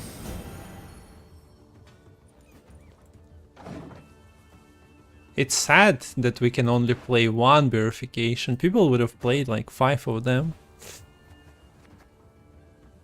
Only there was a seasonal mode where you could play as many bears as you liked. Ah, okay, yeah. Maybe those seasons where Archie is not participating in competitive Gwent scene, he was just jamming that one. But yeah, he definitely would be happy getting gifted an Elder Pair here. Well, not exactly, Novigrad would be good to keep, but... Notably, both the Totem and Caretrold are missing here for there, and those artifacts are quite important for Self-Wound because they enable you to smooth over a lot of your game plan. You need the Totem to make the Spellblood work cleanly. You need the Caretrold to make this Draco Turtle get a lot of value easily. So we're going to see a bit of a leader commitment. What is this, to play around? I guess to play around a Philippa? Yeah, Philippa is Best there. commodity in town, I swear it. Okay. Open Sesame Yes. has been found. And Easy. just full spend. So might be seeing a tempo pass here, and the fact that we had Draco Turtle on the lead here rather than Caretrold might be signaling to Archie that there's no Caretrold access here for Lerio, or maybe at worst it like the from Yaniromancy, but didn't want to commit the Yaniro just yet. Now it's signaled, and yeah, this is not how Self-Wound would like to defend typically. Yep. But not much you can do with no access. So We didn't see an hero, we didn't see totem. Was the maxi? Like confirmed choice then, not the shuffle. We see What did I Swolbot that was on say? top as well, but yeah, I'm bad. I need to take screenshots, but not while I'm the one sharing the picture. It just messes up a lot of things if you start clicking buttons left and right. So. Yeah, I think it might not have been shuffled. Whoop. It's a value sequel to get ahead, but there is somewhere else, and it's going to be taken. Why the nose strips? Anyone know? And now, even if you bring it back, it's quite small, so hitting it with Knut is not that exciting. Yeah. But I guess Lerio felt that he'll risk it and try to get ahead and get the CA. Yeah, I think it's such a weak hand. It feels weird to call this weak when you have 4 pretty good Yeah. Hellfrune golds, but it's just, I guess, lacking the true enablers here to really make it click. And yeah, just hoping the Morals is gone, but Archi passed the skill check of drawing the Morals. Now we're going to see Svalbard before Totem. And see Bear coming out here. Can be Canoe to trigger the Bear, and it'll be in a very awkward short round 3 now. The possible win con here for Lerio would be to deny all the spenders. In round 3 it will be probably Boat plus 3 other cards, and depending on what is found, we could be lacking spenders. Yeah. That's one line, so we expect card rolled with Gwentfinity being drawn in the next 3 cards. Yeah, they're there, so Maxi, I don't think shuffle the deck makes sense. Yeah, I don't think so. You do need a target for card rolled to use as a clash, so hey, there we have a heat wave as well. So is this a keep? Olgit should be soon if the Maxi wasn't shuffled, I thought. But we do keep. You can Okay. use Sigdriefus right on the Sigvald, I suppose, and with the Moral Scorn, that should be safe. Okay, well, there's Philippa to worry about, but Yeah, you know, so Philippa's a myth. Philippa can't hurt you. Olgert was like a perfect card here, wasn't it? Cannot be like Morelst anymore, cannot be brought down to get Philippa. Junior is dead against it.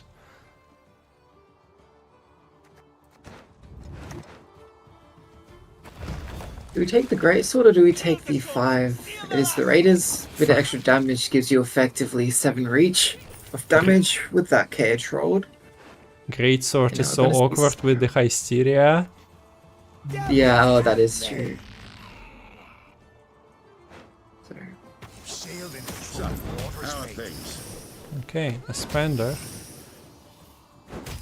And I guess that was one of the Sesames triggered.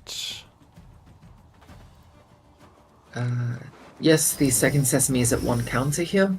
So if you want to protect the King of Beggars a good amount here, I'm not sure on that last spend. Spending it to 3 means that the Raiders click isn't enough to kill it, but I don't see what you protect by putting it to 4 here. Or I guess if you're playing Boat next, then you may as well just get 3 coins in the bank. That's probably the thing. Just to empty the bank, I guess. So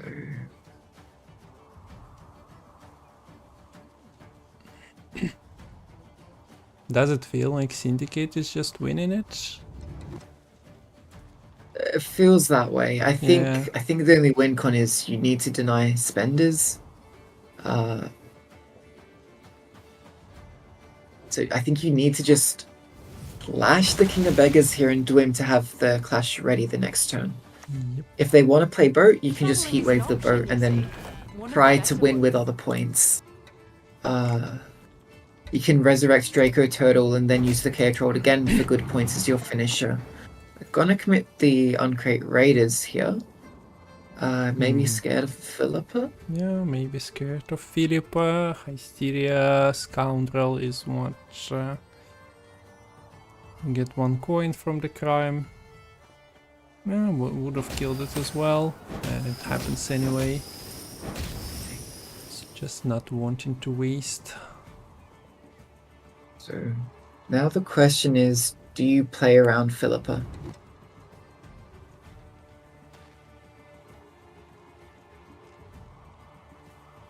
If the answer is no, then I think you just resurrect. Okay, so we have a rope from Archi. Is he considering to spend? I don't see why.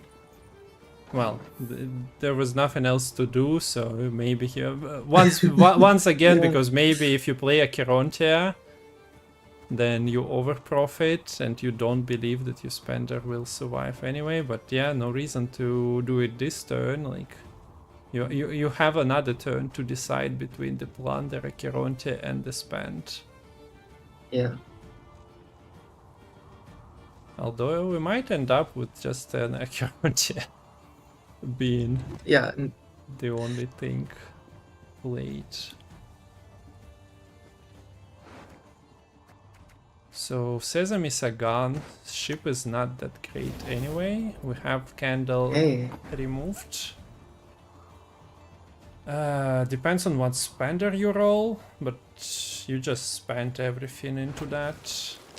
If And wow, doesn't get yeah. the spenders. Yeah, okay.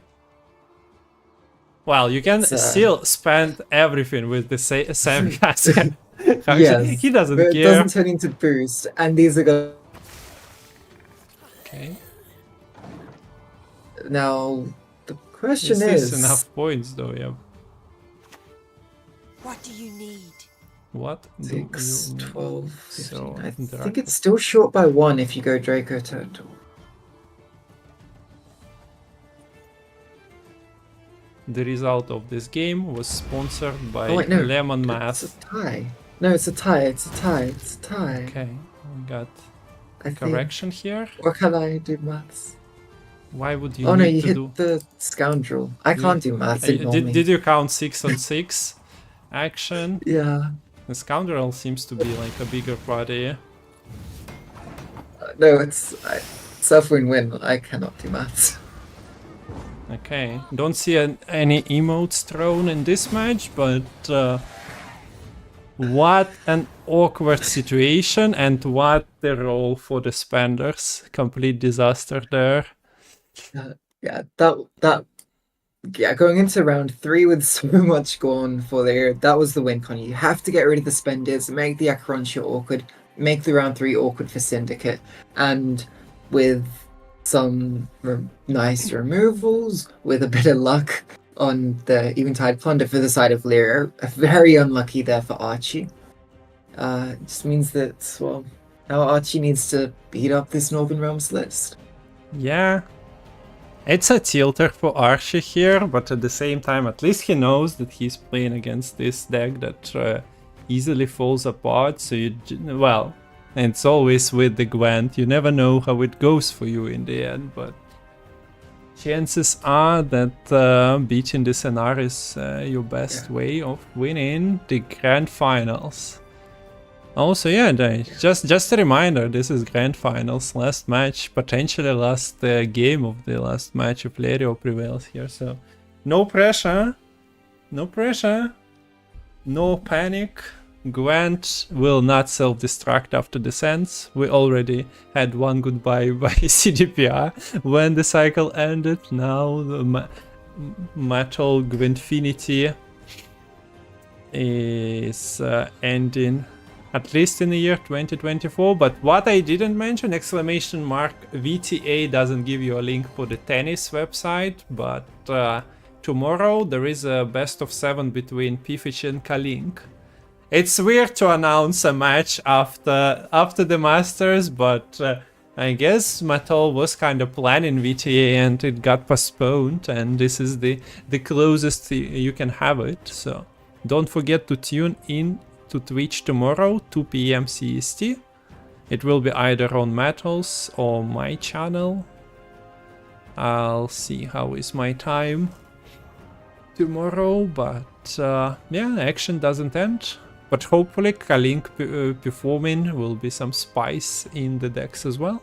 Also, while we wait for the card to spin and for Archi to unwind from the tilt potentially, we have the Pillars of Gwent tournament where you can play, and you can actually play against some of the players playing in the qualifier, like who were playing in the qualifiers a week ago.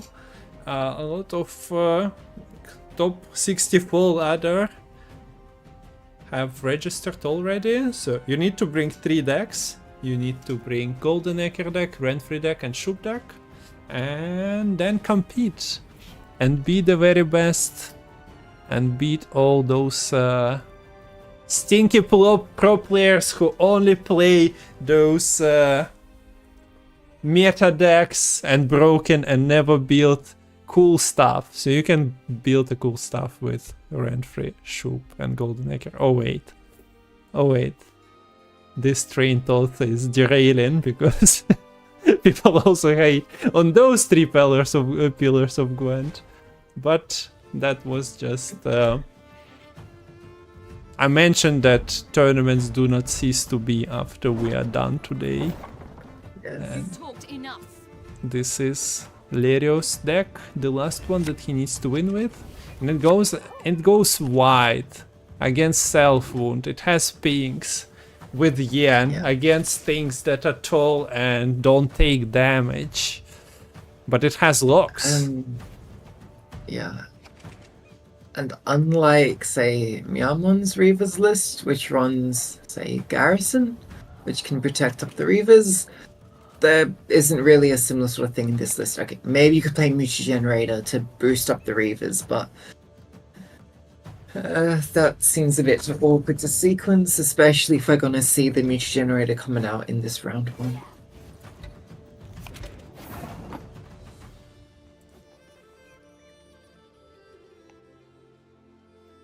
So, attack! Arbalist at your command. Slow Arbalist play. Kinda makes sense to develop Arbalist onto the board anyway. Yeah. So we... Have a look at This is a that. pivotal turn. I think you'll either go just develop, say, the Redanian Archer here, which means they're probably saving the Golden Echo for later on. And Selfwin is one of those decks which they either just give up the round 1 very easily, or they'll contest quite hard. Can you give up a round against this deck though? Like, sure, you have a Swellblood, but if they just play round 2 out... Well, we just seen short round from Self-Wound against Syndicate of all things. When I'm done with you.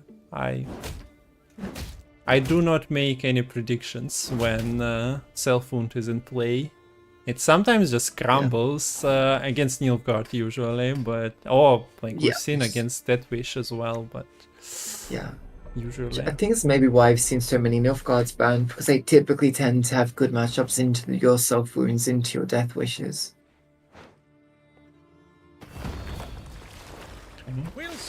This is a control setup. Makes sense. You have this doing Viandra in hand as well to get the extra value, and you don't really need super tall units here. You're gonna need like a 5 to really kill off anything that's on Lerio's board right now.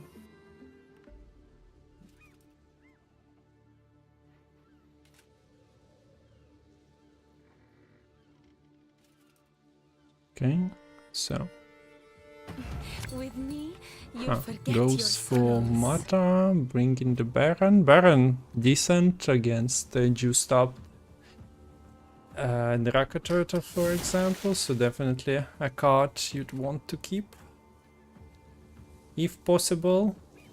Either like I win this round card or just a finisher. Yeah. Or here, yeah. If you definitely need to play, I guess if you see Martyrdom, but considering there is a ship as an alternative, probably you don't see too tall of a Draka Turtle, so let's see what decisions will be made. So there is access to one of the locks right now, but notably this is the Self-Ruined list, which runs both Pella and Mahavmael. So as long as Archie has those access to those answers, these locks won't be going too far. Right now, however, both of those answers are not here. So Margarita would be able to get quite a bit of value. We do see ship lists being developed. 4 pings on the Redanian Archer here ain't too shabby. And would be safe from a canoe at the moment unless we see leaders being committed. No, it's just to clean up the ship ballista. So these players, they respect the ship ballistas and they want to remove them as soon as they get played.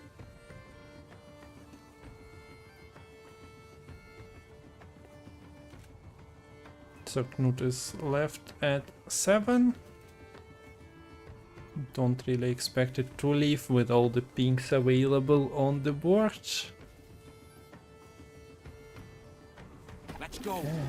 Let's go, says Lerio. How many times will we see the River Hunters dropped like this? 2 power, 2 tempo play, 2 points. Yeah, allows Gwentfinity. Okay, you play 2, I play 3. Mine is bigger. And you don't even want to set up these Reavers really because they're just hitting this Draco turtle right now. Yeah. Maybe it's worth it just to turn off this armor, but... Okay. So maybe you couldn't tell this from the point gap right now, but Lerio was on blue coin here.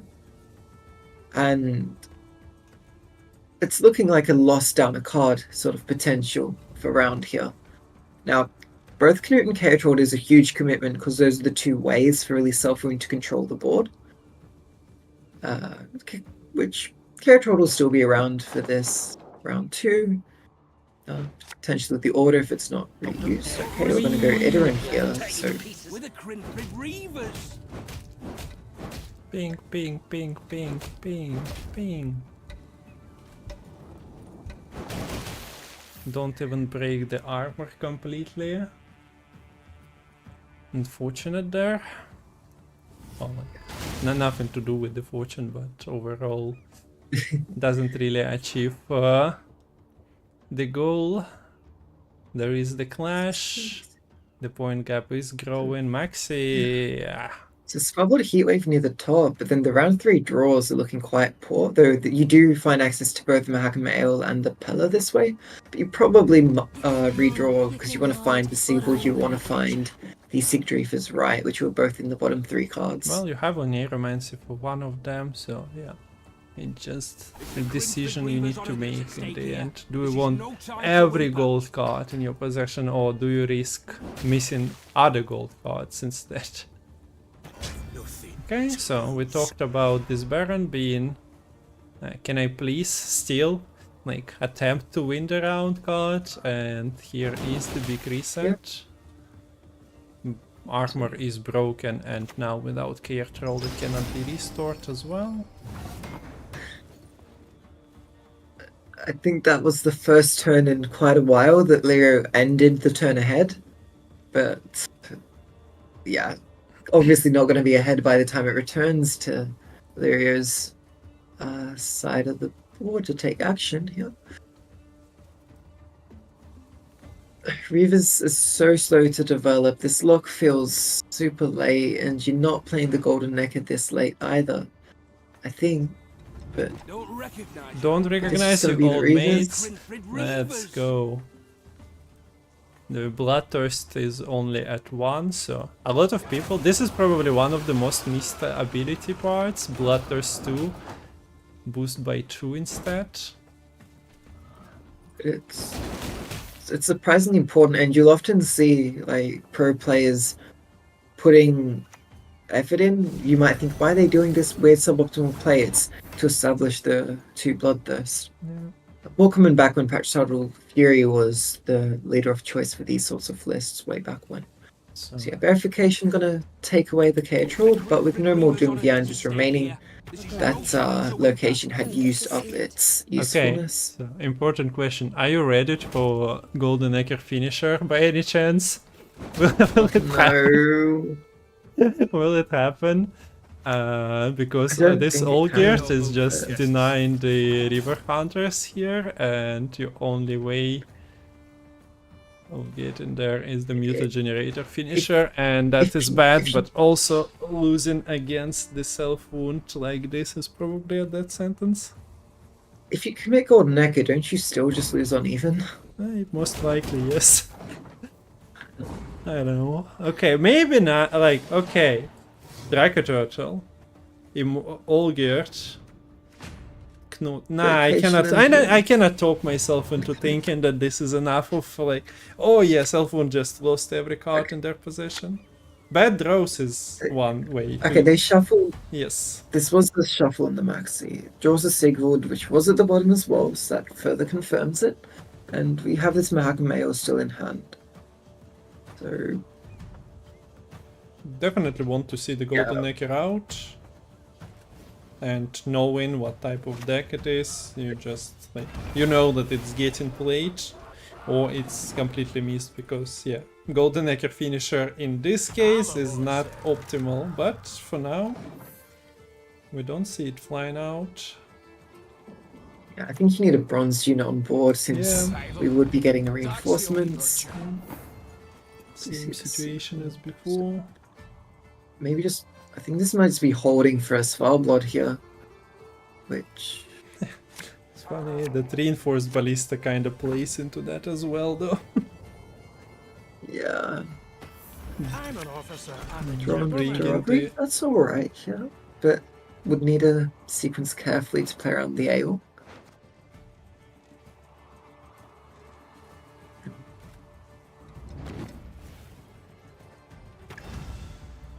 Wee points. Actually, Do you getting flip ahead. these bears? No, Lerio, you were ahead. What are you doing? Wait. Still ahead. Leaps only one, and by doing so, still keeps the score. Use 4 points of damage to turn a Svalbard Fanatic into a 4-power Bear Abomination, but it does deny another Svalbard Ord damage here. And this is looking like a 2-0 potentially. Your favorite guys. Boom! Bam! There you go. And there is a leader charge that you can commit into more, but that seems to be excessive. No? Nah. But look at your own board. No.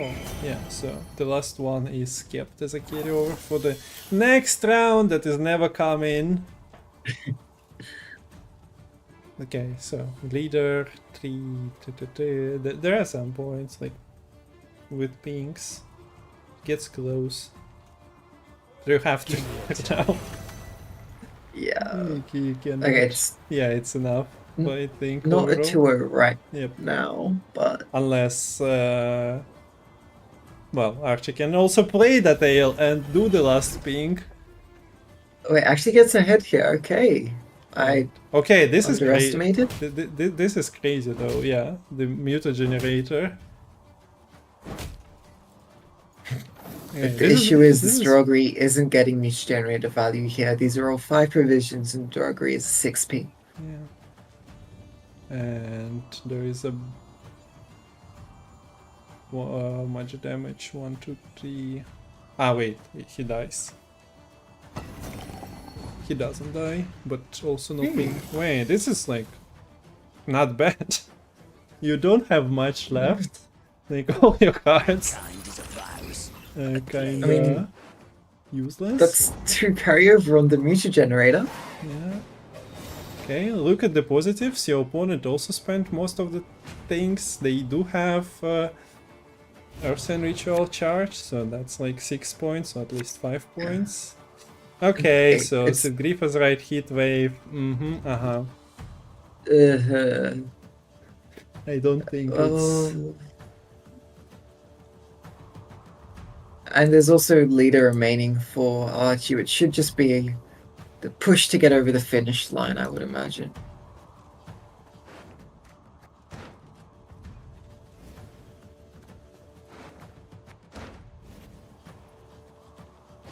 So many of them, I'd have to aim to miss. the goddess protect you from all evil. Yeah, this is a big turtle combined with the totem. Disgusting old man. Yeah. His mere touch is revolting. Yeah, this Ildico needs to stick for the shipless issue. Anything but the heatwave has been found. So, yeah, the maxi shuffle coming in clutch here for Archie this game, giving access to every single gold that matters. And that means we're gonna go to a game 5. Yeah, we wanted 5 games in this. Who needs a 3-all final anyway? And we're getting what we deserve. Guys, you deserve a 5-game series. Self-wound victorious, and now it's up to Syndicate to finish it all for Archie, or for this NR for Lerio to find the way.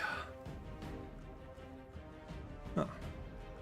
Okay, it got deceptively close because Lerio actually managed to keep a card. But Yeah, in the end, it just doesn't even matter.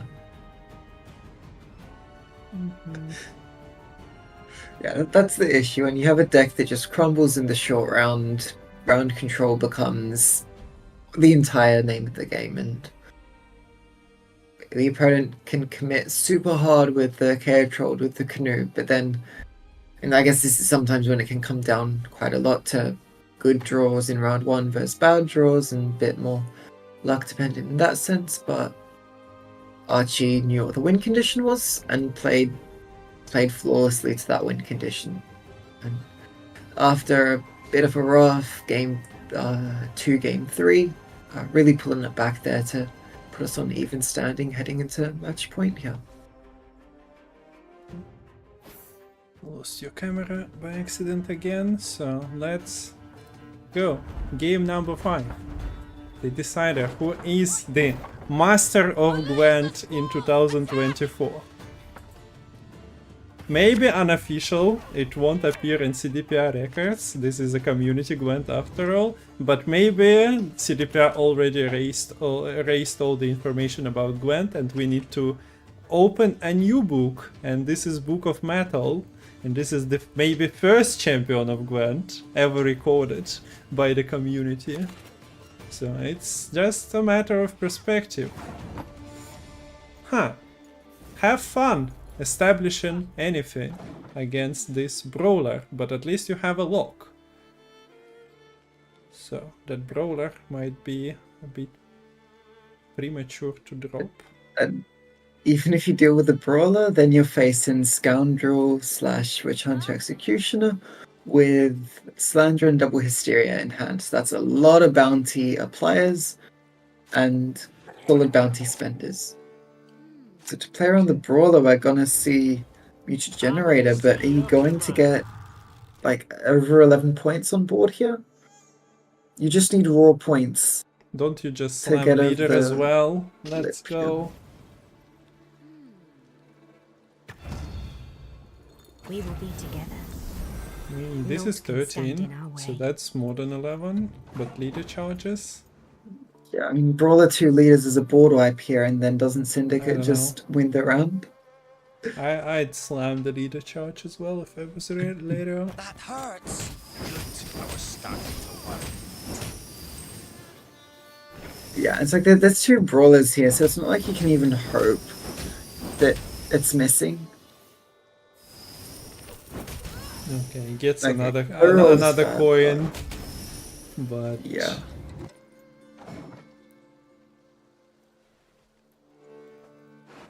hey, at least. Oh wait, there was no carryover generated. No. Ildico was front row to get 1 more point and forced out that lock, and But okay, honest question, was it not? I guess from the red Oh, coin it wasn't late worth for the it best to buyers. slam the leader as well. But if you wanted to have a proper game with this deck and show it in the final to everyone, would have been better. Okay, so we also didn't get any They charge. Siege Masters. What will stop 'em?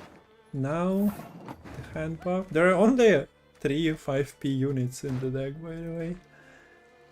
This is the strange thing with the deck, because it's split between 5p and 6p, and there's only so many bronzes left in the deck by the time you play Golden Echo so early, is that the niche generated carryover is a lot more limited compared to a standard niche generated deck. Like the ones we used to see, like Siege Muta 5 or Erlen Muta 4.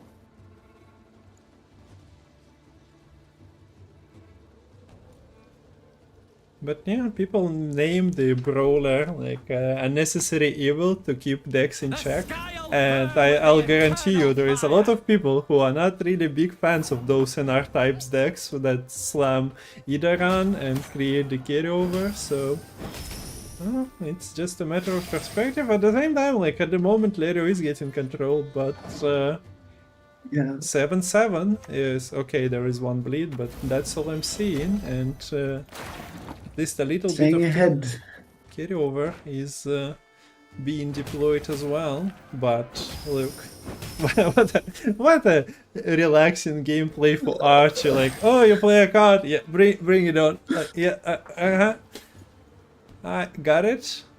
Do you want to play another one? Because I can still roll stuff from this shady vendor. Okay, maybe I just want the thing, but if control is necessary, you can go for damage from there. No bounty setup. There's also Philippa.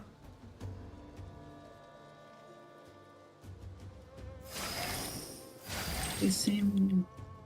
Yes, there's one open sesame. It's already at 2 counters left.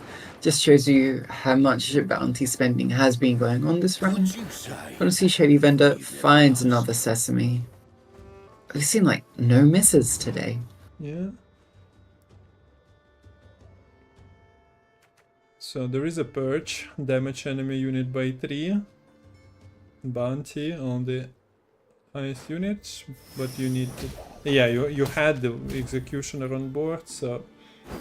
Okay, you had that Margarita I was bleeding. Well, how about I deal with her? Is he keeping 1 coin? Yeah. She'll bleed out, says Archie. Kinda rude. Yep. And now we have a Reaver Scout in hand with no soldiers to copy, a ship ballista with no orders to work with, and then a Yencon with no support. Make 'em count, boys. Yeah, this is kind of why I didn't really like no leader commitment. Leader would have allowed you to have something like on the board, at least for 1 second. You had the board present and your deck clicks. Now, well, And, it still depends on the draws of Archie. Still depends if he finds like Junior. But Philippa was there to help in round 1. I mean, this is the first gold committed for Archie after controlling the board so much throughout the whole round.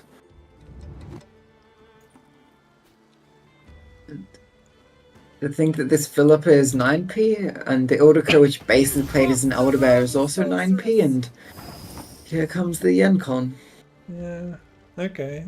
How do you even do this? She even dies to like Muriel's ship ballista. Ballista deals default damage as well. Love to hear him beg for mercy. Ah, stop it. Or continue it, I don't Your know. bag has got boosted. Some people are just enjoying the control experience. Man, okay, so this was round 1. Let's go, Archie. Can you do that for 1 more round? You only have to win 1, and the final is yours. This is match point for either player. Only tie continues the Masters, otherwise it's ending, and it's over. No panic, guys. It's too premature. But Lerio created a lot of carryover. Let's not forget. Like, Siege Master is a free tin basically, and 5 tempo. Yeah, There is mutagenetic carryover, that is true. And that might... no. The Reavers are just going to play straight into Horson Jr. if the Horson is found. But the lead on the Novigrad here gives Lerio a chance to get ahead, chance to set up whatever they like, set up an engine. Are we going to see Reavers on the lead here and just loading them? This is no time to whimper. It will be. Not a 2 power 2 armor Reaver this time, it's a 3 power 2 armor Reaver this time. Into the cauldron. All the difference.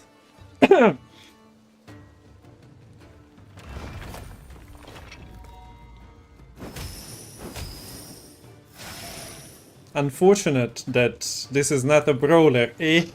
Would have been the continuation, but just a silly pair of Crown Splitter and Cut Up. So, okay. Time to play the machine most likely. Yes. I'm an officer and a gentleman. Is Mata picking up? No, Mata is not picking up a machine, so this is another oopsie. That could be a critical oopsie. So Open Sesame and Graveyard is at 1 counter now for Archie. You're gonna have to be careful about triggering that preemptively.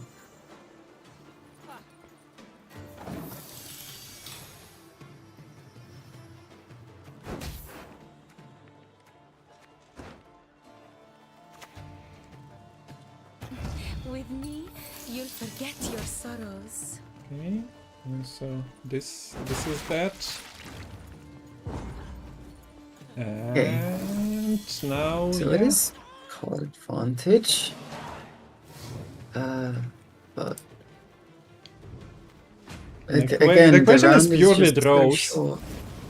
right? Yeah, if Archie draws well, there's a horse and that could just be it. Okay, KOB, King of Beggars break needs to go. avoided. 1 forced mulligan. There is Third still experiment here is not hard. spenders. Okay, you create some, but gets a ship combo. is in deck, bank is in deck. Yeah. And the King of Beggars will get out actually with the back row Shitty Vendor and the Scoundrel Tribute. Okay, for Lerio. Wait, can you... Scoundrel Tribute is weird here because there's no... Oh, there is a Reaver Scout remaining after the mulligan's completed here. Okay. I guess depends on the Siege Master and when the ship ballista is played. I assume we just lead with Reaver Scouts here. don't River think- Hunters, you mean, right? Oh, Reaver Hunters, Yeah. yes. Okay, let's see what the draw is. Is it a bronze? No, this is Idaran. It's Idaran. Okay, So since Scoundrel is active, and we will see that coming through here. and the tribute has Does lose a been paid. coin, securing this kill because of the armor. Man, I don't want to call it. What the hell? What is this? There are still coins. But yeah, Archie would prefer probably. Do we want a ship against Dorigare? Probably not. It has its profit. I don't know. Lemon, do the prediction yourself. I'm not doing it. I'm not predicting. I'm waiting until this unfolds. I'm just enjoying. Okay, one is down. Cannot do anything with the second one. There is Idaran. You have coins. This is Sesame Archie open. So Sesame that's- is gone. Sesame spend. You Might can make it clear that there's no boat here to Lerio, that the Akronchi has been missed. do you ever lock Junior now? Because otherwise there are coins to spend. You need it. It's so awkward. Do you postpone your Idaran by playing Dorigare?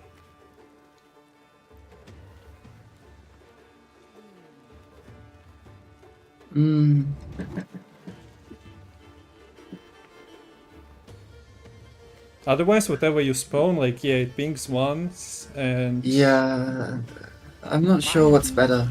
Because with only 3 turns left, delaying a Yeah, whole you turn can see that. can also be quite impactful. It's the Crimson Reaper's honor that's at stake here. This is no time to whimper. You can at least damage the Horsen, so it has to get some investment, either with coins or boosts. To use the fee, can't just insanity it away. Guys, it's finishing soon, unless we get a tie. Ah. There is still a Sesame at counter 5.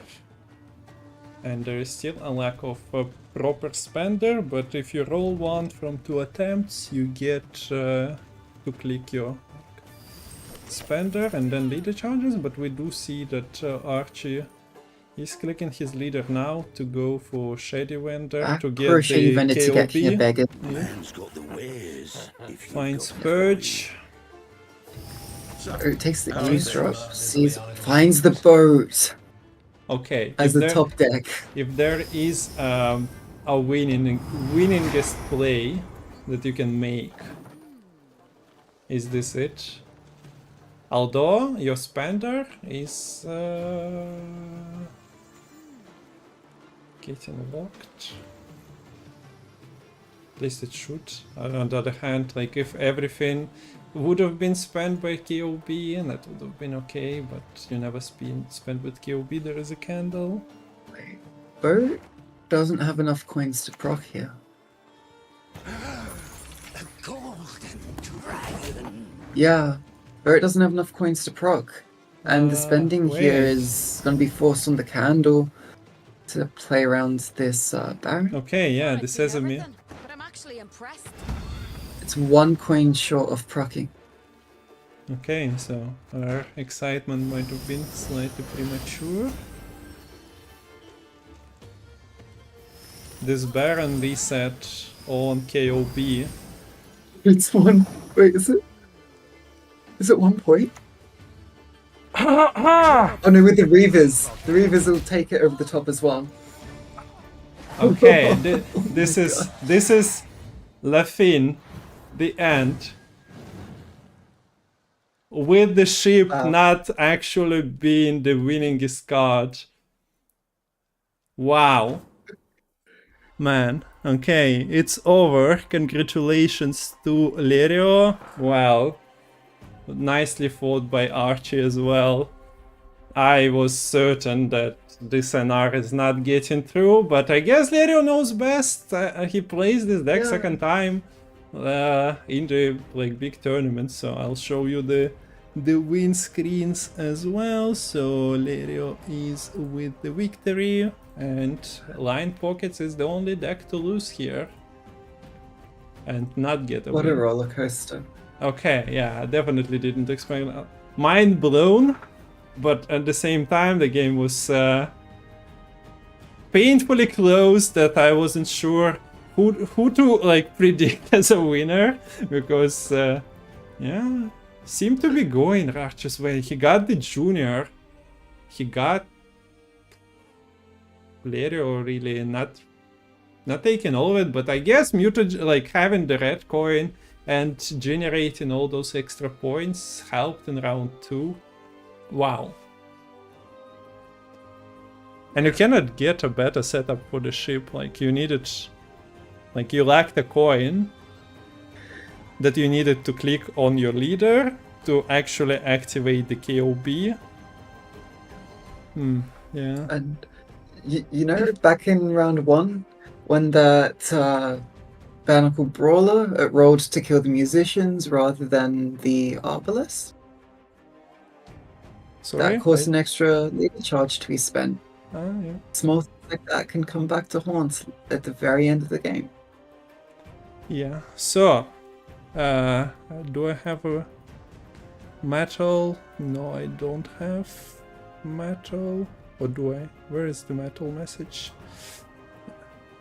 Okay, yeah, this was the last crowdfund update, so we are all set on $250 as the donation. I guess you can squeeze it in still, Metal won't say no if you donate on those dying seconds of Gwent Masters 2024, the community ones. I hope you had fun throughout the tournament today and throughout the year. I'm a bit saddened that, yeah, we cut short one open and one qualifier cycle, but well, Christmas comes early, December comes early, and Masters finals happen in October, so nobody has to sit and wait. It actually delivered faster to the viewers. And yeah, as always, thanks to all the players participating, and Metal, thanks to all the viewers. I didn't expect numbers that we were seeing today, like 200 here and 300 I think on Nikratal's channel, plus people watching on YouTube. So everyone came to see the good play of Gwent and the good cast of Lemon. Thank you for joining throughout the year. That was a nice ride. Not sure where we're riding. Yeah, it's been lots of fun come through, and I hope the ride will continue in future tournaments in some way, shape or form. Yes, there is always hope. Metal said that he'll cook something up. What it means exactly, nobody knows. I put on screen now the winnings of players. So semi-finalists get $275, finalist Archi gets $575, and Lerio takes the main pot of $1,125. Congratulations everyone, good job crowdfunding as well. I'm not sure what's the total over the year, because we also had crowdfunds for World Cup, and yes, we had Gwent World Cup in this year, so it wasn't only Community Masters that we were casting. So props to all the casters we had earlier this year, Salty and Elke and Metal himself also joining. We had guest casts from Nan, Andy, I think Moshcraft cast, but that might have been winner takes all. But yeah, anyway, to every person participating and watching this, contributing from either side of the screen, my mic or Gwent table. Yeah, props to everyone. Did we have... I promote tournaments, I'll mention them later, but that's like coming up. Tomorrow, best of 7 between Tifich and Kalink. And Pillars of Gwent was already mentioned as well. Anything else we needed? I asked Metal if he wants to join. I guess the answer was kinda no. Fuck those guys. I'll just give... I'll throw money at Gwent, but and I'll do the visuals and admin, but I'm not joining, yeah, nah. So... Is Metal... Is it like the Wizard of Oz? Metal is just like the man behind the screen? Is it something like that? Yes, he actually streamed with the webcam and the mic on occasionally, but that was like, I ruined everything, I think. I hope you enjoyed the cast and like having the streams mostly organized on this channel, and unless I was unavailable, but yeah, Lemon carried a lot and Metal himself as well. But yeah, but as soon as I was like, yeah, I'm interested in casting and organizing some of it on my channel, Metal was like, I'm not streaming with the camera anymore, I'm not streaming Gwent gameplay, I'm only casting. So I'm to blame, guys, I'm sorry. Okay, I'm reading the comments. The match started, the 5th game, and people are like, Brawler is about to end Lerio's entire career. I cannot see Lerio winning this. Oh boy, are you guys in for a surprise? As Andy says, shame on you of little faith. Okay, so there are believers. That's good, but I also see them having money, like Shonokado has money on blue player, Archi. and Andy on red player, purple player. So yeah, this is just betting men arguing. But it's gonna be ridiculous, like comments there, because well, the entire board was wiped. But yeah, sad for Archie, and the sad part is he lost so many finals. God damn it. So, Yeah. невезение, unlucky, but well, you still need to like play well to get to all those finals. It's just that I think he was in the final like 3-4 times, and also during the qualis, he was in those like we had a lot of people falling from the lower bracket or upper bracket into lower bracket and not winning, but yeah, still props for playing, participating.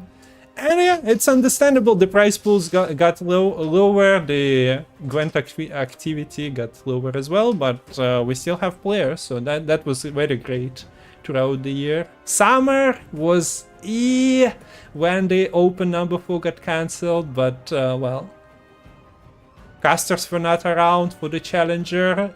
Like Metal was casting it by himself, and also like less players were accepting invitations to the qualis, so I hope you guys understand. I know that I showed the timeline with open number 4, but yeah, the cuts were made. Well, we still had a great tournament. Yeah. So yeah, also I haven't read chat because the cast was kinda more intense, I think, than we usually do. Maybe a bit more laid back, but yeah, thanks for the all the comments, gifted subs, follows. Exclamation mark Lemon takes you to Lemon's channel as well. I hope this is not the last time we're seeing him. He won't disappear into the sunset because there are more community things to do. People were already asking where is the Team Elder Blood leak. Maybe we need actually a leak instead of a ladder, because yeah, ladder experience kinda you can see over MMRs. But yeah, I could see something like that. Could be nice, but okay, I don't really we'll see what the future brings. I don't really see any more comments from Metal. I might show you. This is the logo that Metal kinda doesn't want to use because it's too big. No, not this one. I also deleted it. No, there it is. So guys, there is the logo. You know, the winner takes all series. Maybe we'll do more stuff in that form where we just invite players. This is the logo that Metal doesn't really approve of, though. It has too many spikes, it's too big, but I think it will be looking nice next to Lemon here anyway, not really covering anything. I know that you, Lemon, cannot see that, but we'll see what Metal cooks, what he decides. Like, we were discussing a little bit, but he has to make the decision. It's his money as well. Like, would be nice to see something that still motivates at least a handful of players to jump the ladder, because otherwise, like, the ladder will be just empty field. Well, some people will still jump it, but it's just that if MMR gained by the end of the year drops by 500 MMR, that will like show something that less people are playing. Yeah, I don't know. I'm rambling. As in, I'm not sure if we have anything else to say outside of thank you everyone, and this will be it from us. Exclamation mark Metal to keep in touch with the news. I and Lemon might occasionally stream, but well, life gets in the way. Yeah, life tends to do that. So, any remarks before I let you go?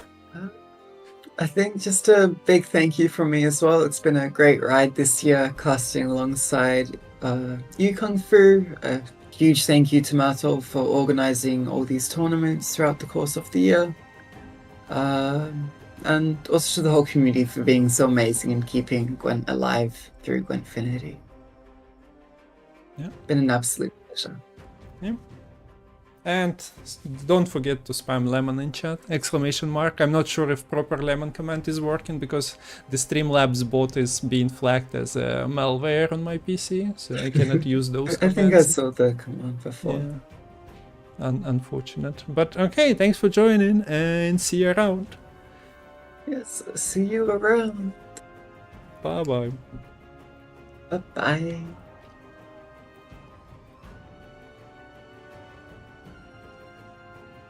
Okay, so that was the tournament. I don't think I will be staying for long. I'll let it run out and end so that you can see all the all the things happening in the last match. But what? This is the end. This is the winner, Lerio, grinding it out throughout the year, starting. A funny part I forgot to mention that we have 4 streamers competing in this, so that's great to see people also being active in the community. Some streaming more, some streaming less, but streaming nonetheless. So you go watch Myamon, Lerio, Dauren and Archi if he decides to stream. And this would be the end of the broadcast. Thank you, Metal, once again. Bye bye.